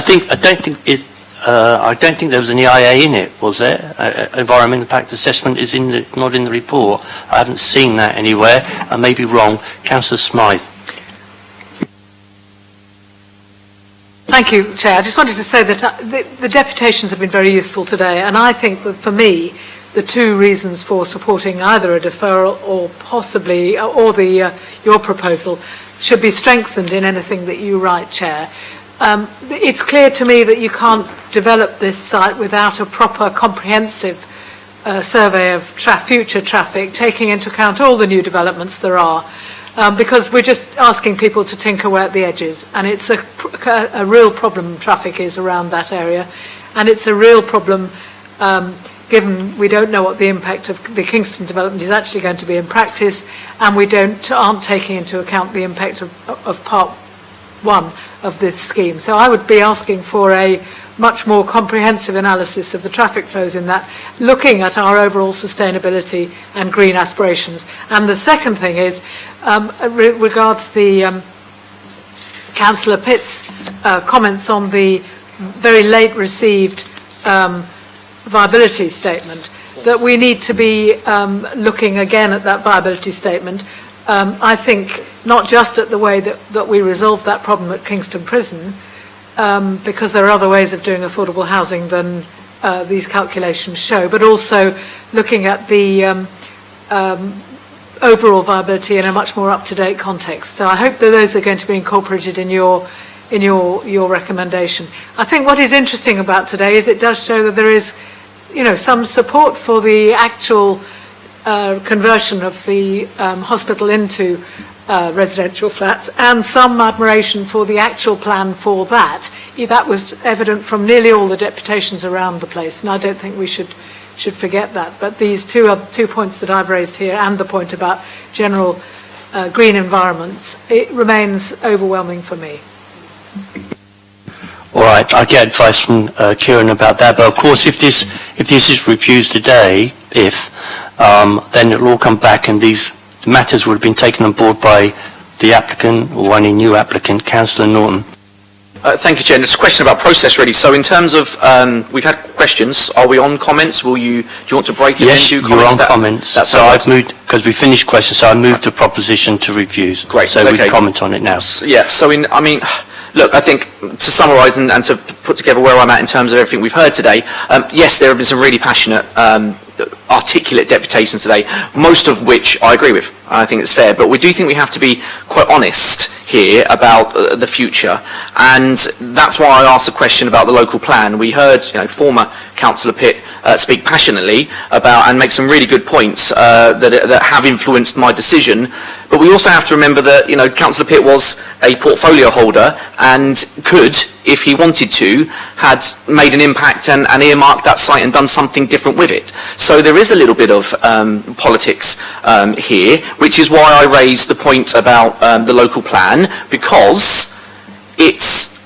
the local plan is 10 years out, And if this site really was something that this council wanted to have control over and have a look at, then they shouldn't have left us exposed within the local plan. They could have put a local plan together which said exactly what they wanted to do, and that hasn't happened. So, you know, that moves me on to some questions about how previously this site has been handled, and, you know, the business case. Remember the secret bid? The business case where for 3 years we've asked what the council's plan was with this site, and for 3 years it's been refused. We've not been told. We've said that we'll have it on orange papers, and again, we've not had any information as to what the plan was going to be. So I hear, from the residents' perspective, from people watching at home, from all the deputies, you know, I hear your concerns, but there was an alternative. And the alternative is that the council took control of this site and decided what they wanted to do with it. But we've not seen the bid. You won't let us see the bid. Okay. In fact, it got to a stage where the leader of the council used his influence to prevent us from having access to that. So what we have to look at is rumours. After 3 years of saying, well, what was the alternative? What was this sensible plan that you had? There are rumours about it potentially being a phony bid that was worth £1. £1 is how passionately, you know, the administration or the leader feels about this site. And his I've let you ability. speak for a while now, but I'm a little bit concerned we're going back into the history beyond the immediate application before us. But we constantly hear about, you know, the plans on hold and the impact. We have to be clear about it, don't we? You know, people are making deputations because they feel passionately about what happens to this site, but actually, you know, when we look at, we see, let's go to Councillor Downing's comments, and great comments. He hit the nail on the head when he spoke about people and how they feel, and articulated very, very, very well about, you know, the public view of this. And we've seen petitions. We've seen, you know, all those people that have Keep Milton Green posters in their window feel passionately about this, okay? All the community groups feel passionately about it, businesses, and the developer feels passionately about this, but we have to be honest, I think, in terms of what we're dealing with here. Is this constantly going to be kicked down the road because it's an unpopular decision, you know? And I think what we're dealing with probably is a situation here where the council have a duty, 2 seconds if I can, Councillor Hunt, a duty to build homes. Of course they want to meet that quota, but they don't want to make an unpopular decision. They don't want to upset residents. And this is what we're dealing with. And I worry that if we defer this, I worry we went against it, it's going to come back and back and back, because no one really wants to make that decision. So, you know, I have sympathy for this. Also, and I'll keep this if I can to the issue, because I think I can see you over there nodding at me, Councillor Hunt. Look, I think the reality is that if we refuse this, it's likely to come back. It's likely to come back with potentially some sort of legal challenge. And how confident am I that we will, you know, whoever it is that represents us, whatever the outcome is, we're the aggrieved party when they litigate or try to, you know, bring this back, how confident am I that we can say that we've handled this properly and done everything we need to do? I think, you know, Homes England have given a late deputation today. You know, procedures have been all over the place. Remember, we had a decision a year ago where we were asked to do something that I think probably wasn't within our power, to list or unlist buildings. Okay, so the long history of this project is a very, very difficult one, and I think this will probably leave us quite vulnerable on appeal, and if it goes through courts. So I worry about what's happening here with this. You know, forgive the political part, Councillor Pitt, but let's be honest about this. Is this likely ever to get... There are some things we should be concerned. I think Kieran was trying to help you there. You shouldn't... sometimes a planning application will come back several times, as did Kingston Prison. It was 3 times. They eventually got a good planning application. I hear your concerns. I'm grateful for you coming today and talking about them, but we really need to stick to the planning matters in hand. There's been a very good discussion today. People aren't saying no to it completely, but they're sending the applicant signals, particularly around affordable housing and the trees, which is what most people have been talking about today. So I think we're going to need to pause now. We'll come back to when we've got the form of words that Kieran would be content with. Okay, so he's probably going to have to go and talk to Mr. Maguire for 10 minutes or so. And then we can come back and we can have further debate on the proposition, seconded by Councillor Ashmore, and then the Once we've decided on that, then the deferral offered by Councillor Symes, seconded by Councillor Weems. Okay, Kieran? Sorry, Chair, no, the vote on deferral will come first. Oh, the debate on the... Sorry, Yeah. got it wrong way. But I would agree it's probably helpful for you to have the full wording before we go Indeed. to either vote. Yeah. Chairman, okay. if I may, I do believe it is appropriate if I provide some advice for you to consider in public committee before we try and work up Yeah, sure. that, Go that ahead. wording, because Go ahead, otherwise Mr. we'll be Maguire. going around in circles. Yeah, go ahead. So you put forward 4 concepts. Obviously, we won't worry about the specific wording. Loss of protected trees. You raised a number of other issues around carbon. Just is very clear. You need to be clear with the committee, and so the officers can help you do drafting whether your objection to the loss of trees is the loss of trees as they are TPO trees. There's a blanket TPO over the whole site, which obviously is a gross benefit of unit numbers, but a reduction in the maturity of trees net. Because you referred to your concerns around evapotranspiration as well as photosynthesis, which are probably not accurate, because the management of surface water swales would probably enhance evapotranspiration across the site, and indeed the increase in green space, albeit the changing of trees, may enhance the total photosynthesis across the site. It may have an adverse impact, as Councillor Stagg put forward, over carbon capture, however. So is it that point of carbon capture you wish to put forward, or is it the loss of trees in and of themselves? It was both. So it's the carbon capture and indeed the loss of the protected trees, and you say the net reduction in the maturity of the trees. Thank you. Also on that point, I understood that Councillor Ashmore, to confirm, had substantively withdrawn any kind of reference to bats in relation to trees. To confirm, yeah? Quite happy to, as much as I love bats. Yep, I hadn't proposed to go further than that. The second point around affordable housing, you've suggested there is insufficient justification for officers to reply to the deputation that talk to that. Officers remain confident that the viability appraisal is robust and up to date. There will always be a gap, real world, between the date of documents and their review and bringing these things forward. We have the same issue, I think, with the matter that Councillor Sanders raised. Comments may have been made just before Christmas, but the report would have been written prior to that, so you always end up with a slight mismatch on that basis. The BNP Paribas review document, which you've asked to table today, is internal advice from the consultants to officers to inform. We have no problem with it being in the public realm, but it's the applicant's viability appraisal, which is the key consideration that obviously has been on there for well over a year on our public website. What we've done through this review in August 2021 is sensitivity checks, see if we're still satisfied that the applicant's assumptions and making reasonable adjustments for the period of time that has occurred are appropriate, and whether we're still therefore confident that there is no available for financial contribution for affordable housing, and officers advise you we are. You can rerun those numbers, you can defer or refuse an application for that reason, and those numbers will be run again, but I have no expectation at all that you'll come to a different conclusion.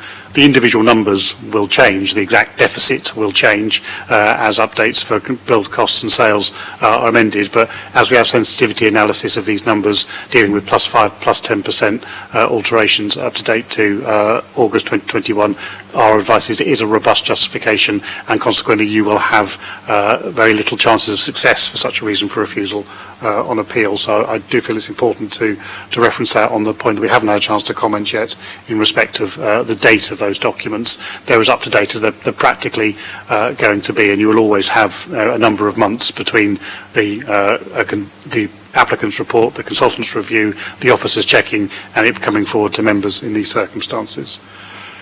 To move forward to the highway issue, obviously there's an adverse impact on already congested surrounding roads, you mentioned. That's undeniably true. Obviously the implied part of that is that the necessary improvements to the two affected junctions will not be sufficient, contrary to your technical officer's advice. So it's incumbent upon me to advise you that the Highway Authority doesn't agree with you, that they does agree that there's an adverse impact on congested roads, hence the need for improvement, but obviously is satisfied that improvement is deliverable and achieves the outcome. So you are disagreeing with your highway officers on that basis. So I need to advise you of that. You then go on to say there's no consideration of impact on the Good Companion junction. I would advise you that's just not true. That junction is part of the overall model, has been looked at. The Highway Authority is advising that there's no need to make an intervention there. Again, you can disagree with your officers, that is entirely your right, but I don't think it's fair or reasonable or indeed accurate to say there's no consideration of that junction. That junction, as all junctions, have been fully considered. It's just that no improvement is considered to be necessary by your technical officers. Again, you're entitled to disagree with that, but we do need to ensure you're disagreeing with their judgment and not suggesting it hasn't been looked at, which isn't true. Then your final comment, the design of the new housing is uninspiring and does not represent excellent architecture and results in harm to the setting of the listed building. That's a matter of design judgment, obviously, within your gift. Officers are giving you the contrary advice, which I'm sure you've given careful consideration to, but there's nothing further I can add to that point. We can obviously put some further wording around those things, but I think it's important that we've given you the benefit of our professional advice about not just the justification for some of the statements, but in particular some of the statements in there of evapotranspiration and consideration of the Good Companion junction in particular, which I don't think actually are true or accurate statements, and invite you to consider whether you do wish us to consider putting wordings around those. Chair, sorry, because other people had opportunities. Indeed, go ahead. Okay. My key worry, which Ian has actually addressed, was about the traffic, because I just felt the traffic, the modelling was not robust enough to cover all scenarios. And that came out from several personal experiences of people who have been there. It just didn't tally up with people's personal experience, and also with the fact that there isn't a limit. 800,000 is a figure brought out for a conceptual idea of what needed to go in place. So the problem with that is there are many scenarios that could go wrong with that, and that is one of the key things we need to hide. It's not that the fact we don't believe they've done modelling, because I'm sure they've done modelling and Highways looked at that, but I think a lot of us have a lot of, reservations about that to cover the scenario, and that's the issue that needs to be convinced. Which is what Councillor Smythe talked about too. So, Kieran will have made notes of those things. On the Good Companions junction, you're right, consideration was given to that junction. So it needs to say something like, the Good Companion junction needs improvements. Because the evidence we've heard today is that that junction would be used, as well as the Loxley Road and Milton Road junctions.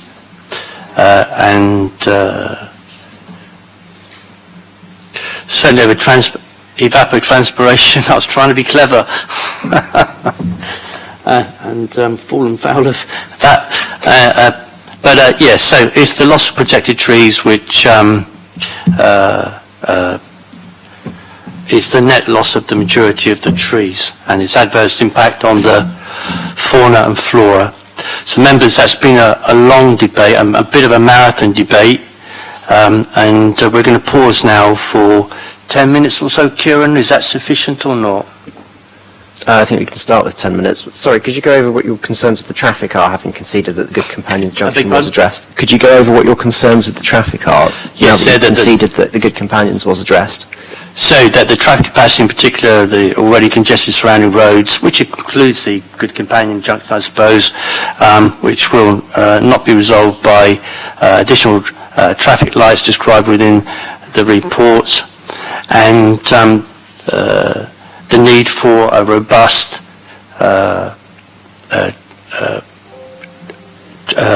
what was you said, Councillor Smythe? A robust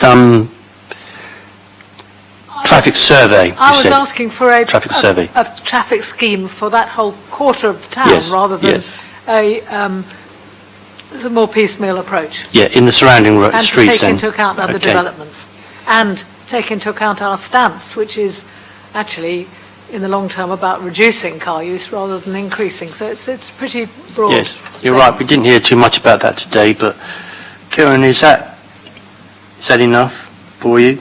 Unless my planning colleagues have anything else that they would like to just pick your brains before we go into adjournment, that would be all from me. All right then, members, we're going to adjourn for 15 minutes, in fact, and we'll be back here, let's say, at 20 to 4. I suspect some of the items today will have to be put over because I'm sure people have other things that they need to get to this evening, including family.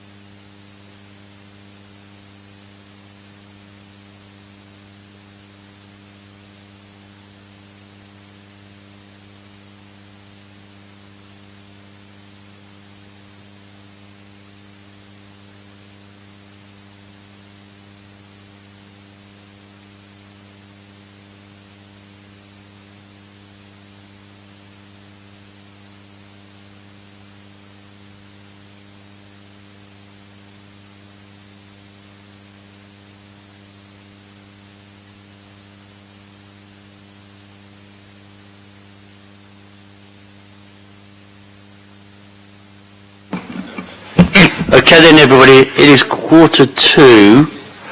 I'm not sure, Kieran, how are we set at the moment?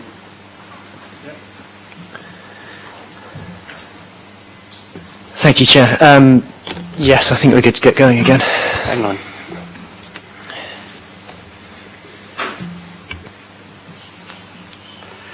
Have we got everybody who needs to be here? There's nobody missing, is there? I'm not missing any councillors on the committee.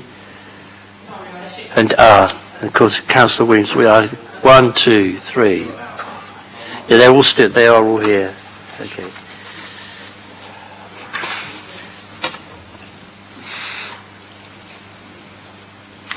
So, are we set to go, Kieran? Yes, the first thing we would be moving to was the deferral vote. However, we'd just like to get some more information from Councillor Symes and Weems on the reasons for a deferral, firstly. Okay, sorry, Councillor. Mr Maguire, would you like to say something to Councillor Symes? Okay, I was just advising you will need to turn a microphone on, but so what we have is a need to revisit affordable housing provision and the design of the new build, and traffic as well. So and the highway appraisals. They are the three grounds that we understand were the request for deferral. But obviously, I don't want to put words. Anything else you want to add to your deferral? Because once you deferred it on particular grounds, when it comes back again, it's not easy to refer to other issues. Well, I think that covers a whole range of the things that people cared about that came here and made deputations. It was mostly around those three items. And the trees. Well, yeah, I think the trees are something, but if you'd rather I add that in, I'm quite happy to. It's your decision, Councillor Symes. Can we put trees in? Councillor Norton. Can I ask a quick question about timeframes? When we defer something, can we add timeframes on there so that we know when it's going to come back, what the likelihood is, or is that within our gift? That'd be down to the applicant to talk to the officers. It may be sooner, it may be later. Okay, so we can't say realistically within, we'd like to... If I may assist, we can't really set a fixed time frame because it is out of our hands. So take the easy example of the affordable housing question. If it is felt necessary to commission a new viability appraisal by the applicant, then put it through our consultants, then have that checked by case officers, that won't be happening in the next fortnight, so it won't get to the next committee. So you're looking at least the committee after that, if not the committee after that, depending how quickly we can turn around that one aspect. But we've got four things to look at. Obviously, it will depend how fast both the applicant and LPA can work. All right. Councillor Weems. Just wanted clarification on the tree point, why you wanted it rejected on the aspect of trees, just for clarification for Linda's proposition.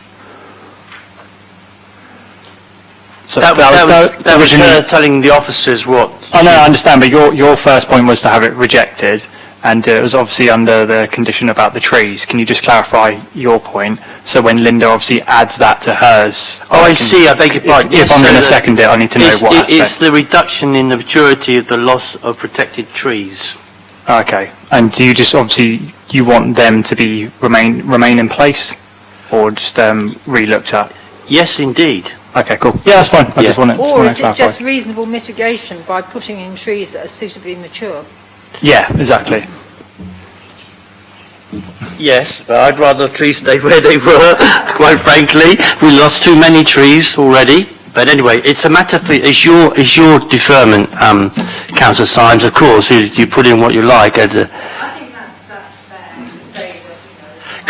Can you just pop your microphone on? Have trees of a suitable maturity, that it will negate the effect of the water and the carbon. Okay, cool.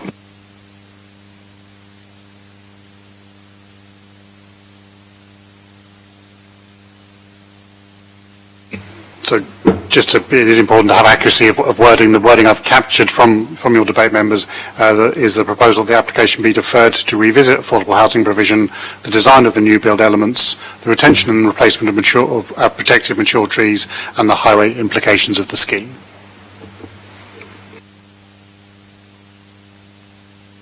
Can I just add?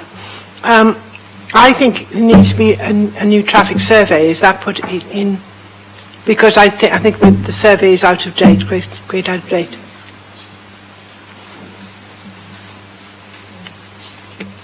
Members, I think you are better off deferring it to enable the highway implications to be reviewed rather than trying to prescribe the technical expertise. I'm not a technical expert.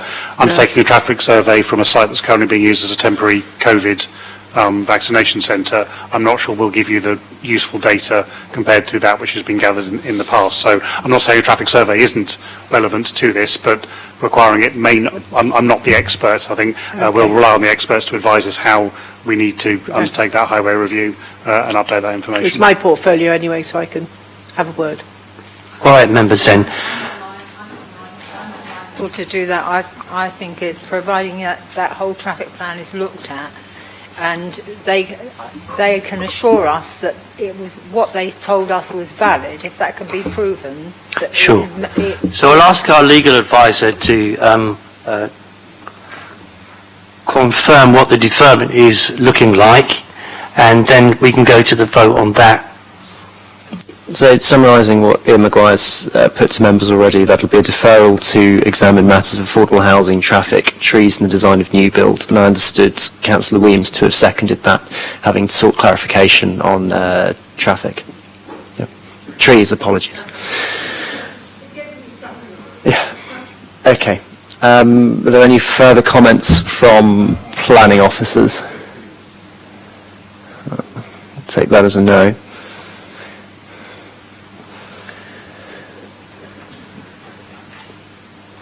Any further comments from planning officers before we go to a deferral vote? No, fine. So the motion is to defer on the reasons that could you read the reasons out again, Ian? Sorry, ideally I would do that. Sorry, so the reasons as read out: defer the application to revisit affordable housing provision, the design of the new build, the retention and replacement of protected mature trees, and the highway implications of the scheme. Okay then, members, so that's the deferment proposed by Councillor Symes, seconded by Councillor Williams. All those in favour, please show. That's 1, 2, 3, 4, 5. Is that correct, Kieran? All those against? I know that to be 5, yeah. All those against, please show. So that's 3. Any abstentions? So it's 5, 3 and 1. Okay, so that's deferred then. Thank you, members. Chairman, if I may now come in and assist, the next item is of course the listed building consent application with a much narrower degree of consideration, but whether from the Chair you wish to defer it simply for practical case management to be heard at the same time as the planning application. For practical case management, we will defer it to the same date. Okay?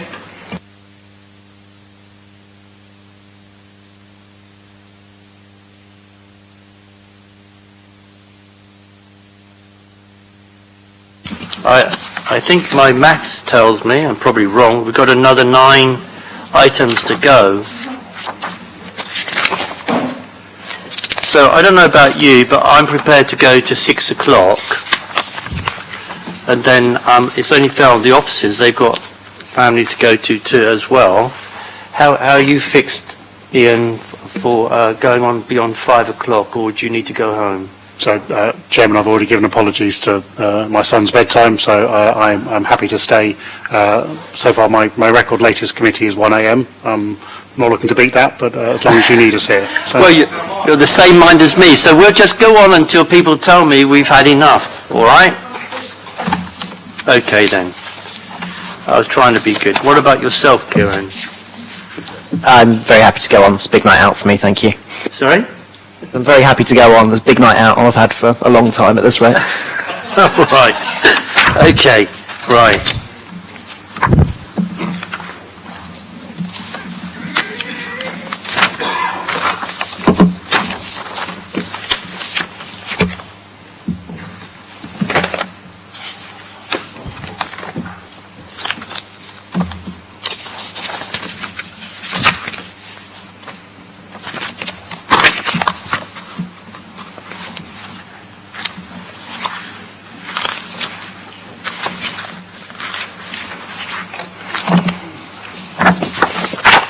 So here we are, interesting one, which is Flathouse Quay, installation of low-level aggregate handling plant, which is on pages 74 or 90, depending on how you look at it in the report pack.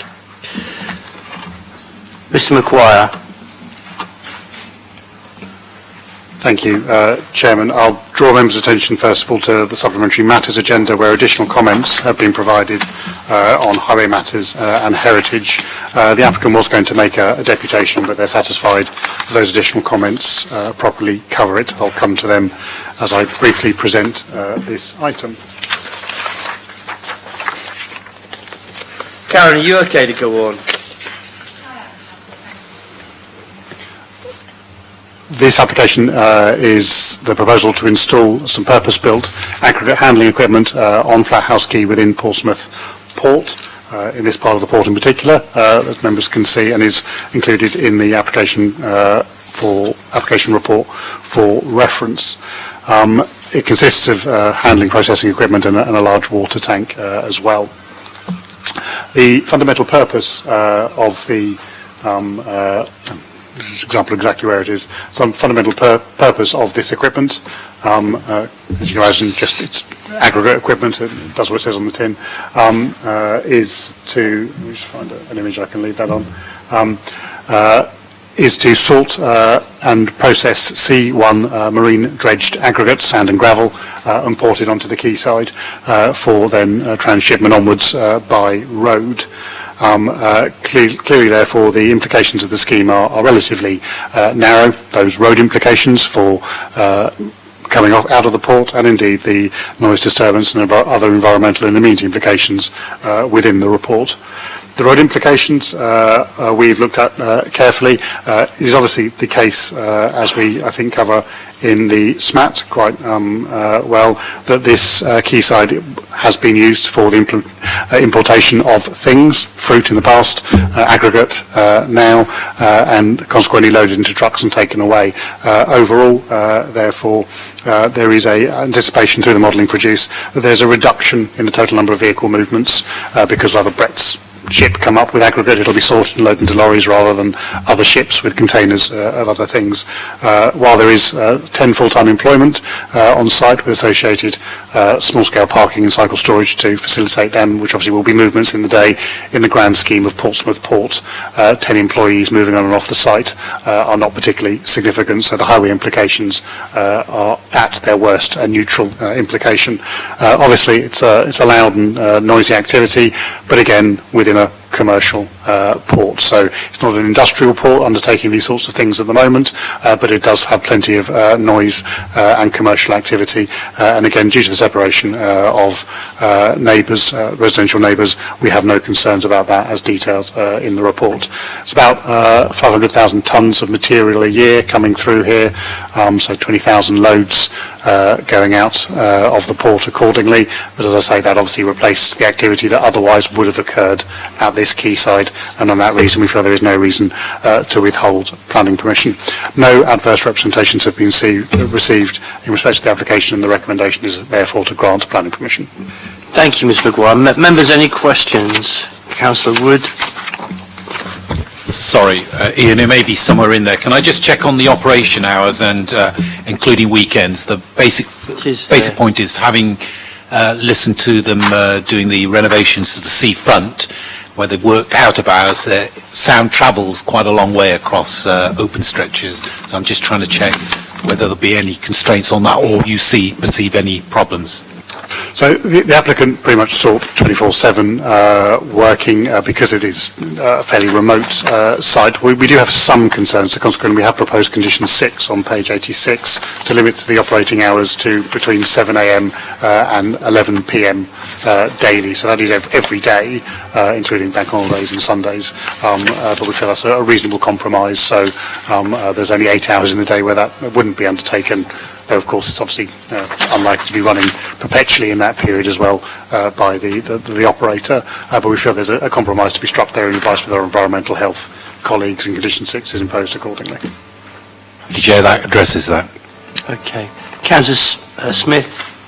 Can I just ask, from the plan here, are these, there's like hangar buildings or storage buildings, are there 5 of those coming down? Is that where the car parking's going in that? 'Cause it sort of shows it on the plan where it's going as an open space. I'm sort of working out from the tower and the buildings coming back, and then is that just going to be, those buildings are all going to be knocked down and then? Yeah, they're clearing the key sites sites to completely make from those ones, yeah. space for this, which is partly movable, partly fixed plant. And so where those 8, I've read somewhere about the 8 parking and that sort of, is that going to go into that? Is that going to go into that void that's there? 'Cause there's nothing to show the... So how well you can see that, so that's the... those are they there? They're painted on the middle of the site, and obviously they'll be moving HGVs around those. So. So the others, they're all open space now? I should be clear, the aggregate importation is already occurring, the port has told us, and those buildings have been demolished accordingly.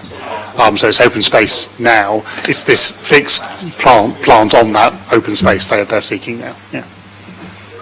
Any more questions, anyone? Yes. Councillor Stagg. Thank you. Is there any more information on the possibility of increased vehicle movement? Are we going to get that? Because I don't know what the impact... I wouldn't have thought there would be a terrible amount, but on the other hand, that's quite a busy area. That's in 5.11. So this is covered in the SMAT in the penultimate, the second paragraph on page 5. It's been confirmed that the handling of shipping containers, the last use, 256 trips per day. The new use is expected to produce 145 trips today, so a reduction in trips accordingly, and consequently the Highway Authority is now satisfied following that reconsultation and has no objection. Thank you. Councillor Smythe. Question from me about, I can see there's a condition about it or a delegated authority, but do they create a lot of dust and pollution, these places? I'm not familiar, but I know they're often in out-of-town situations, which makes me wonder if they do. So the aggregate sorting can have significant implications for dust and particulates. That is managed through wetting of the materials as they go through these issues. They have the largest structure within this long line of plant shown here.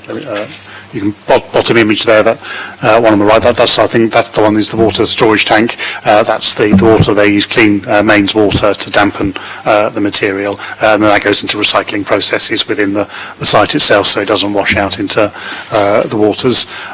So on that basis, we are satisfied that the dust implications are not going to cause any significant adverse impacts off-site. Thank you. Looks wonderfully like a Heath Robinson picture, doesn't it? Okay, so on page 86, or 102, you'll see an informative on there, which sort of addresses that particular issue. Members, there's no more questions. We're in debate now. Okay. Who's going to move it? I don't mind moving. Yeah, Councillor Norton's going to move. Happy to. 20% electric charging, that's good, isn't it? On 10 parking spaces, yeah. Good application. There's no reason not to, sir. No reason not to. Councillor Symes seconding it, yeah? Members, just to draw attention, obviously there is an amended condition in the SMAT, just tidying up some of those issues, of course. Yeah, subject to the conditions and those in the SMAT. Can I see approval, please, by raising your hands? That's unanimous. So we move on to 37 Worsley Street now.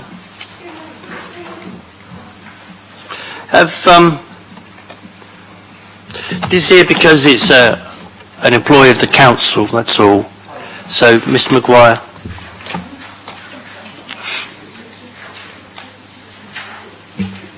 Thank you. 37 Worsley Street, a household application. As noted, it is here because the application and the applicant is an employee of the council.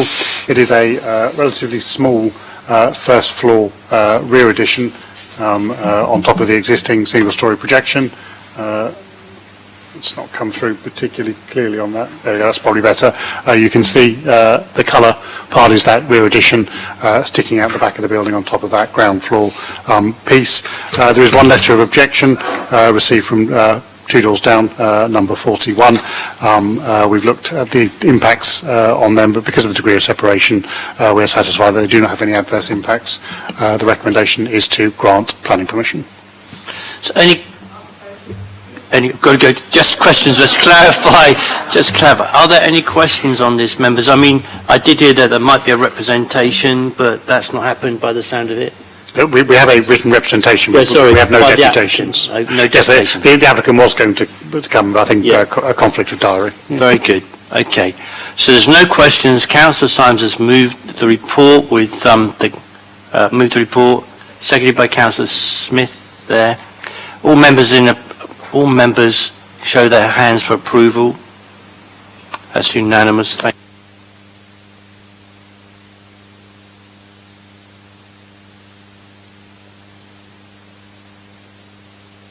Go on to number 5 now, which is 247 Queen's Road, a change of use from a dwelling to a dwelling and a HMO, C3 to C3 stroke C4. Mr Maguire again. Thank you. As said, again, this is an application by an employee of the council. The reason it's before you here, and we have one letter of objection, which is concerned about level of parking and noise and disturbance. That's detailed in paragraph 4.3. The application is a mid-terrace property.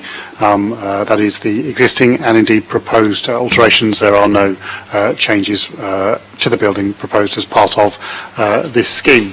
As always with changes of use to HMO usage, two key quantitative assessments through your SPD, the 10% threshold. There are 71 properties in the 50-metre selected area, and with this one coming in as an HMO, obviously that's one out of 71, well below the 10% threshold. The other key issue is the room sizes, as you can see detailed on this issue, which we've covered off in paragraph 5.10 of the report. We are satisfied all the necessary minimum sizes for rooms are available.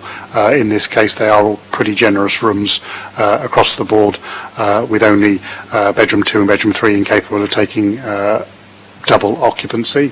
We have some photos of the rooms, should you be interested to see them, but fundamentally it's no changes to the layout of the building, and simply a change of use to become a C4 HMO as a dual use with the existing C3 usage, and it's considered to be compliant with your policy and consequently recommended for the grant of planning permission.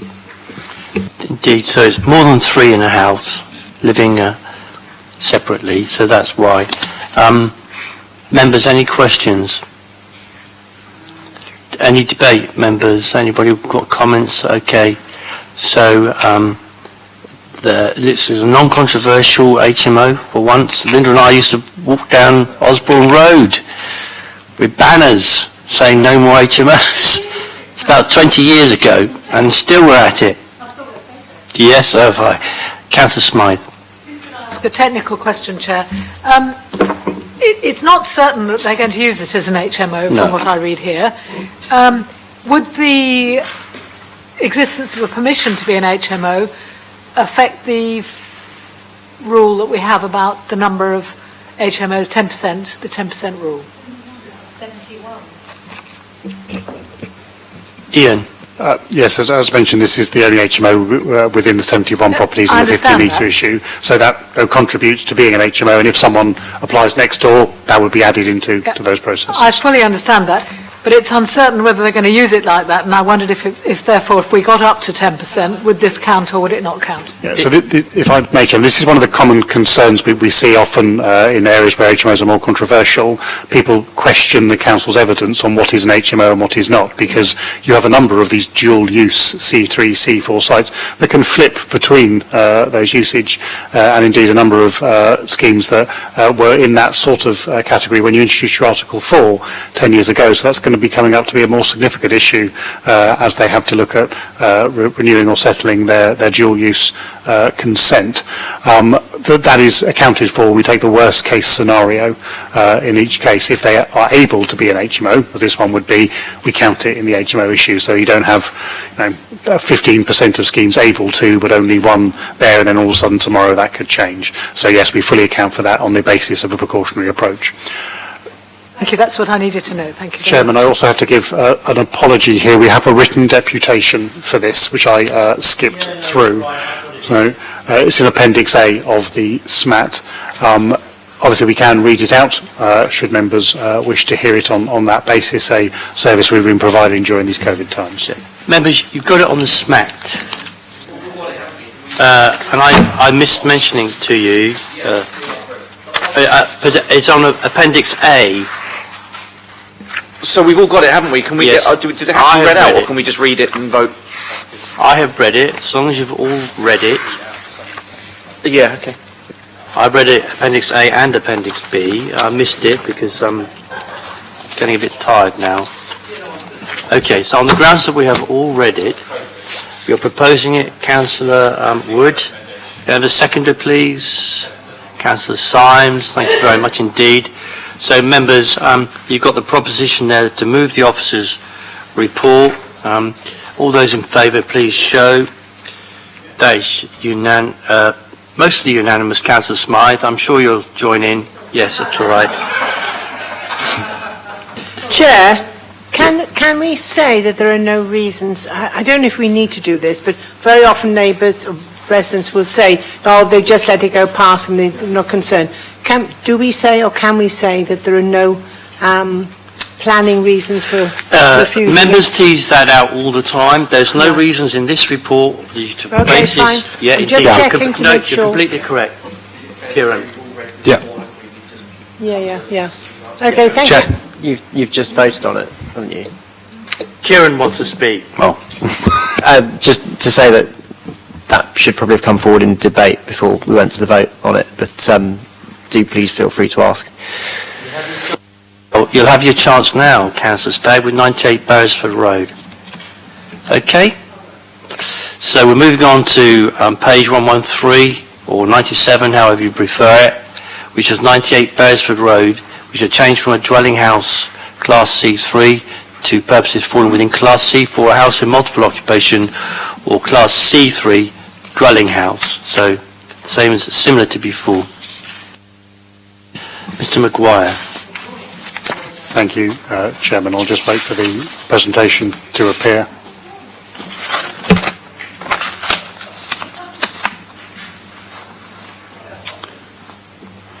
Just while we're waiting for the presentation to come on screen, I will remember this time in Appendix B of your SMAT is another written deputation, which we can read should you wish. Based on the last acquiescence, I will assume that has been fully read and understood by all members of the committee. This is again an application for a change of use from a C3 to that dual use C3, C4. It is by an established HMO operator, so slightly more data available for you today. The existing plans are shown on the left, the proposed plans on the right. There are 23 letters of objection, detailed in paragraph 4.3, to this application. Just to go through the two key SPD requirements for the 10% rule. There are two HMOs within the 50-metre radius. That means that currently it's 3.12% HMO, and this would raise it to 4.68% if enacted and granted. From the size standards point of view, these are covered again in paragraph 5.10, and all the necessary rooms meet all the necessary minimum standards associated with the square metrage required.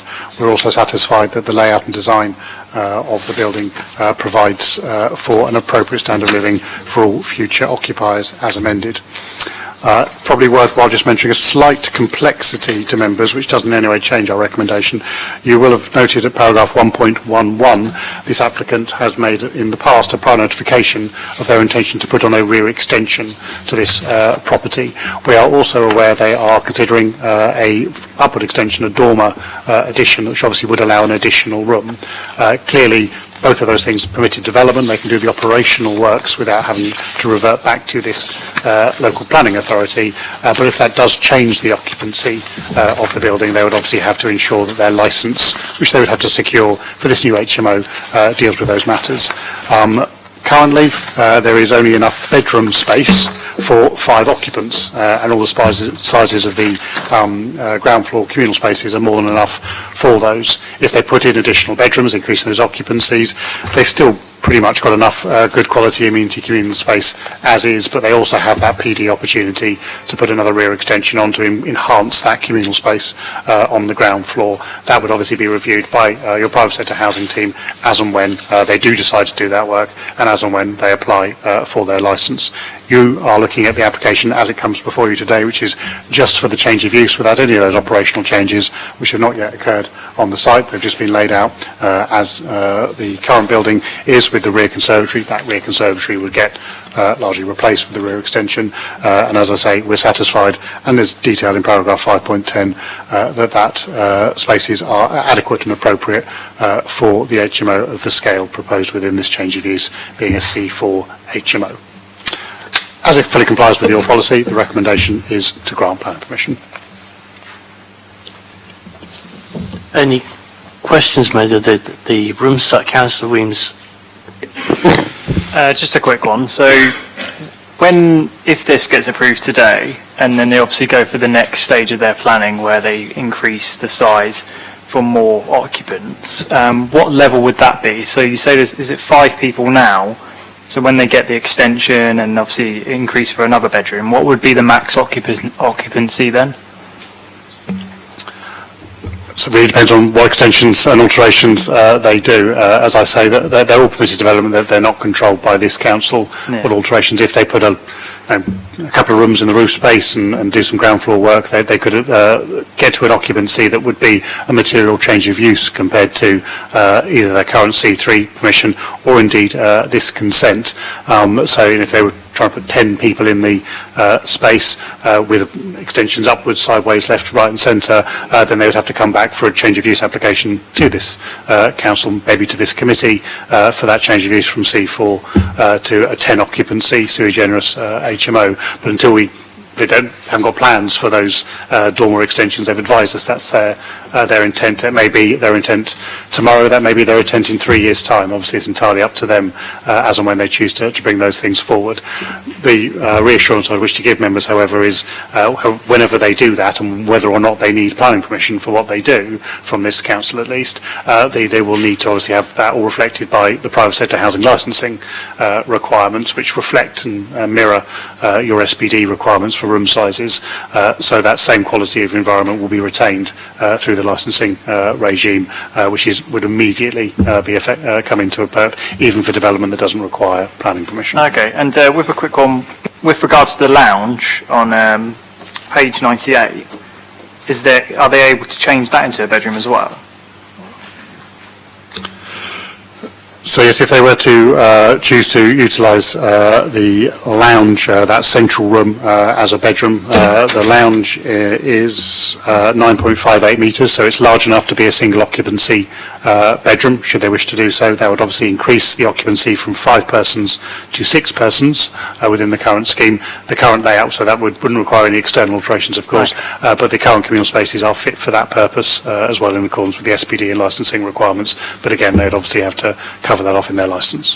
So if all of let's just say it's more likely to be that 6-person occupancy, if all of those people own a car, would that not go over the 1.5 threshold? So as always, this is a modelled assumption. All of those people could own 10 cars each, or none of those people could own cars. You have to work on the averages, and the adopted policy that you have is that the C4 6-person HMO likely occupancy and car ownership is the same that you'd see from a dwelling, a C3 dwelling of the same issue, and consequently that is the same parking regime applied across the piece for that, and your policy reflects that. I'm just saying, because would that be a way of refusing it in the sense of my own, because obviously it's in my ward, the other HMOs within Hilsey, from my own experience, the people living in these HMOs, they all own a car, and 9 times out of 10, when there's 5, 4, 6, 7 people, there's 6 or 7 cars on that road that have, at the time of application, they'll be like, oh, we're not going to have occupants who have a car. It won't affect the amount on the road, but then obviously once the planning permissions has been given, that changes. I'm just If I may assist, Chairman, I say I wouldn't wish to suggest that they're not going to be occupants that own a car. The suggestion that your policy and evidence suggests is that they are likely to own a similar number of cars as a household of a similar size, and consequently there is no policy requirement to provide for additional parking. From a practical sense, of course, as well, this is a mid-terrace property without any off-street parking, so even if we were 100% confident there was more cars coming into the community, we would then have to establish whether that additional number of vehicles above and beyond what you would expect, as I say, our model says it's not particularly different, is resulting in a material harm to safety or amenity or other grounds for which there is no evidential basis for. Chair. Councillor Wood. Okay, can I just go to the representations 4.3, just to make sure you advise us on those representations, whether they have any material consideration in these circumstances other than our interpretation.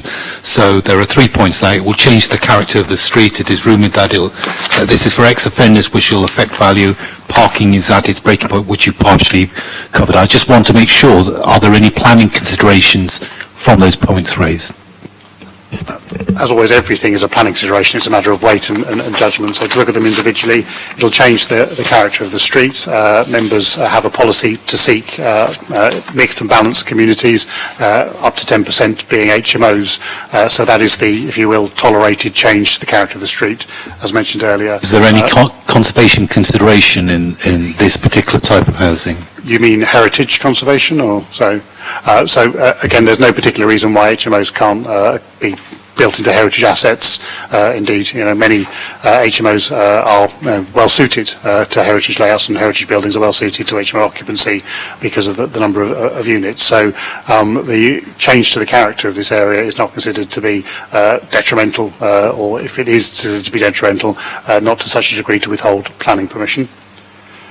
The second point under 4.3, it is rumoured that this is for ex-offenders, which will affect value.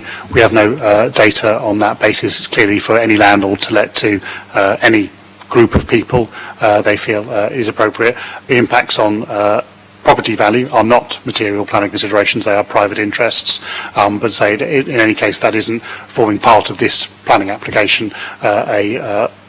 An HMO that chooses to let to ex-offenders in preference to a different cohort, students, single people, whatever the case, young professionals, may be for the landlord to decide, and isn't something that would be necessarily controlled by planning or needs to do so in this case.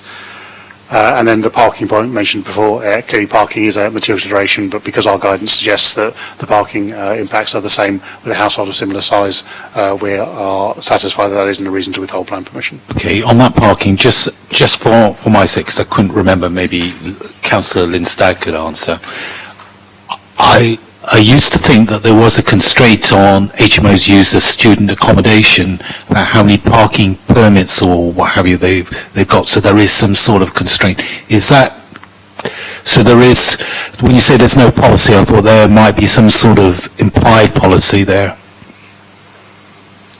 No, is the short answer. The policy dictating parking in the SPD has a requirement of 2 parking spaces for C4 HMOs, and our general housing policy recognises a requirement for 2 parking spaces for 4-bed dwelling houses as well, i.e. there is no increase.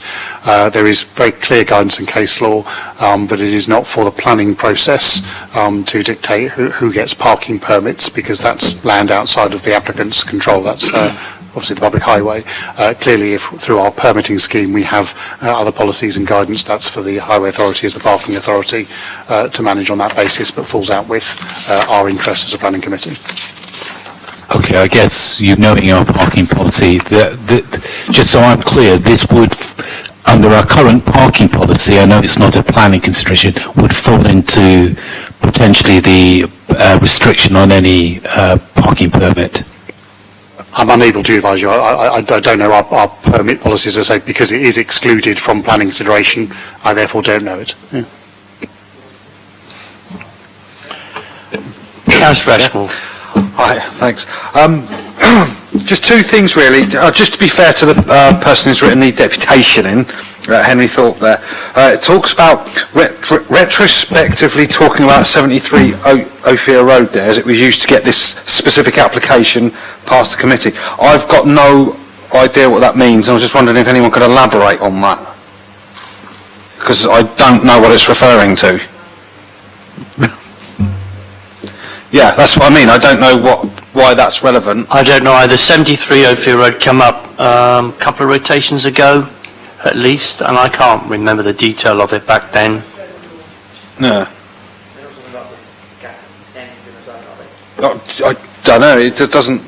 I mean, it shows and that it says something big because of disabled access, and I was just wondering what, because that's not come up in the main body of the report, but it has come up in a deputation, and I've just to be fair to the person who's written, sure, I want to make sure I think something. we've got enough evidence here and enough in the report to make a decision. And he also talks about, I presume, he also talks about the council making charges for electrical vehicle parking places. I presume he means a surcharge, as it were, on the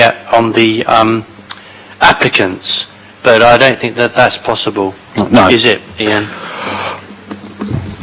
Indeed not. So to answer the question, I think what Mr Thorpe is asking here is for this committee to say retrospectively talk, maybe revisit the decision already made on 73 Ophir Road. Obviously that was an HMO application, and there may well be parallels to draw. As we've discussed many times, planning is not a precedent-led system. Each application must be judged on its own merits, while of course consistency of decision-making is equally as important. This application on its own merits meets your SPD requirements and is recommended for grant for those reasons. So any parallels that someone chooses to draw to 73 Ophir Road, there's none I can draw to your attention, is not relevant to your consideration. Fair enough, thanks for answering that. Yeah, you have to decide on a case-by-case, and the only other thing was on 4.4 it says there was no request received for the application to be presented to the planning committee for determination. This is me probably being really thick now, but it says, however, as a result of the change to the scheme of delegation, the decision now rests with us. What does that mean? I don't understand that. So the scheme of delegation dictates what is done by officers and what is done by planning committee. The scheme of delegation was amended a couple of months ago to strip out a number of applications that don't need to come to committee, but ensure those that do need to come do come. An application with 23 letters of objection, which helps the backlog. Yeah, gotcha. All right, thank you. So I think to help you with that is that, like I said earlier on, the officers and we have all come to more of an understanding around HMOs, notwithstanding what was said last time. So it's not streamlining the issue, we just have better applications, and I think the applicants know, and if there's any stage in the future where we start getting lousy applications again, then we will seek to amend the scheme of delegation, which we did before. We used to call them all in, and we used to be here a very long time indeed. Councillor Norton, sorry. Thank you, Chair. Just a point of information for me, really. I know lots of residents around there would like to have electric cars, but worry about electric charging points, etc. 5 bedrooms potentially shared is potentially 10 cars. Does that lack of electric charging or use of electric charging fall into any material considerations, traffic and highways, impact on amenities, or are we not there yet? I don't think that's a planning consideration, but as always, everything's capable of being a planning consideration. If we had a different policy on electric vehicle charging points for HMOs than we did for dwellings, then that would become a relevant issue. Currently, you have very limited policy guidance on the matter, and say the overall parking guidance for HMOs, C4 HMOs and 4-bed C3 is the same. So, and that would seem reasonable. There's no particular reason to presume there would be a higher requirement, demand, or obligation for C4 occupants to have electric vehicle charging than C3 occupants. So I wouldn't anticipate a reasonable policy on that basis. Appreciate that. Thank you. Councillor Stagg could probably tell you more, but electrical vehicle points, so they're becoming more, not tolerated, but appreciated, but not always though, because some people get very cross with them when they take up a parking space in the street. Councillor Stagg. Is there one on that road? I don't know all the parking, the electric charging points, but people ask for a charging point, they're put on a list, and as the funding becomes available, then one will be put in, and it'll be in a lamp column or on a bollard if the lamp columns are not suitable. But there is no separate policy for HMOs, but it's something that maybe we need to start considering.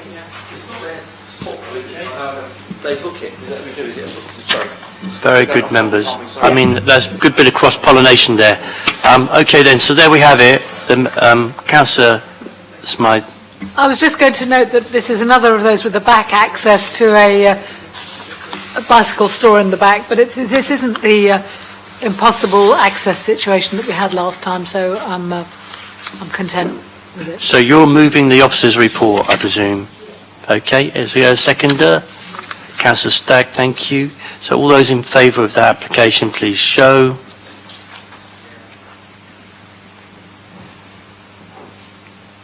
So that's one. Hang on, can you put your hands back up again, please?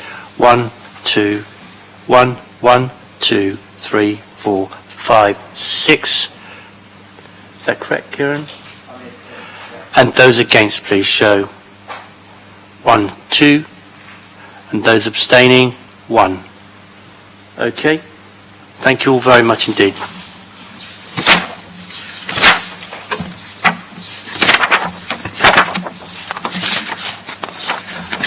Don't tell me that's it.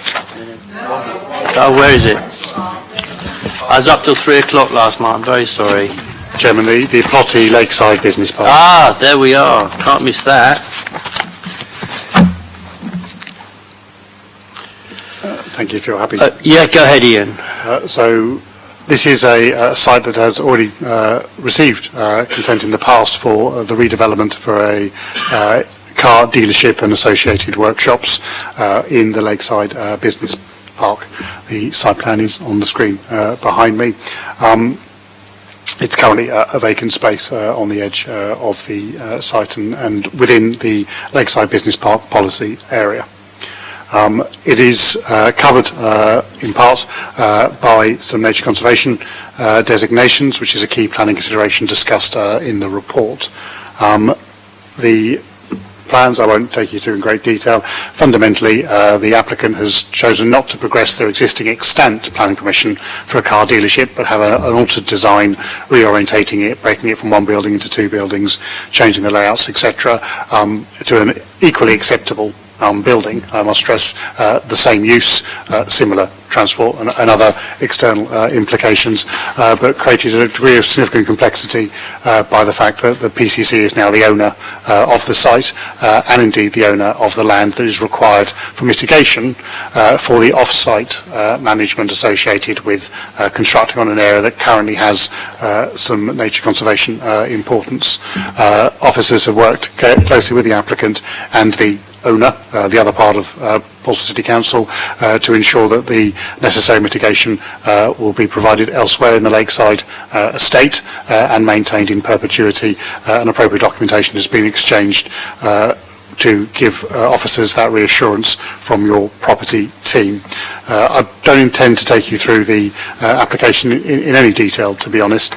It is, I think, fairly self-evident, and as I say, at its fundamental core is the replacement of one grant of planning permission for a car showroom with a different car showroom planning application. I would, however, just briefly mention in the SMAT there is a proposed amendment to put an employment and skills plan delivered through planning condition rather than planning obligation, which changes the phrases and structure of the recommendations, but in no way impacts the substance of those output. It is substantively in accordance with your development plan and local guidance, and with the appropriate mitigation and management in place to ensure no adverse impact on the special nature conservation interest, recommendation is to grant planning permission. Did you want to pursue this any further? Would there be a time limit on them carrying out the mitigation? You know, or could it go on indefinitely? So there is a management plan associated with the mitigation, and it does require it to be delivered in advance of the development occurring. So yes, that would be immediately provided. Obviously, the landowner will, PCC will have to speak to the developer to work out those timelines and maintain in perpetuity thereafter. Councillor Norton. If we're done, happy to propose to speed things up. I think we are as a proposition. I mean, it's not much of a change. It's just got to come to us for agreement. Councillor Wood. Sorry, Joe, just got one question to be asked every time we open up a business. Are there any special proposals there for about their energy consumption, etc.? I see that they've got the BREEAM, standard, etc. there, but I'm talking more about supply, solar, those sort of things, especially as I think in the north of, on that part there, we've got the batteries and what have you on that one. So the BREEAM standard, which is required to be delivered under condition 12, is a overall standard by the Building Research Establishment, which brings in together a number of different sustainable design aspects. So rather than prescribing photovoltaics to be put on that, we simply require them to demonstrate compliance with our overall standards, and it will be for them to propose how they're going to integrate all of the different aspects of sustainable design, whether it be fabric efficiency, on-site renewable generation, etc., to meet that standard in accordance with best practice. So we've made no specific requirements beyond that described in condition 12. Thank you, Chair. I'm just making the point just so people are aware. That's a question we'll ask. And the City Council is the landowner up there, so the mitigation will be carried out. Members, I don't think anyone seconded Councillor Norton's proposal. Councillor Weems, are you going to do that? Yeah, I'll do that. Oh, good for you. Well done. Just easier. Yes, there you are. So, okay. Members, all those for approving the recommendation and the conditions added in the SMAP, please show their hands. So that's unanimous, okay. So that's towards the end of the meeting. I just want to say today, members, how impressed I've been with our planning officer. The depth, the breadth, and the ability to deliver the information quickly and without much reference, apart from the fact he's got on his screen there, he can put in a word that brings the report up straight away. It's been absolutely marvellous, so I'm enormously grateful for him today carrying the whole committee on, and to you. And you must have the patience of a saint, sir. Yes. and to you for such a long 5-hour meeting this morning. All right? Okay.